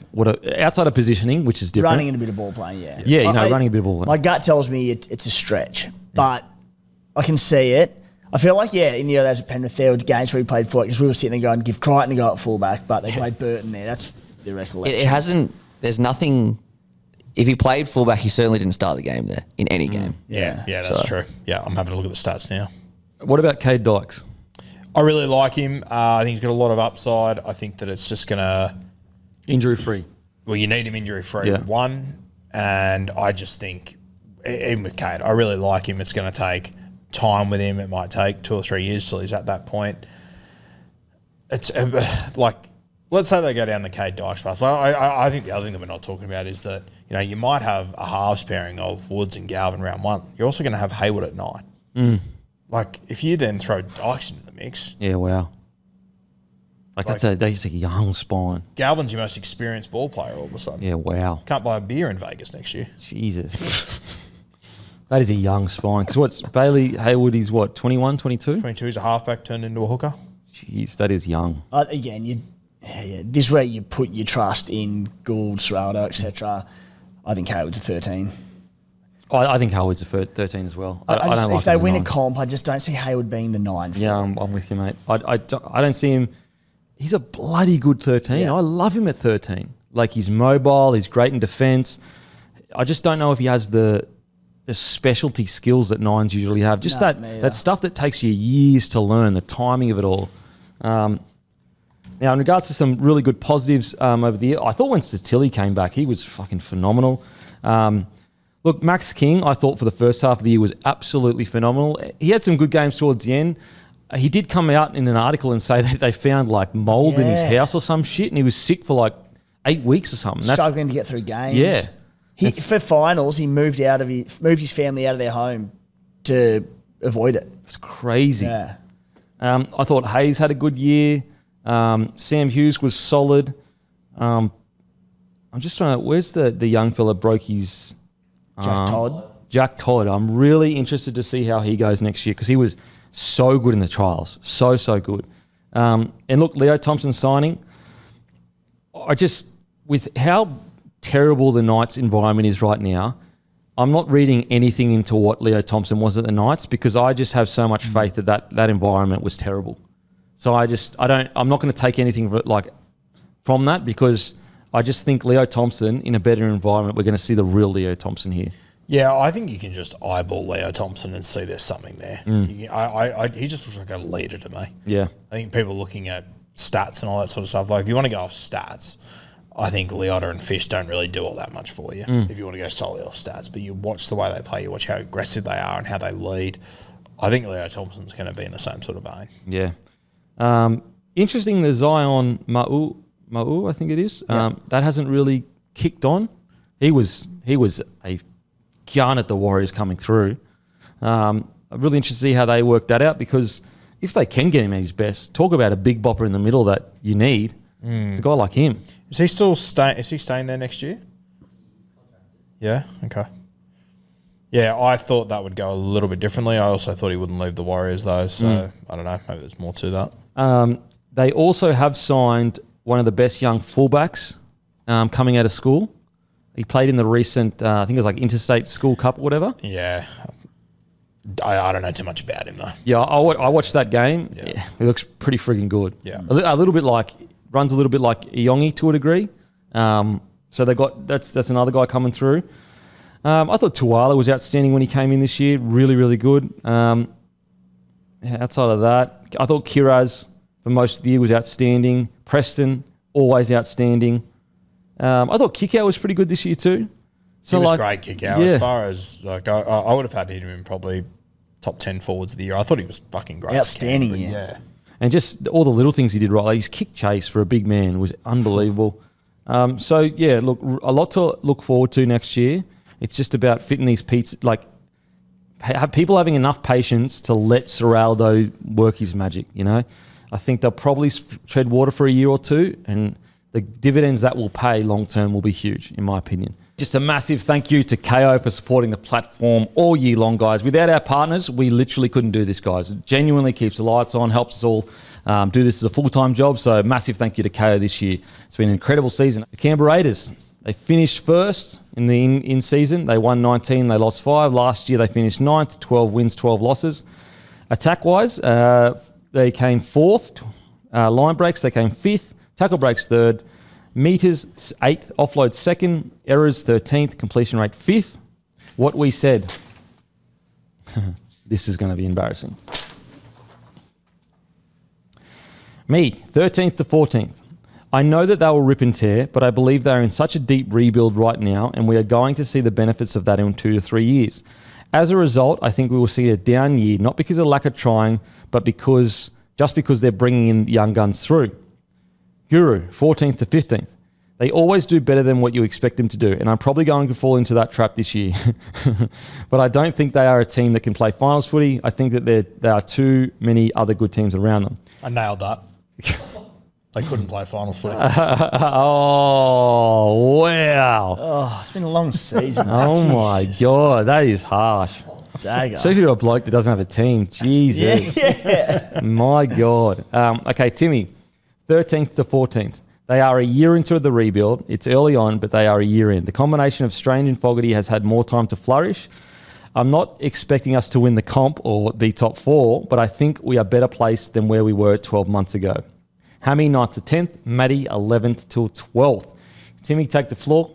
Thoughts on the year, mate? Well, I'm just working out my quote firstly. I think we are better placed than we were 12 months ago, but I had us finishing 4 positions lower, so that makes heaps of sense. Outstanding year. Couldn't be prouder, mate. Look, the end to it is what it is. We went out in straight sets, I should say. Hot. Not sex. Straight sex, okay. Getting hot in here. Yeah, look, you look back on that Broncos game now, and we should have beaten and lost in the most ridiculous of circumstances imaginable to the eventual NRL premiers. So when you put it that way, I think we'd run out of steam by the Sharks game, taking too much of physical and probably mental toll as well. But, you know, for all the predictions of wooden spoons and nowhere near finals, ourselves included, to come out and win a minor premiership and go that agonising close to beating the eventual premiers. And as I said in that comment, I think we are in a rebuilding phase, and I think even Ricky Stewart said it later in the year, we're well ahead of schedule. And the fact that we went out early, cool, we're so well placed going into the future. Yeah, I mean, like everyone's signed for at least 2 to 3 years. Like you look at this roster, they've got probably money in the cap. No one's on overs. They've got the least amount of players in the top 100 rich list. Like it couldn't be positioned better. The biggest question is Sanders coming in. There's going to be so much pressure on the young fella. I back Ricky Stewart to handle it, but geez, that's a lot of pressure for a young fella. Yeah. Yeah, no, it is. I spoke to Joe Tarpano on the carpet the other day, and he just sort of said that, you know, he's a big body. He believes he can handle himself in defence. I think we'll see him run the football a little bit more than what Jamal Fogarty did. But it is going to be a huge transition, a lot of responsibility on him as far as the kicking game goes. I think the other thing that will help Sanders, though, is one, Tom Starling's really come of age. Like, I think the last few years it's sort of been a rotation of hookers down there at Canberra, and it was Fogarty that you had to so heavily rely on. I think Starling's been so good. And then I also think that despite it being a crowded hooker room, I love that Brayley's down there as well. I think that'll have a really positive influence as well. And it's, you know, there's probably too many hookers there, but if something does happen to Starling, I love Owen Paddy more than anyone. I don't want him being a 70-minute, 80-minute 9 straight away. If you've got Brayley there, they can cover that as well. I'm feeling okay about the Raiders. I think their forward pack will be too good to have them miss the 8 next year. And I just think there's so many positives to take from this year. And Zach Hosking, if he doesn't flick the boot of Reece Walsh, they could have been in the grand final. We could be sitting here half an hour away from talking about them because they'd won the comp. I don't think that's over the top, though. No, it's not, though. They absolutely could have won the comp this year. They win in Canberra, they get 2 weeks off, they got another game in Canberra, then they go and play in the grand final, and they they're notoriously good against the Melbourne Storm. Yeah. They got a way better record than the Broncos against the Melbourne Storm. That didn't happen though, Tim. It's worth noting. It didn't happen. And also, thanks, Einstein. Yeah, pull me up on my maths before. Appreciate it. And also, look, the carnage that it would have happened on the other side of the table if Broncos had that second game. Do you know what I mean? Who knows? They could have knocked someone out. They knocked the Panthers out. It's just... Let's reflect on what actually happened in the season, boys, not what the premiership we could have won. Oh, shit. In regards to performances this year, I mean, it's the Ethan Strange year, isn't it? He just, it started... It truly was a graph just going up like that to the point where he became one of the best players in the competition. He obviously won his positional Dally M award. It is exciting to think at this young age, you've got one of the best halves in the competition. What a tremendous year. And I sort of started, he said, maybe centre's his best position, or maybe he fills out as he gets older and becomes a lock forward, whatever it might be. But he's a Canberra Raiders number 6 through and through, a Jack White and a Laurie Daly that's just gun strong, ball running, 5'8". In a million years, I wouldn't want to see him in a number 7 jersey. Like Cameron Munster, you don't put a player like that there. He's a number 6 and an out-and-out 6, and he needs a good organising 7 with him to take that pressure off him. And that's where, in terms of looking towards the future and saying, I think we're very well ahead of schedule for a potential premiership in a few years' time. Ethan Sanders, as he comes through and can hopefully play that role, I think they're going to be a really good combination. And obviously, Jamal Fogarty will be a tremendous loss to us, but at the same time, probably unable to get us home at certain times in games this year off his boot and in the closing stages, so maybe not the end of the world long term. And Ethan Strange, he's just one of the finds in recent years. He was superb. We had a conversation in our round 4 review about Ethan Strange and if he holds on to that 5'8" spot this year, because he was very quiet to start the season. We had a conversation about it. He ended up being the Dally M 5'8" of the year, and now he's going to England for the Ashes. It is unbelievable. You have a look through his season. In the first 3 weeks of the season, no tries. He had 2 try assists in the first game. In the first 3 weeks, he had 2 tackle breaks. Jesus. The way that he's come on since, he had 2 try assists in round 1 over in Vegas. He didn't have another try assist until round 6. Wow. Didn't score a try until round 6. And you go on and have a look at the highlights and the season that he's had, coming up with, I think, one of the biggest players of the year in Mudgee as well. Just incredible. When was the last time, do you think, that you had one of the best young halves in the competition from a teenager? We've had a few, mate, to be honest. They just didn't necessarily all eventuate. Well, I mean as in Dally M level. Yeah, like a Dally M player of the year. Because even Jackie Whiten didn't start in the halves, obviously. No. Fullback centre, then he eventually moved in later on in his career.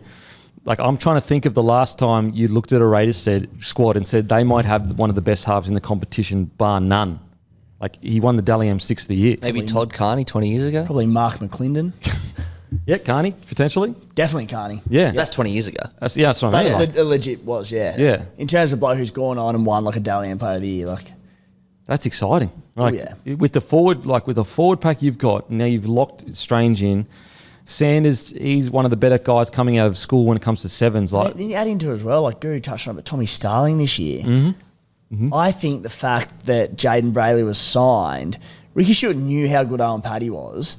Then he signed Jaden Brayley. I don't think anyone had the expectation that Tom Starling would go to that level. He was one of the best hookers in the competition this year. So and good. now we have unbelievable hooking depth. You add that to it as well. Yeah. I thought Timoko had a up and down year. He definitely didn't reach the heights that we know he can, so hopefully he has a bounce back year next year. But the other story of the year was the Kyo Weeks. There is not a person on this planet that thought he would be in the top 3 fullbacks this season.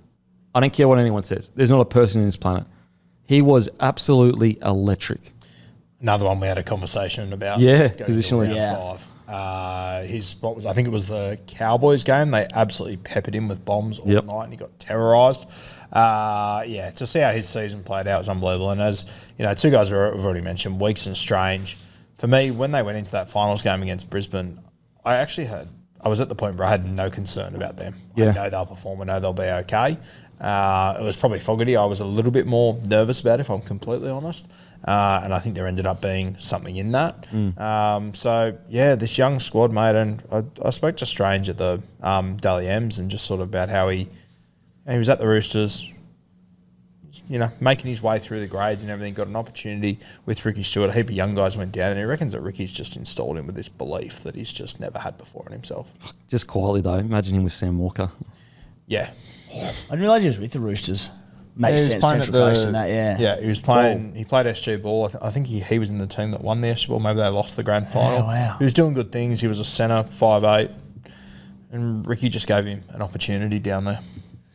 Back to Weeks, something funny. I remember in the trials when they played Cronulla and he made that hectic line break down the left off a kick return and gave it to Ethan Strange to score one of the best tries you'll see. Yeah. I remember thinking, wow, how devastating that this is a trial, because it doesn't really count. Like, you're not going to put that on highlights reels, because I thought he'll never be able to do something like that ever again. Yeah. Well, how wrong was I? Yeah. He had probably the most highlights of anyone this year, probably besides Reece Walsh in the last 6 weeks. The best thing about him, like Weeks in particular, I think Weeks is scratching the surface. Like, I had, certainly when the Raiders signed him, I had concerns about his longevity in the NRL and how good he could become and how well-rounded, etc. But, he was pretty good at 5'8" at stages last year. And then this season at fullback, we know what he did. He was sublime. But his ball playing has got a long way to go. He was pretty ordinary under the high ball this year. They're the negatives. Like, we see the raw talent that he's got. Under Ricky Stewart and the staff down there, he'll get better at all these things. Like, he's going to be a significantly better footballer in 2 years' time, which I think he's developing at such a rapid rate. Yeah, absolutely. Simi Sasangi, good, off the bench. Jeez. So look, great times for the Raiders. Great times. Alrighty, Panthers, ladder position 7th, finished the year 3rd or 4th. In regards to their stats, they finished 7th for points scored, 3rd for line breaks, 2nd for tackle breaks, 1st for metres gained, offloads 10th, errors they came 6th, completion rate they came 3rd. In regards to defence, points conceded they were 5th. However, I reckon if you took it from back end of the season, they're probably 1st. Missed tackles, they were 3rd. And penalties conceded, they were 10th. The strange thing, because they've won 4 comps in a row, they are not going to get appreciation for how incredible their year still was. People are going to go, a bit of a down year for the Panthers because they've set this crazy bar.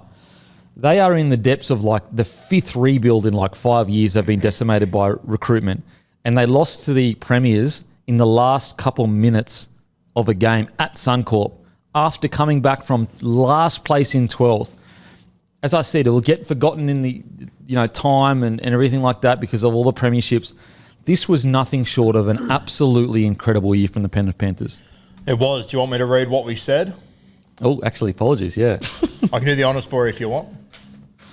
Okay, if you want, mate. Okay, so Denon had them 1st to 2nd. They lost Luai and Fisher-Harris. How do you replace those guys? That's half the heart of the team.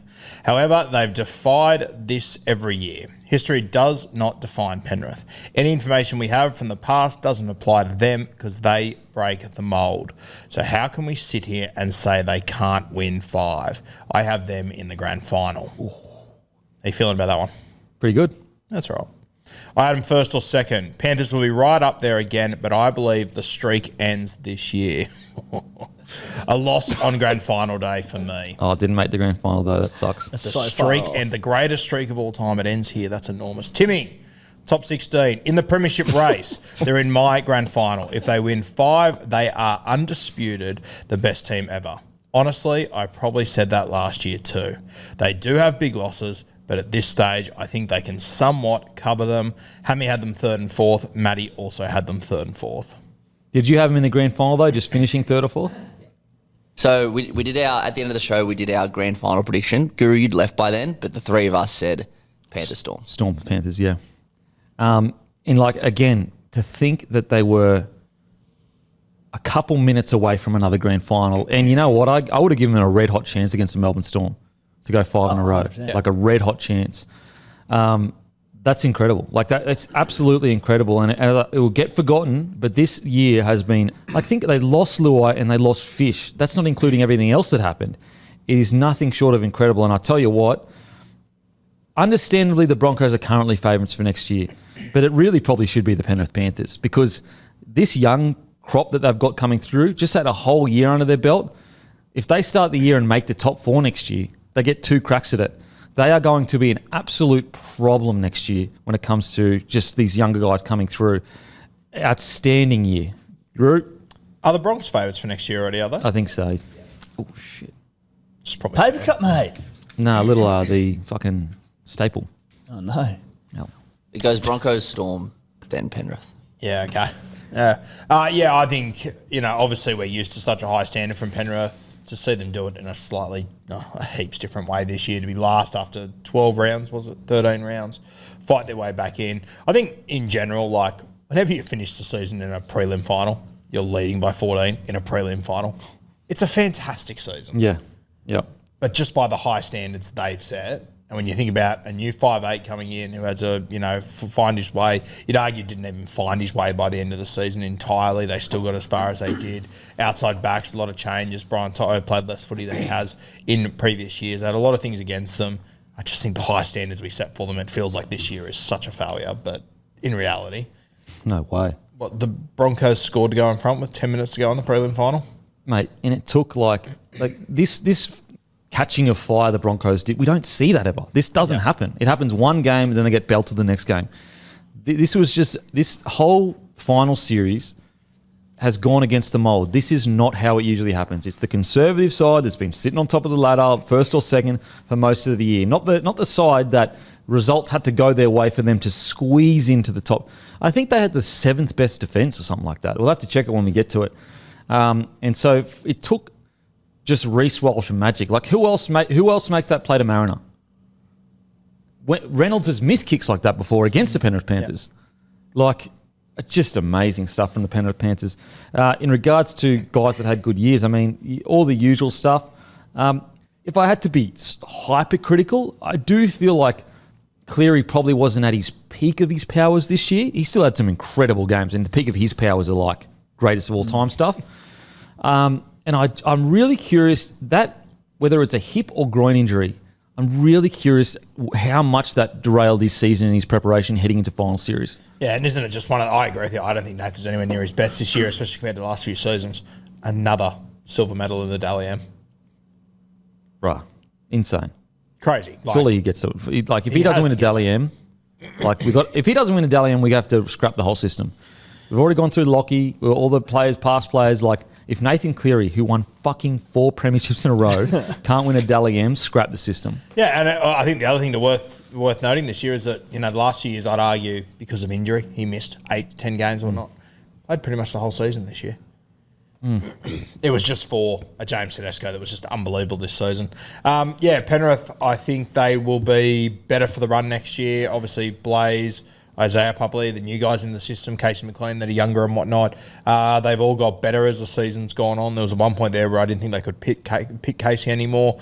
He was a shoe-in by the end of the season. They've got Tom Jenkins, who came on $1 million this year, who, he'll add depth and whatnot. I really like them heading into next season. I think that you've got them, who have got a huge bee in their bonnet for the first time in a while. You've got the Melbourne Storm, similar. Fresh Broncos as well. will be full of confidence. So. Panthers will be fresh as anything too. Yep. Yeah, it's going to be an unreal premiership next year, and I think the Penrith Panthers, they'll be one of the heavyweights again. Yeah, I think they should be favourites for the competition next year. I really do. And that'll help them. As you said, talk about the bee in the bonnet. They'd be like, guys, people don't think we can do it again, but why aren't we starting favourites? We won 4 in a row. We were within a whisker of another grand final. Just little bits and pieces like that. Yeah, and they've had to create their own inspiration for half a decade now. Now, all they had to do was pick up their phone in the last 2 weeks to find their inspiration. Oh, absolutely. And I think, look, the Broncos, they're a Larry side, so that'll piss them off. There'll be some back and forth chat, and then they got the Melbourne Storm. That rivalry's been around for a while. The Broncos got the better of them in the prelim, but they beat the Broncos in the grand final. There's rivalries that are starting to crop up between these rosters. But yeah, I just think it's amazing what they've achieved. Like, just like really, and I don't want to blame one person because it wasn't one person, but really the season was Broncos attacking Blaze Talangi. Really, like that's where they got their points. Wasn't his fault at all. They were 14 in front and they should have kicked on. But to think that that's the only weakness they could have had really is an 18-year-old, 19-year-old learning his trade. It's just amazing. Like, it's absolutely amazing. Like, they had issues in the first half of the year, obviously.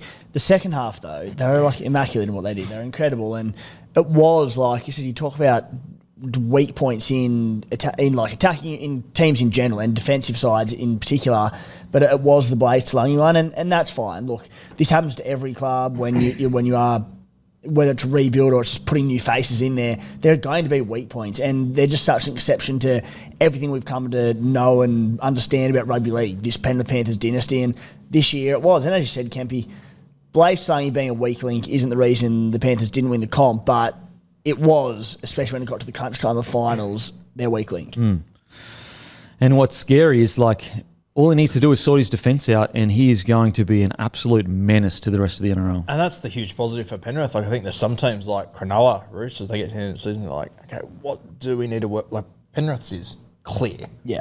It is right in front of them. It's, something they haven't had over the last years because they are good in defence, in developing their defensive patterns and whatnot, and just improving individual players. And Blaze has got heaps better in defence this season. From where he started to where he finished, it was just, on the biggest stages against the best teams, they were able to isolate it. Incredible. Absolutely incredible. In regards to, like, there's not really much to talk about. There's no gains next year. Losses-wise, Taruva, last year, sorry. Losses this year, Schneider, Kapoa, Lipowicz and Gaia, so they're, fringies. The losses, it's frightening to see, they're the four that they lost. Like, four fringies at best. Like, Brad Schneider played a bit of time off the bench. But essentially, they've lost nothing.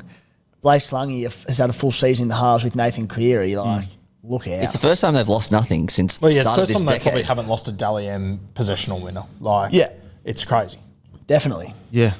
They're almost going into this year going, fucking, how good. Like, we're literally going to go into a season not losing any first graders, really. Yeah. It's just mental. Casey McLean, his improvement was unbelievable. He's going to be a scary prospect. Jesse McLean, he's signed until 2028. How was he? Did you see much of him in reserve grade? I didn't see a stack of him this year, but he's another one that's super talented. Like, mate, if you go back 2 years ago, Jesse was the one. And then Casey just jumped out of the ground. That surprised me that Jesse McLean's on such a long contract, but guys just want to stay in this system. Yep. I want to stay in this system and wait for an opportunity because when it comes, it'll be gold. Alamotti towards the end of the year, their depth as well. Jenkins, Alamotti, Casey, Jesse McLean, Tunglaw. It's insane. Yeah, one that I didn't see as much of towards the back end of the year, but even Pateo, the front row that came off the bench. Yeah. I thought he had a really good year. Yep. I think that he'll be one that jumps out of the ground again next year. Liam Henry's getting better and better each year. It's crazy how Jesse McLean's the older one and he's 20. Yep. That is mental. That is absolutely mental. Wow. Incredible year. What else is there to say? They haven't really recruited anyone. They haven't really lost that many players.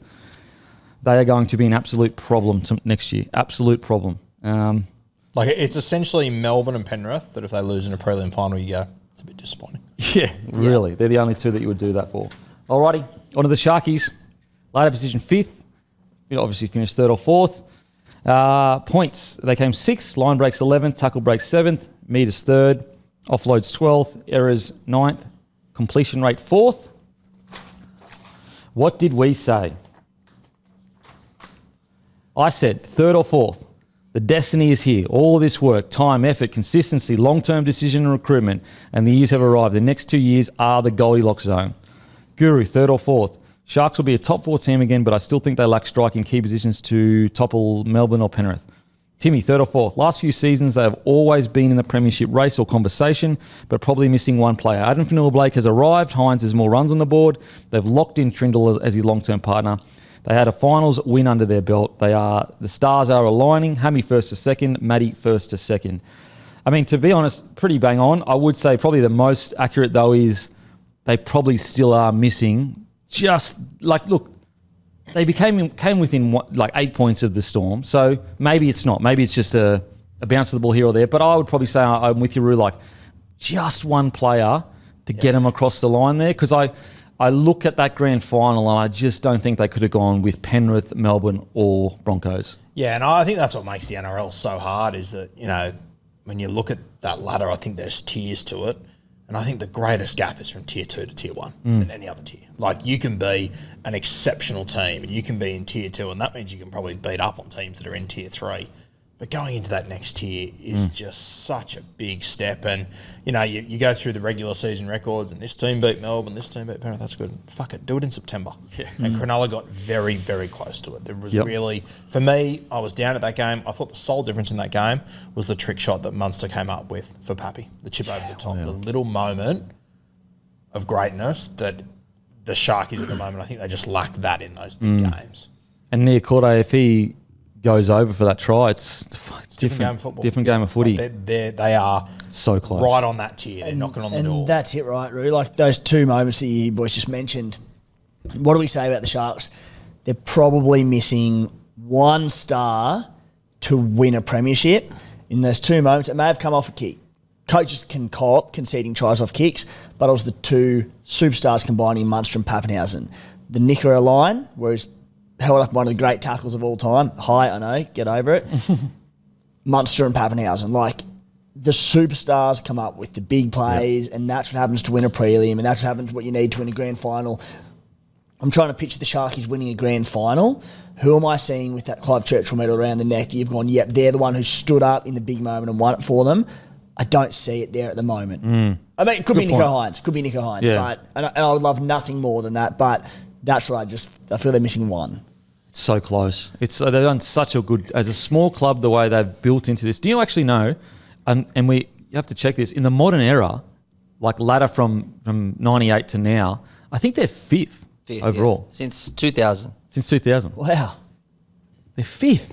That's pretty, considering they've won one comp in one grand final. That's Just pretty just with how small of a club they are. That's incredible. And so, look, they've built brilliantly. I thought it was an outstanding year. Their ability to get things back on track, because there's a period there where it was like, oh my God, they might finish 11th. That's how bad they were going. Got everything back on track. They've gone deeper into finals. They were not far off a grand final. I look, yes, okay, would have been great if they were in a grand final, for sure. I think we all were hoping they would be. They weren't far off. I think it's a good year for the Sharkies. Yeah, and I said it when we did the grand final review. Like, I wonder if Brisbane, doing what they've done, have maybe shattered the glass a little bit for other teams that are just that tier away that know on their day they can beat these sides. But you get to September and clam up a little bit and whatnot. I wonder if Brisbane doing what they've done this year, maybe it is the thing that Cronulla look at them and go, fuck it.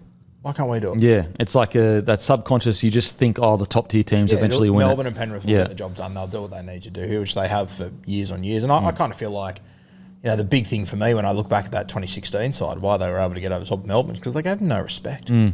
Yeah. And that's it, really. Like, we sit here and, like I sort of say, they need, a superstar to stand up on the big occasions, but they only need to look back to 2016. When you look at that team, they're known as one of the grittiest grand final winning sides of all time.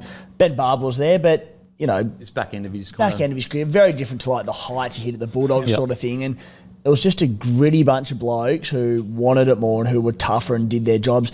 They only need to look back at that and go, as you said, why not us? In regards to performances, I thought Hines towards the back end of the year was outstanding for him. I thought Trindle and Hines' finals games, most of them were pretty good. I think that, I just hope the chat doesn't rear its head again next year. Like, it's locked in. Hines and Trindle are in the halves. Funnily enough, and it sucks for Kennedy, he finished in the top 10 for Dally M, and yet he is the one that's probably going to be questioned heading into next year. But he still had a pretty bloody good year, Kennedy, in my opinion. Yeah, I thought that try that he set up in Melbourne the other day, where it's very similar to what Reece Walsh did in the grand final. Guy shut up, stop inside, played through the line, did some really nice things. But I stand by what I've said for the last 2 years. I still think they need to upgrade at fullback. I think that Will Kennedy's very solid to get you there. He's safe, but I just think to be able to win a comp, you need more than safe. And Fuck, have we ever seen a better example this year? Well, his name was thrown up the other day in this Rugby 360. I wonder if he's... Yeah, maybe. I'll tell you what, if Will Kennedy goes over there and gets 1 point something, fucking good on you, bro. It would be the greatest contract of all time. You've copped it for years from Pelicans like me. If he goes over there and makes like $1 million something, fucking unreal. Like that'd be the greatest contract of all time. Seriously. Outside of that, look, it was all talk around the spine or whatever, but really, for me personally, it was the Ito year. Like, he was absolutely phenomenal. They stopped winning when he was injured. They started winning again when he came back in. His impact as a centre, you could argue, was as impactful as a guy like Herbie Farnworth. Yeah, and I think to just realise how effective Ito was all year, you can obviously look at his stats, but look at Ramian's stats. We know how dangerous Ramian is. He didn't get any ball all year because Ito was just too good. And they just knew he had the hot hand. They had to get it out there constantly. I'm not saying Ramian had a bad year, but he was just quiet simply because of how good Ito was. He scored in all bar 2 of his games in the season. And I think he scored in both finals games, at least one of them. Mental. Crazy. Wow. And the fact that when this eagerly anticipated CT Dub power ranking list of mine comes out that the people will be awaiting, he'll be right up there. Because what do you reckon Kale Ito would be on right now, Roo? At a guess. 300, I reckon. 300? Max. 3 to 5 or something. Well, there's your value centre of the year. 100%. Just on Ramian numbers, he scored in Vegas. He didn't score a try until round 19. He scored 2 tries in, 19 weeks or something. Wow. So they're just going all the way to Ito's side. Yep. Yeah, wow. Jeez. In regards to that, look, Adam Fanua-Blake started the year really well. Obviously you want Adam Fanua-Blake playing the best he can ever play every single week. But, it's kind of a good thing that they managed to go as deep as they did without him just completely carrying the side.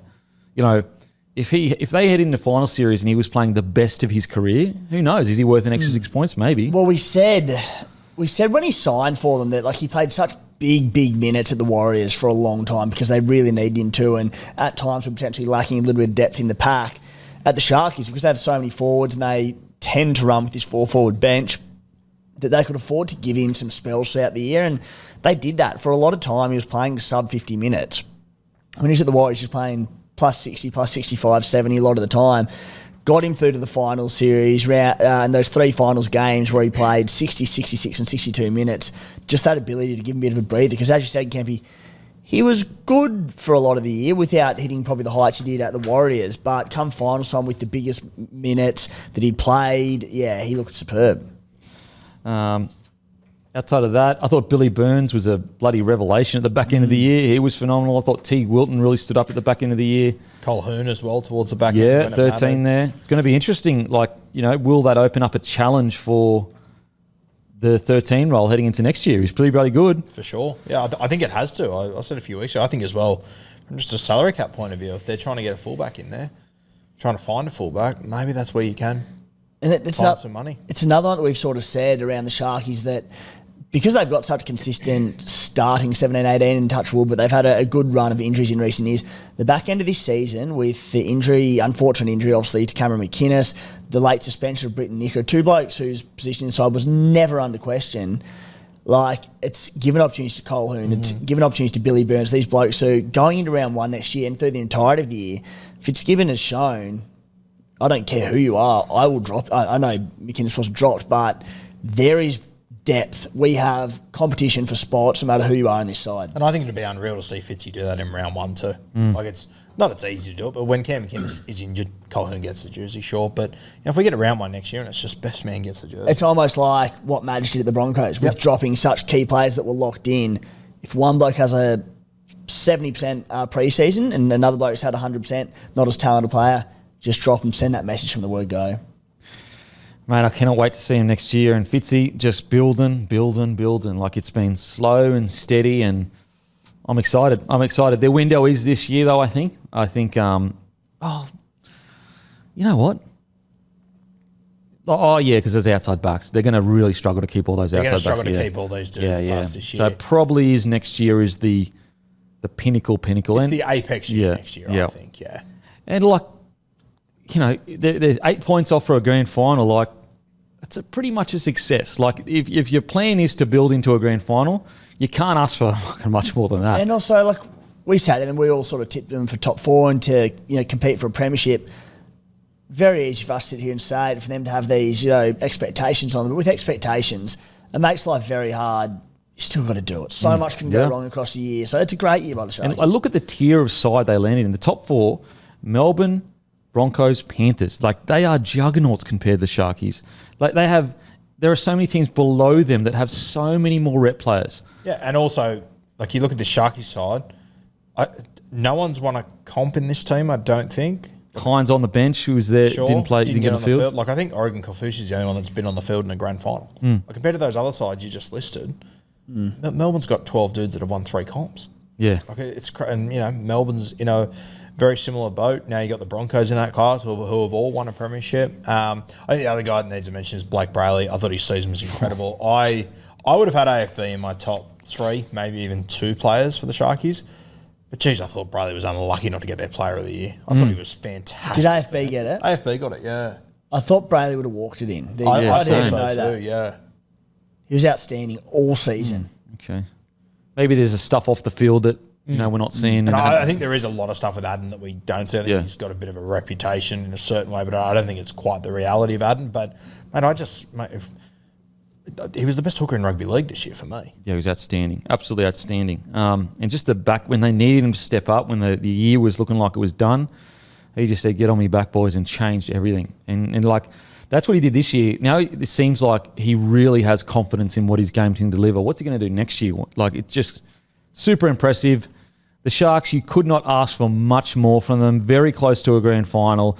I'll always, if you get in the top 4 and you're very close to a grand final, it's very hard to say it wasn't a good year. It's so hard to get there.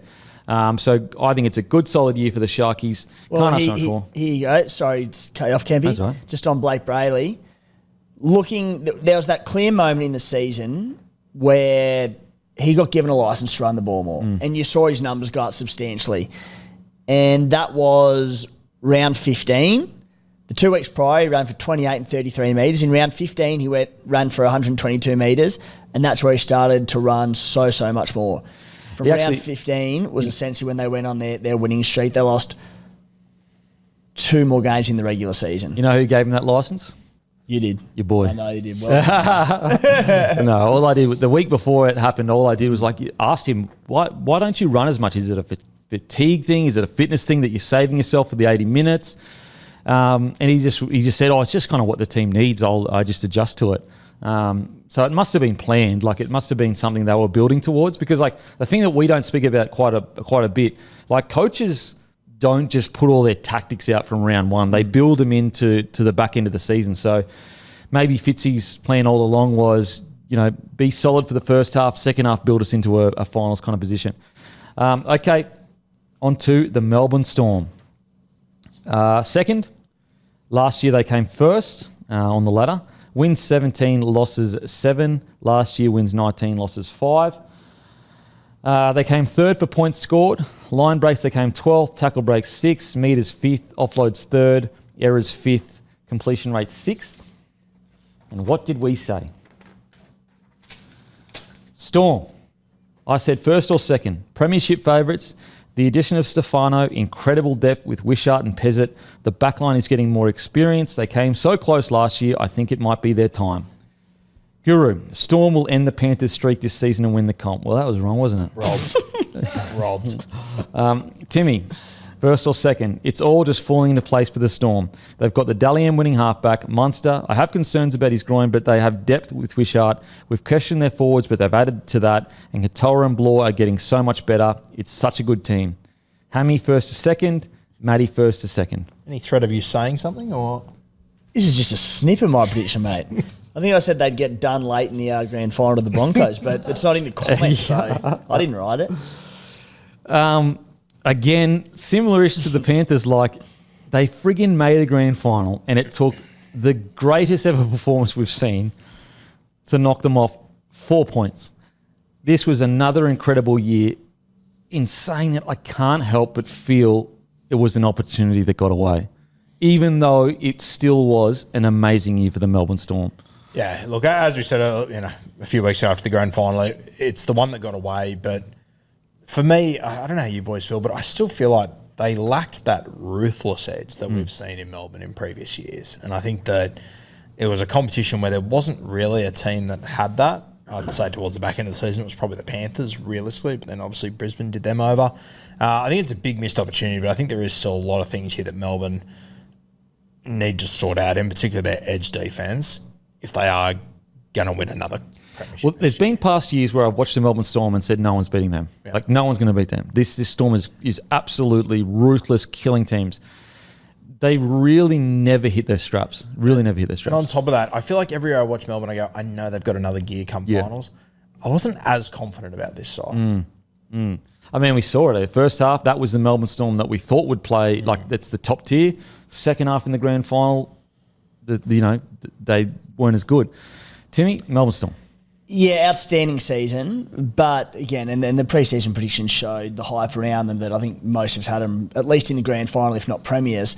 And I'm a bit with you boys. Like we said every week, there's more to give. There's more to give. This superstar spine, this gun side that had a relatively good run of injuries for the most part. I don't feel like we ever saw them at their best. And I'll say one thing. They played pretty expansively this year. They used the footy a lot. They had early spreads. They've started to do it a little bit in recent years, don't get me wrong, but they seem to do it a lot this year, including in the grand final.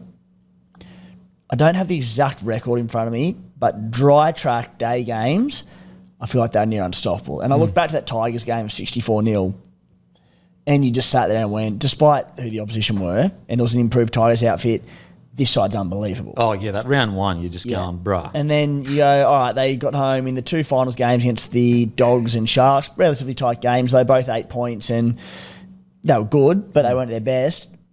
Their dry track, using the footy, worked the best for them all year, and then there was little defensive weakness that ultimately probably cost them in the end. But look, heading into next year, they look red hot. They've got the same roster.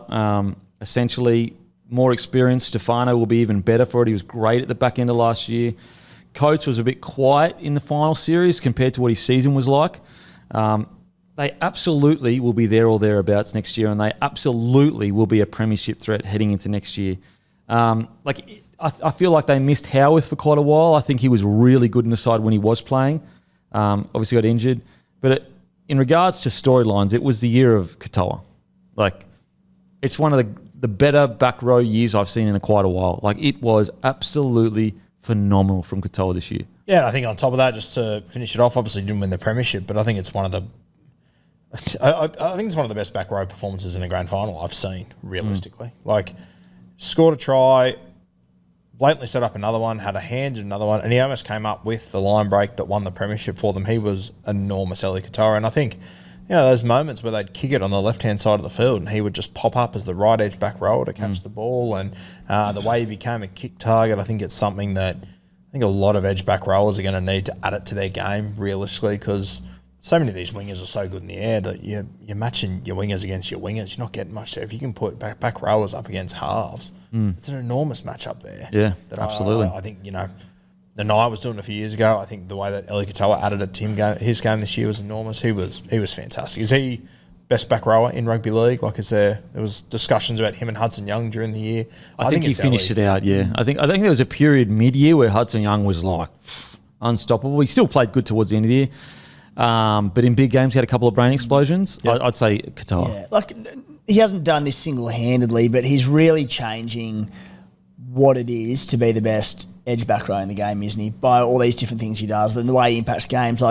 It used to be enough that you could be a Britton Nickera and be the best line runner in the game, or you could be, along with a Jeremiah Nanai, you could be the quickest back row in the game, or you could be an Angus Crichton, be one of the toughest and hard-running back rows in the game, but Eli Katoa, with the way he competes in the air, the ball playing he showed on the edge this year, the line running, he's just the full package. And, if you're trying to, we know that these athletes are only going to get better and better and their skill sets are going to get better and better. The future of the back rower in the game, Eli Katoa is what you have to strive for, and you can't be a one-dimensional player in, I run the best line at junior levels. Yeah. I have to do so much more if I'm going to make it to the NRL. Yeah. Man, he's just so well-rounded. Imagine having to do video sessions on him. You got to watch his cutout ball. You got to watch his hard carries, his fend, his stepping, his bloody catching. Just honestly phenomenal. Now, Like he only arrived at the Storm in 2023. So in 3 years, he's gone Dally M back rower 2 years. And he's only 25. How many Dally M back rowers does he pick up? Jesus. Wow. And think about how much he added to his game this year as opposed to last year. And Storm won't let it drop. Like, they won't let him drop. No. He'll always have Husey with him for the next 3 years at least. Okay, critical question. And this is just a question. I'm not saying I know the answer to it. Is it getting a concern that this roster has not won a grand final but also failed twice in a row now? Like, are they missing that extra killer instinct to get across that line? I think so for sure. And if you have a look at, the last time they won a comp, 2020, I think we all agree, they don't win it without Cam Smith. I mean, yeah, absolutely. They haven't won one since then. I think it is becoming a little bit of a concern. You've got, there's being a great player, then there's being a great player come finals time. I think that this new era of this big three, big four, whatever you want to call it, I think they still have to sort of prove that without those guys. I'm not as critical. The new big four, of course they need their premiership together since Cam Smith retired. But at the same time, it took this year, a game that they're in a bit of control of. We said it the other day, one of the greatest individual probably the greatest individual performance in a grand final to stop them from Reece Walsh. And last year, it was the greatest club side I think we've all said that we've basically ever seen to stop them in a grand final. So, well, the concern is that next year Munster will most likely be gone. Pappy will most likely be gone. Like that, there's a genuine chance that this roster never wins a comp together. Maybe not. Which is I feel like that's probably, I wouldn't say underachieving, but I would have expected them to get one. Agreed. And, with how good they are. And look, if we get to the end of it and Munster does go and they don't win it next year, then you'll look back and go, they should have won one, but this is bloody hard things to do win a premiership. Super hard. It's more a compliment because that's how good I think they are. Yeah. It's not me bagging them or anything like that. There's no one else in the fucking NRL other than them and the Panthers I would ever say that about. But I do think outside of... and we spoke about it after the game and I was probably more critical than you, but I was concerned about most of their top-tier players not playing that well in the grand final. Hughes was good. Katoa was gun. Outside of that, everyone was... Okay. But these blokes, Munster, Grant, Gunn, but to a less degree, Ryan Pappenhausen, they're genuine superstars of our game. Yeah. Root, who else in this roster do you like? Obviously Jerome Hughes, obviously coming off a Dally M winning season last year, had a few injuries and whatnot. And I think it is just the key to this side. I think the grand final was their 10th game this year where the entire spine was on the field. Not that they need them on the field to finish top four or whatnot. And I suppose that's the other thing that you get to the end of this season. If they obviously didn't win a comp, they weren't the best team come the back end of the season. And I guess if they didn't have all the spine on the field, maybe you could lean on that as a bit of an excuse. But they were all there. Yeah, had the entire side there. So yeah, I'm a little bit more than Timmy. I'm a little bit concerned about them just because I think change is coming. Like where, people listening to this in mid-October. If November 1st comes and Cam Munster signed with Perth and Pappy's going to R360. It might not be a case of, if that door closes next year, it could be closed potentially. Does Bellamy stay around as well? For a full rebuild again to a degree? That's the thing that I get worried about with Bellamy. I think he's going to be 67 next year. Do you want to reload all over again? It's a big ask. And you know what? Craig Bellamy's obviously very hungry for that premiership without the big three, but I mean... winning that extra premiership, that might, put him in the top 2 best coaches ever instead of 4. I don't know, just at the age of that, I just don't know if he wants to do it in front of the The narrative's pre-written, isn't it? They win the comp next year, Bellamy retires or goes elsewhere, does whatever, Munster goes away, Pat, God forbid, goes to R360. It's all there, isn't it? It's all there, next year. And 100%. In terms of motivation, they'd be having these little chaps out there. You'll find out, at some point next year whether Munster's leaving, whether Pappy's leaving, maybe what Bellyache's plans are. That, talk about fuel to win a comp with these superstars, it's there. Okay, I do think, and we already spoke about this a little bit, and also, guys, with the Melbourne and Broncos one, go and listen to the final review because there's some points there. If they could just find a good, solid defensive centre, I think that would relieve a lot of pressure on their outside back depth and also their starting side as well. Yeah, for sure. And I think it's been a weak spot all year for them. And I think in 2 years, honestly, two years, yeah. And I think in previous years they've been able to bring guys down there and turn them into really good defensive centres. The same thing with Branko Lee when he arrived down there. Justin Olam was good for a long period of time. They haven't really been able to do it. I think Howarth's pretty good personally. Obviously didn't play in the grand final. I think it's good. But Nick Meaney was obviously the concern there. Yeah. Interesting. So Lazarus Vailepu only signed till 2025. So I wonder where he's going to land because he's plenty of talent there. I'm quite surprised they didn't lock him up for another year or so. Pahulu to 27, that's also interesting. They signed him on a 3-year deal. They must have huge raps on him.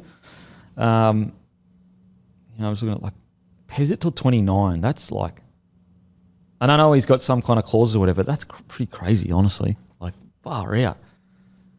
Do you have got anything there with Pahulu or not? Okay.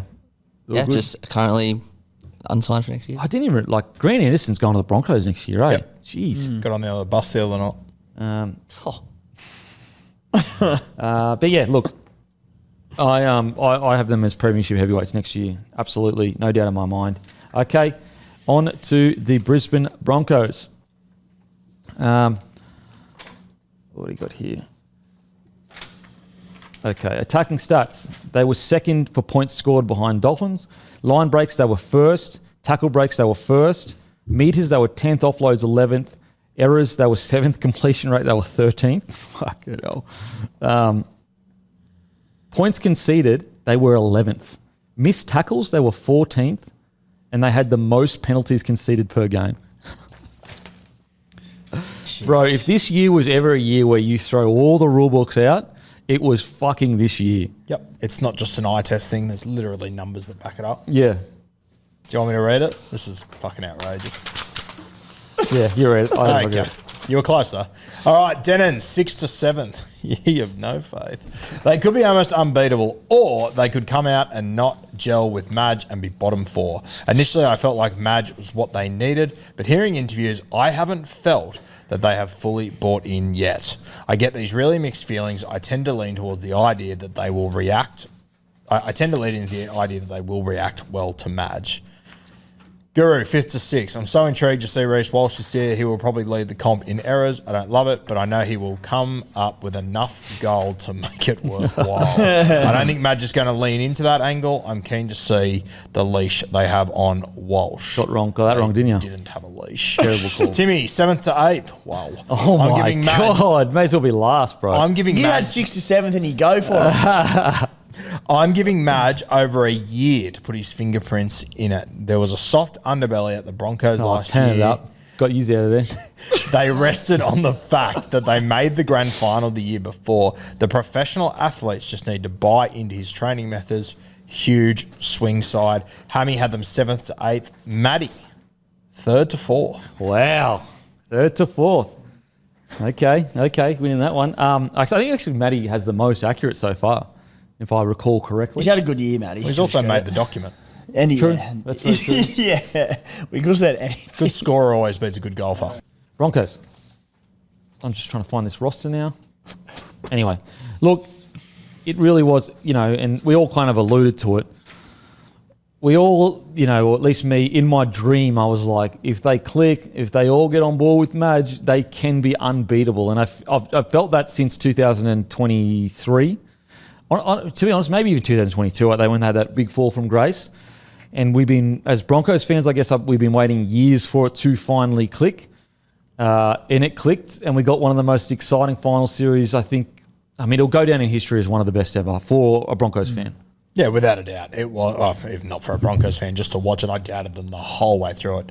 But Christ, it was entertaining. Jesus. I think I said it off air, but there's a few memes going around, I asked my dad what was the 2025 final series like, and it's got all the highlights of what the Broncos did to get to the grand final. And it is, when you put them next to each other, it's absurd. Usually one of those games a year is a big game. 3 in a row. What they did just doesn't happen. It literally doesn't. Like what Reece Walsh did in that grand final literally doesn't happen. We've had some incredible players in this game, like greatest of all times.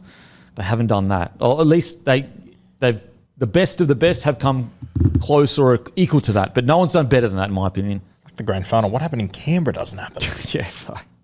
Like He gets sent off 10 in the bin, comes back on, kicks a 40-20. Comes back on and Pat Carrigan's off the field as well. There's 11 of them standing on the field. Oh, fuck. 11v12, kicks a 40-20, sets up fucking 2 or 3 tries. They were coming 11th after round 13. They went on and won, I think it's like 13 of their last 15 games, including their last like 7 or 8 on the trot. The 2 they lost. There was the Storm game where they lost both their halves in the first half, whatever. And then there was that kind of weird Eels 2-point loss at Suncorp, I think it was. The Eels loss at Suncorp was the only one from round 14 onwards that was like a genuine loss. Not to say the Storm one wasn't, but I mean, you lost your halves. yeah. Okay, like who cares? Yep. Like I knew they went on a good run, so I didn't realise it dated all the way back to round 14 where they just switched on. Wow. Yeah, it's bizarre. Isn't it funny how it all plays out? Like we're saying, that game against Melbourne, they lost their halves, doesn't it? Lost their halves against Melbourne in the grand final too. And just So true. So fucking true. Gee. Like that's going to get forgotten, but like they literally lost both freaking halves with like Renault with like 30 to go and Ben Hunt with 12, 13 minutes to go. And the game was in the balance. And they somehow found a way. Like they ended with Smoothie and Corey Pakes in their bloody centre. Like, Corey Pakes normally has a shower after the 25th. Yeah. From round 6 to 13, they lost 6 of 7 games in a row. The last 2 of those were against... The last 3 of those were against Manly, the Dragons and the Rabbits. The biggest concern heading into next year is they finally got their premiership. 20 years in the making, essentially. All the pressure in the world, the biggest club, blah, blah, blah. All the headlines, one team town, all that stuff, essentially one team town. And they did it. Now, I have faith in Michael Maguire coming back to pre-season and being red hot and ready to go. But how do the players react to it? All that tension release. Like I put pictures up on social media about pictures of Payne Haas and Paddy Carrigan devastated winning a wooden spoon. 5 years later winning a premiership. The journey's been so long, so hard. How do they back that up?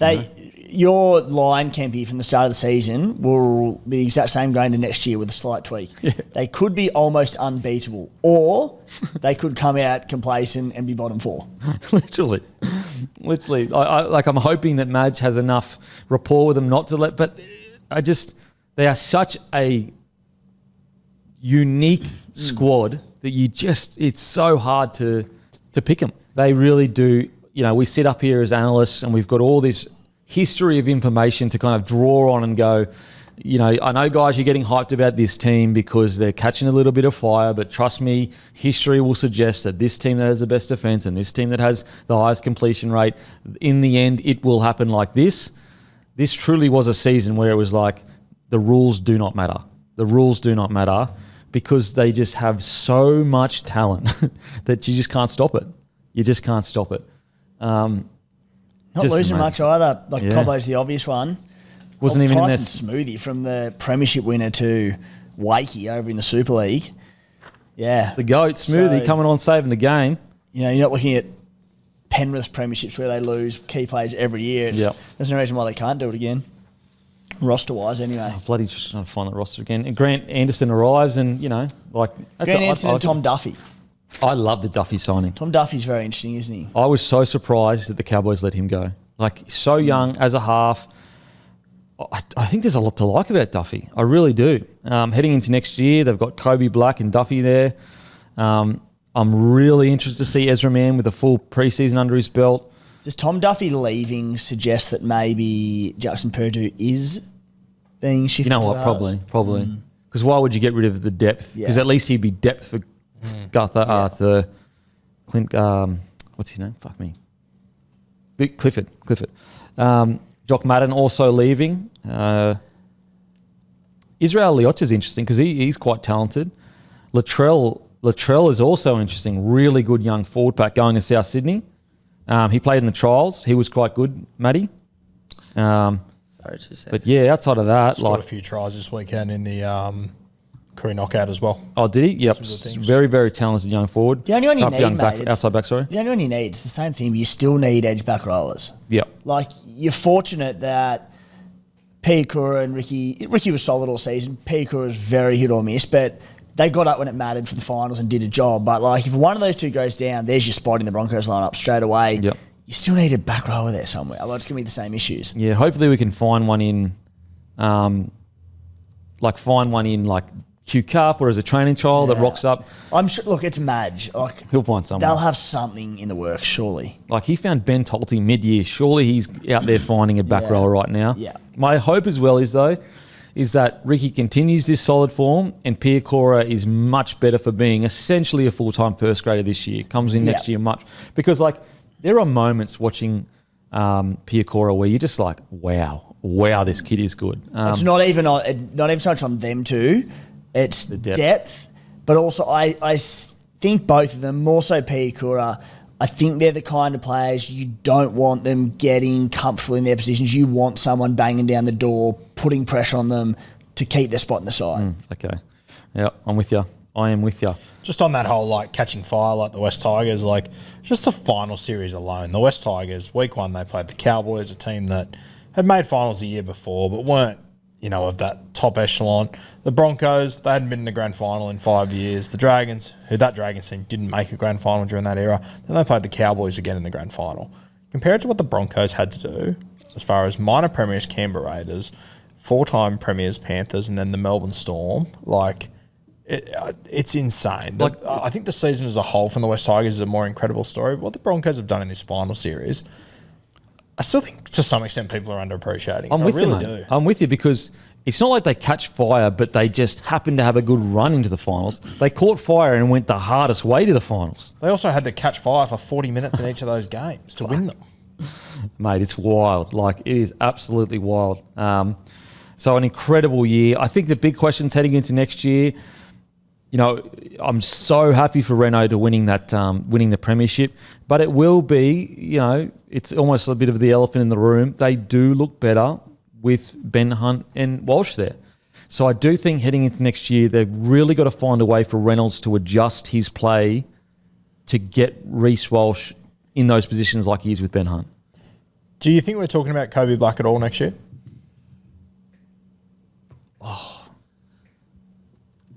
Okay, no, I don't think so. Does he debut next year?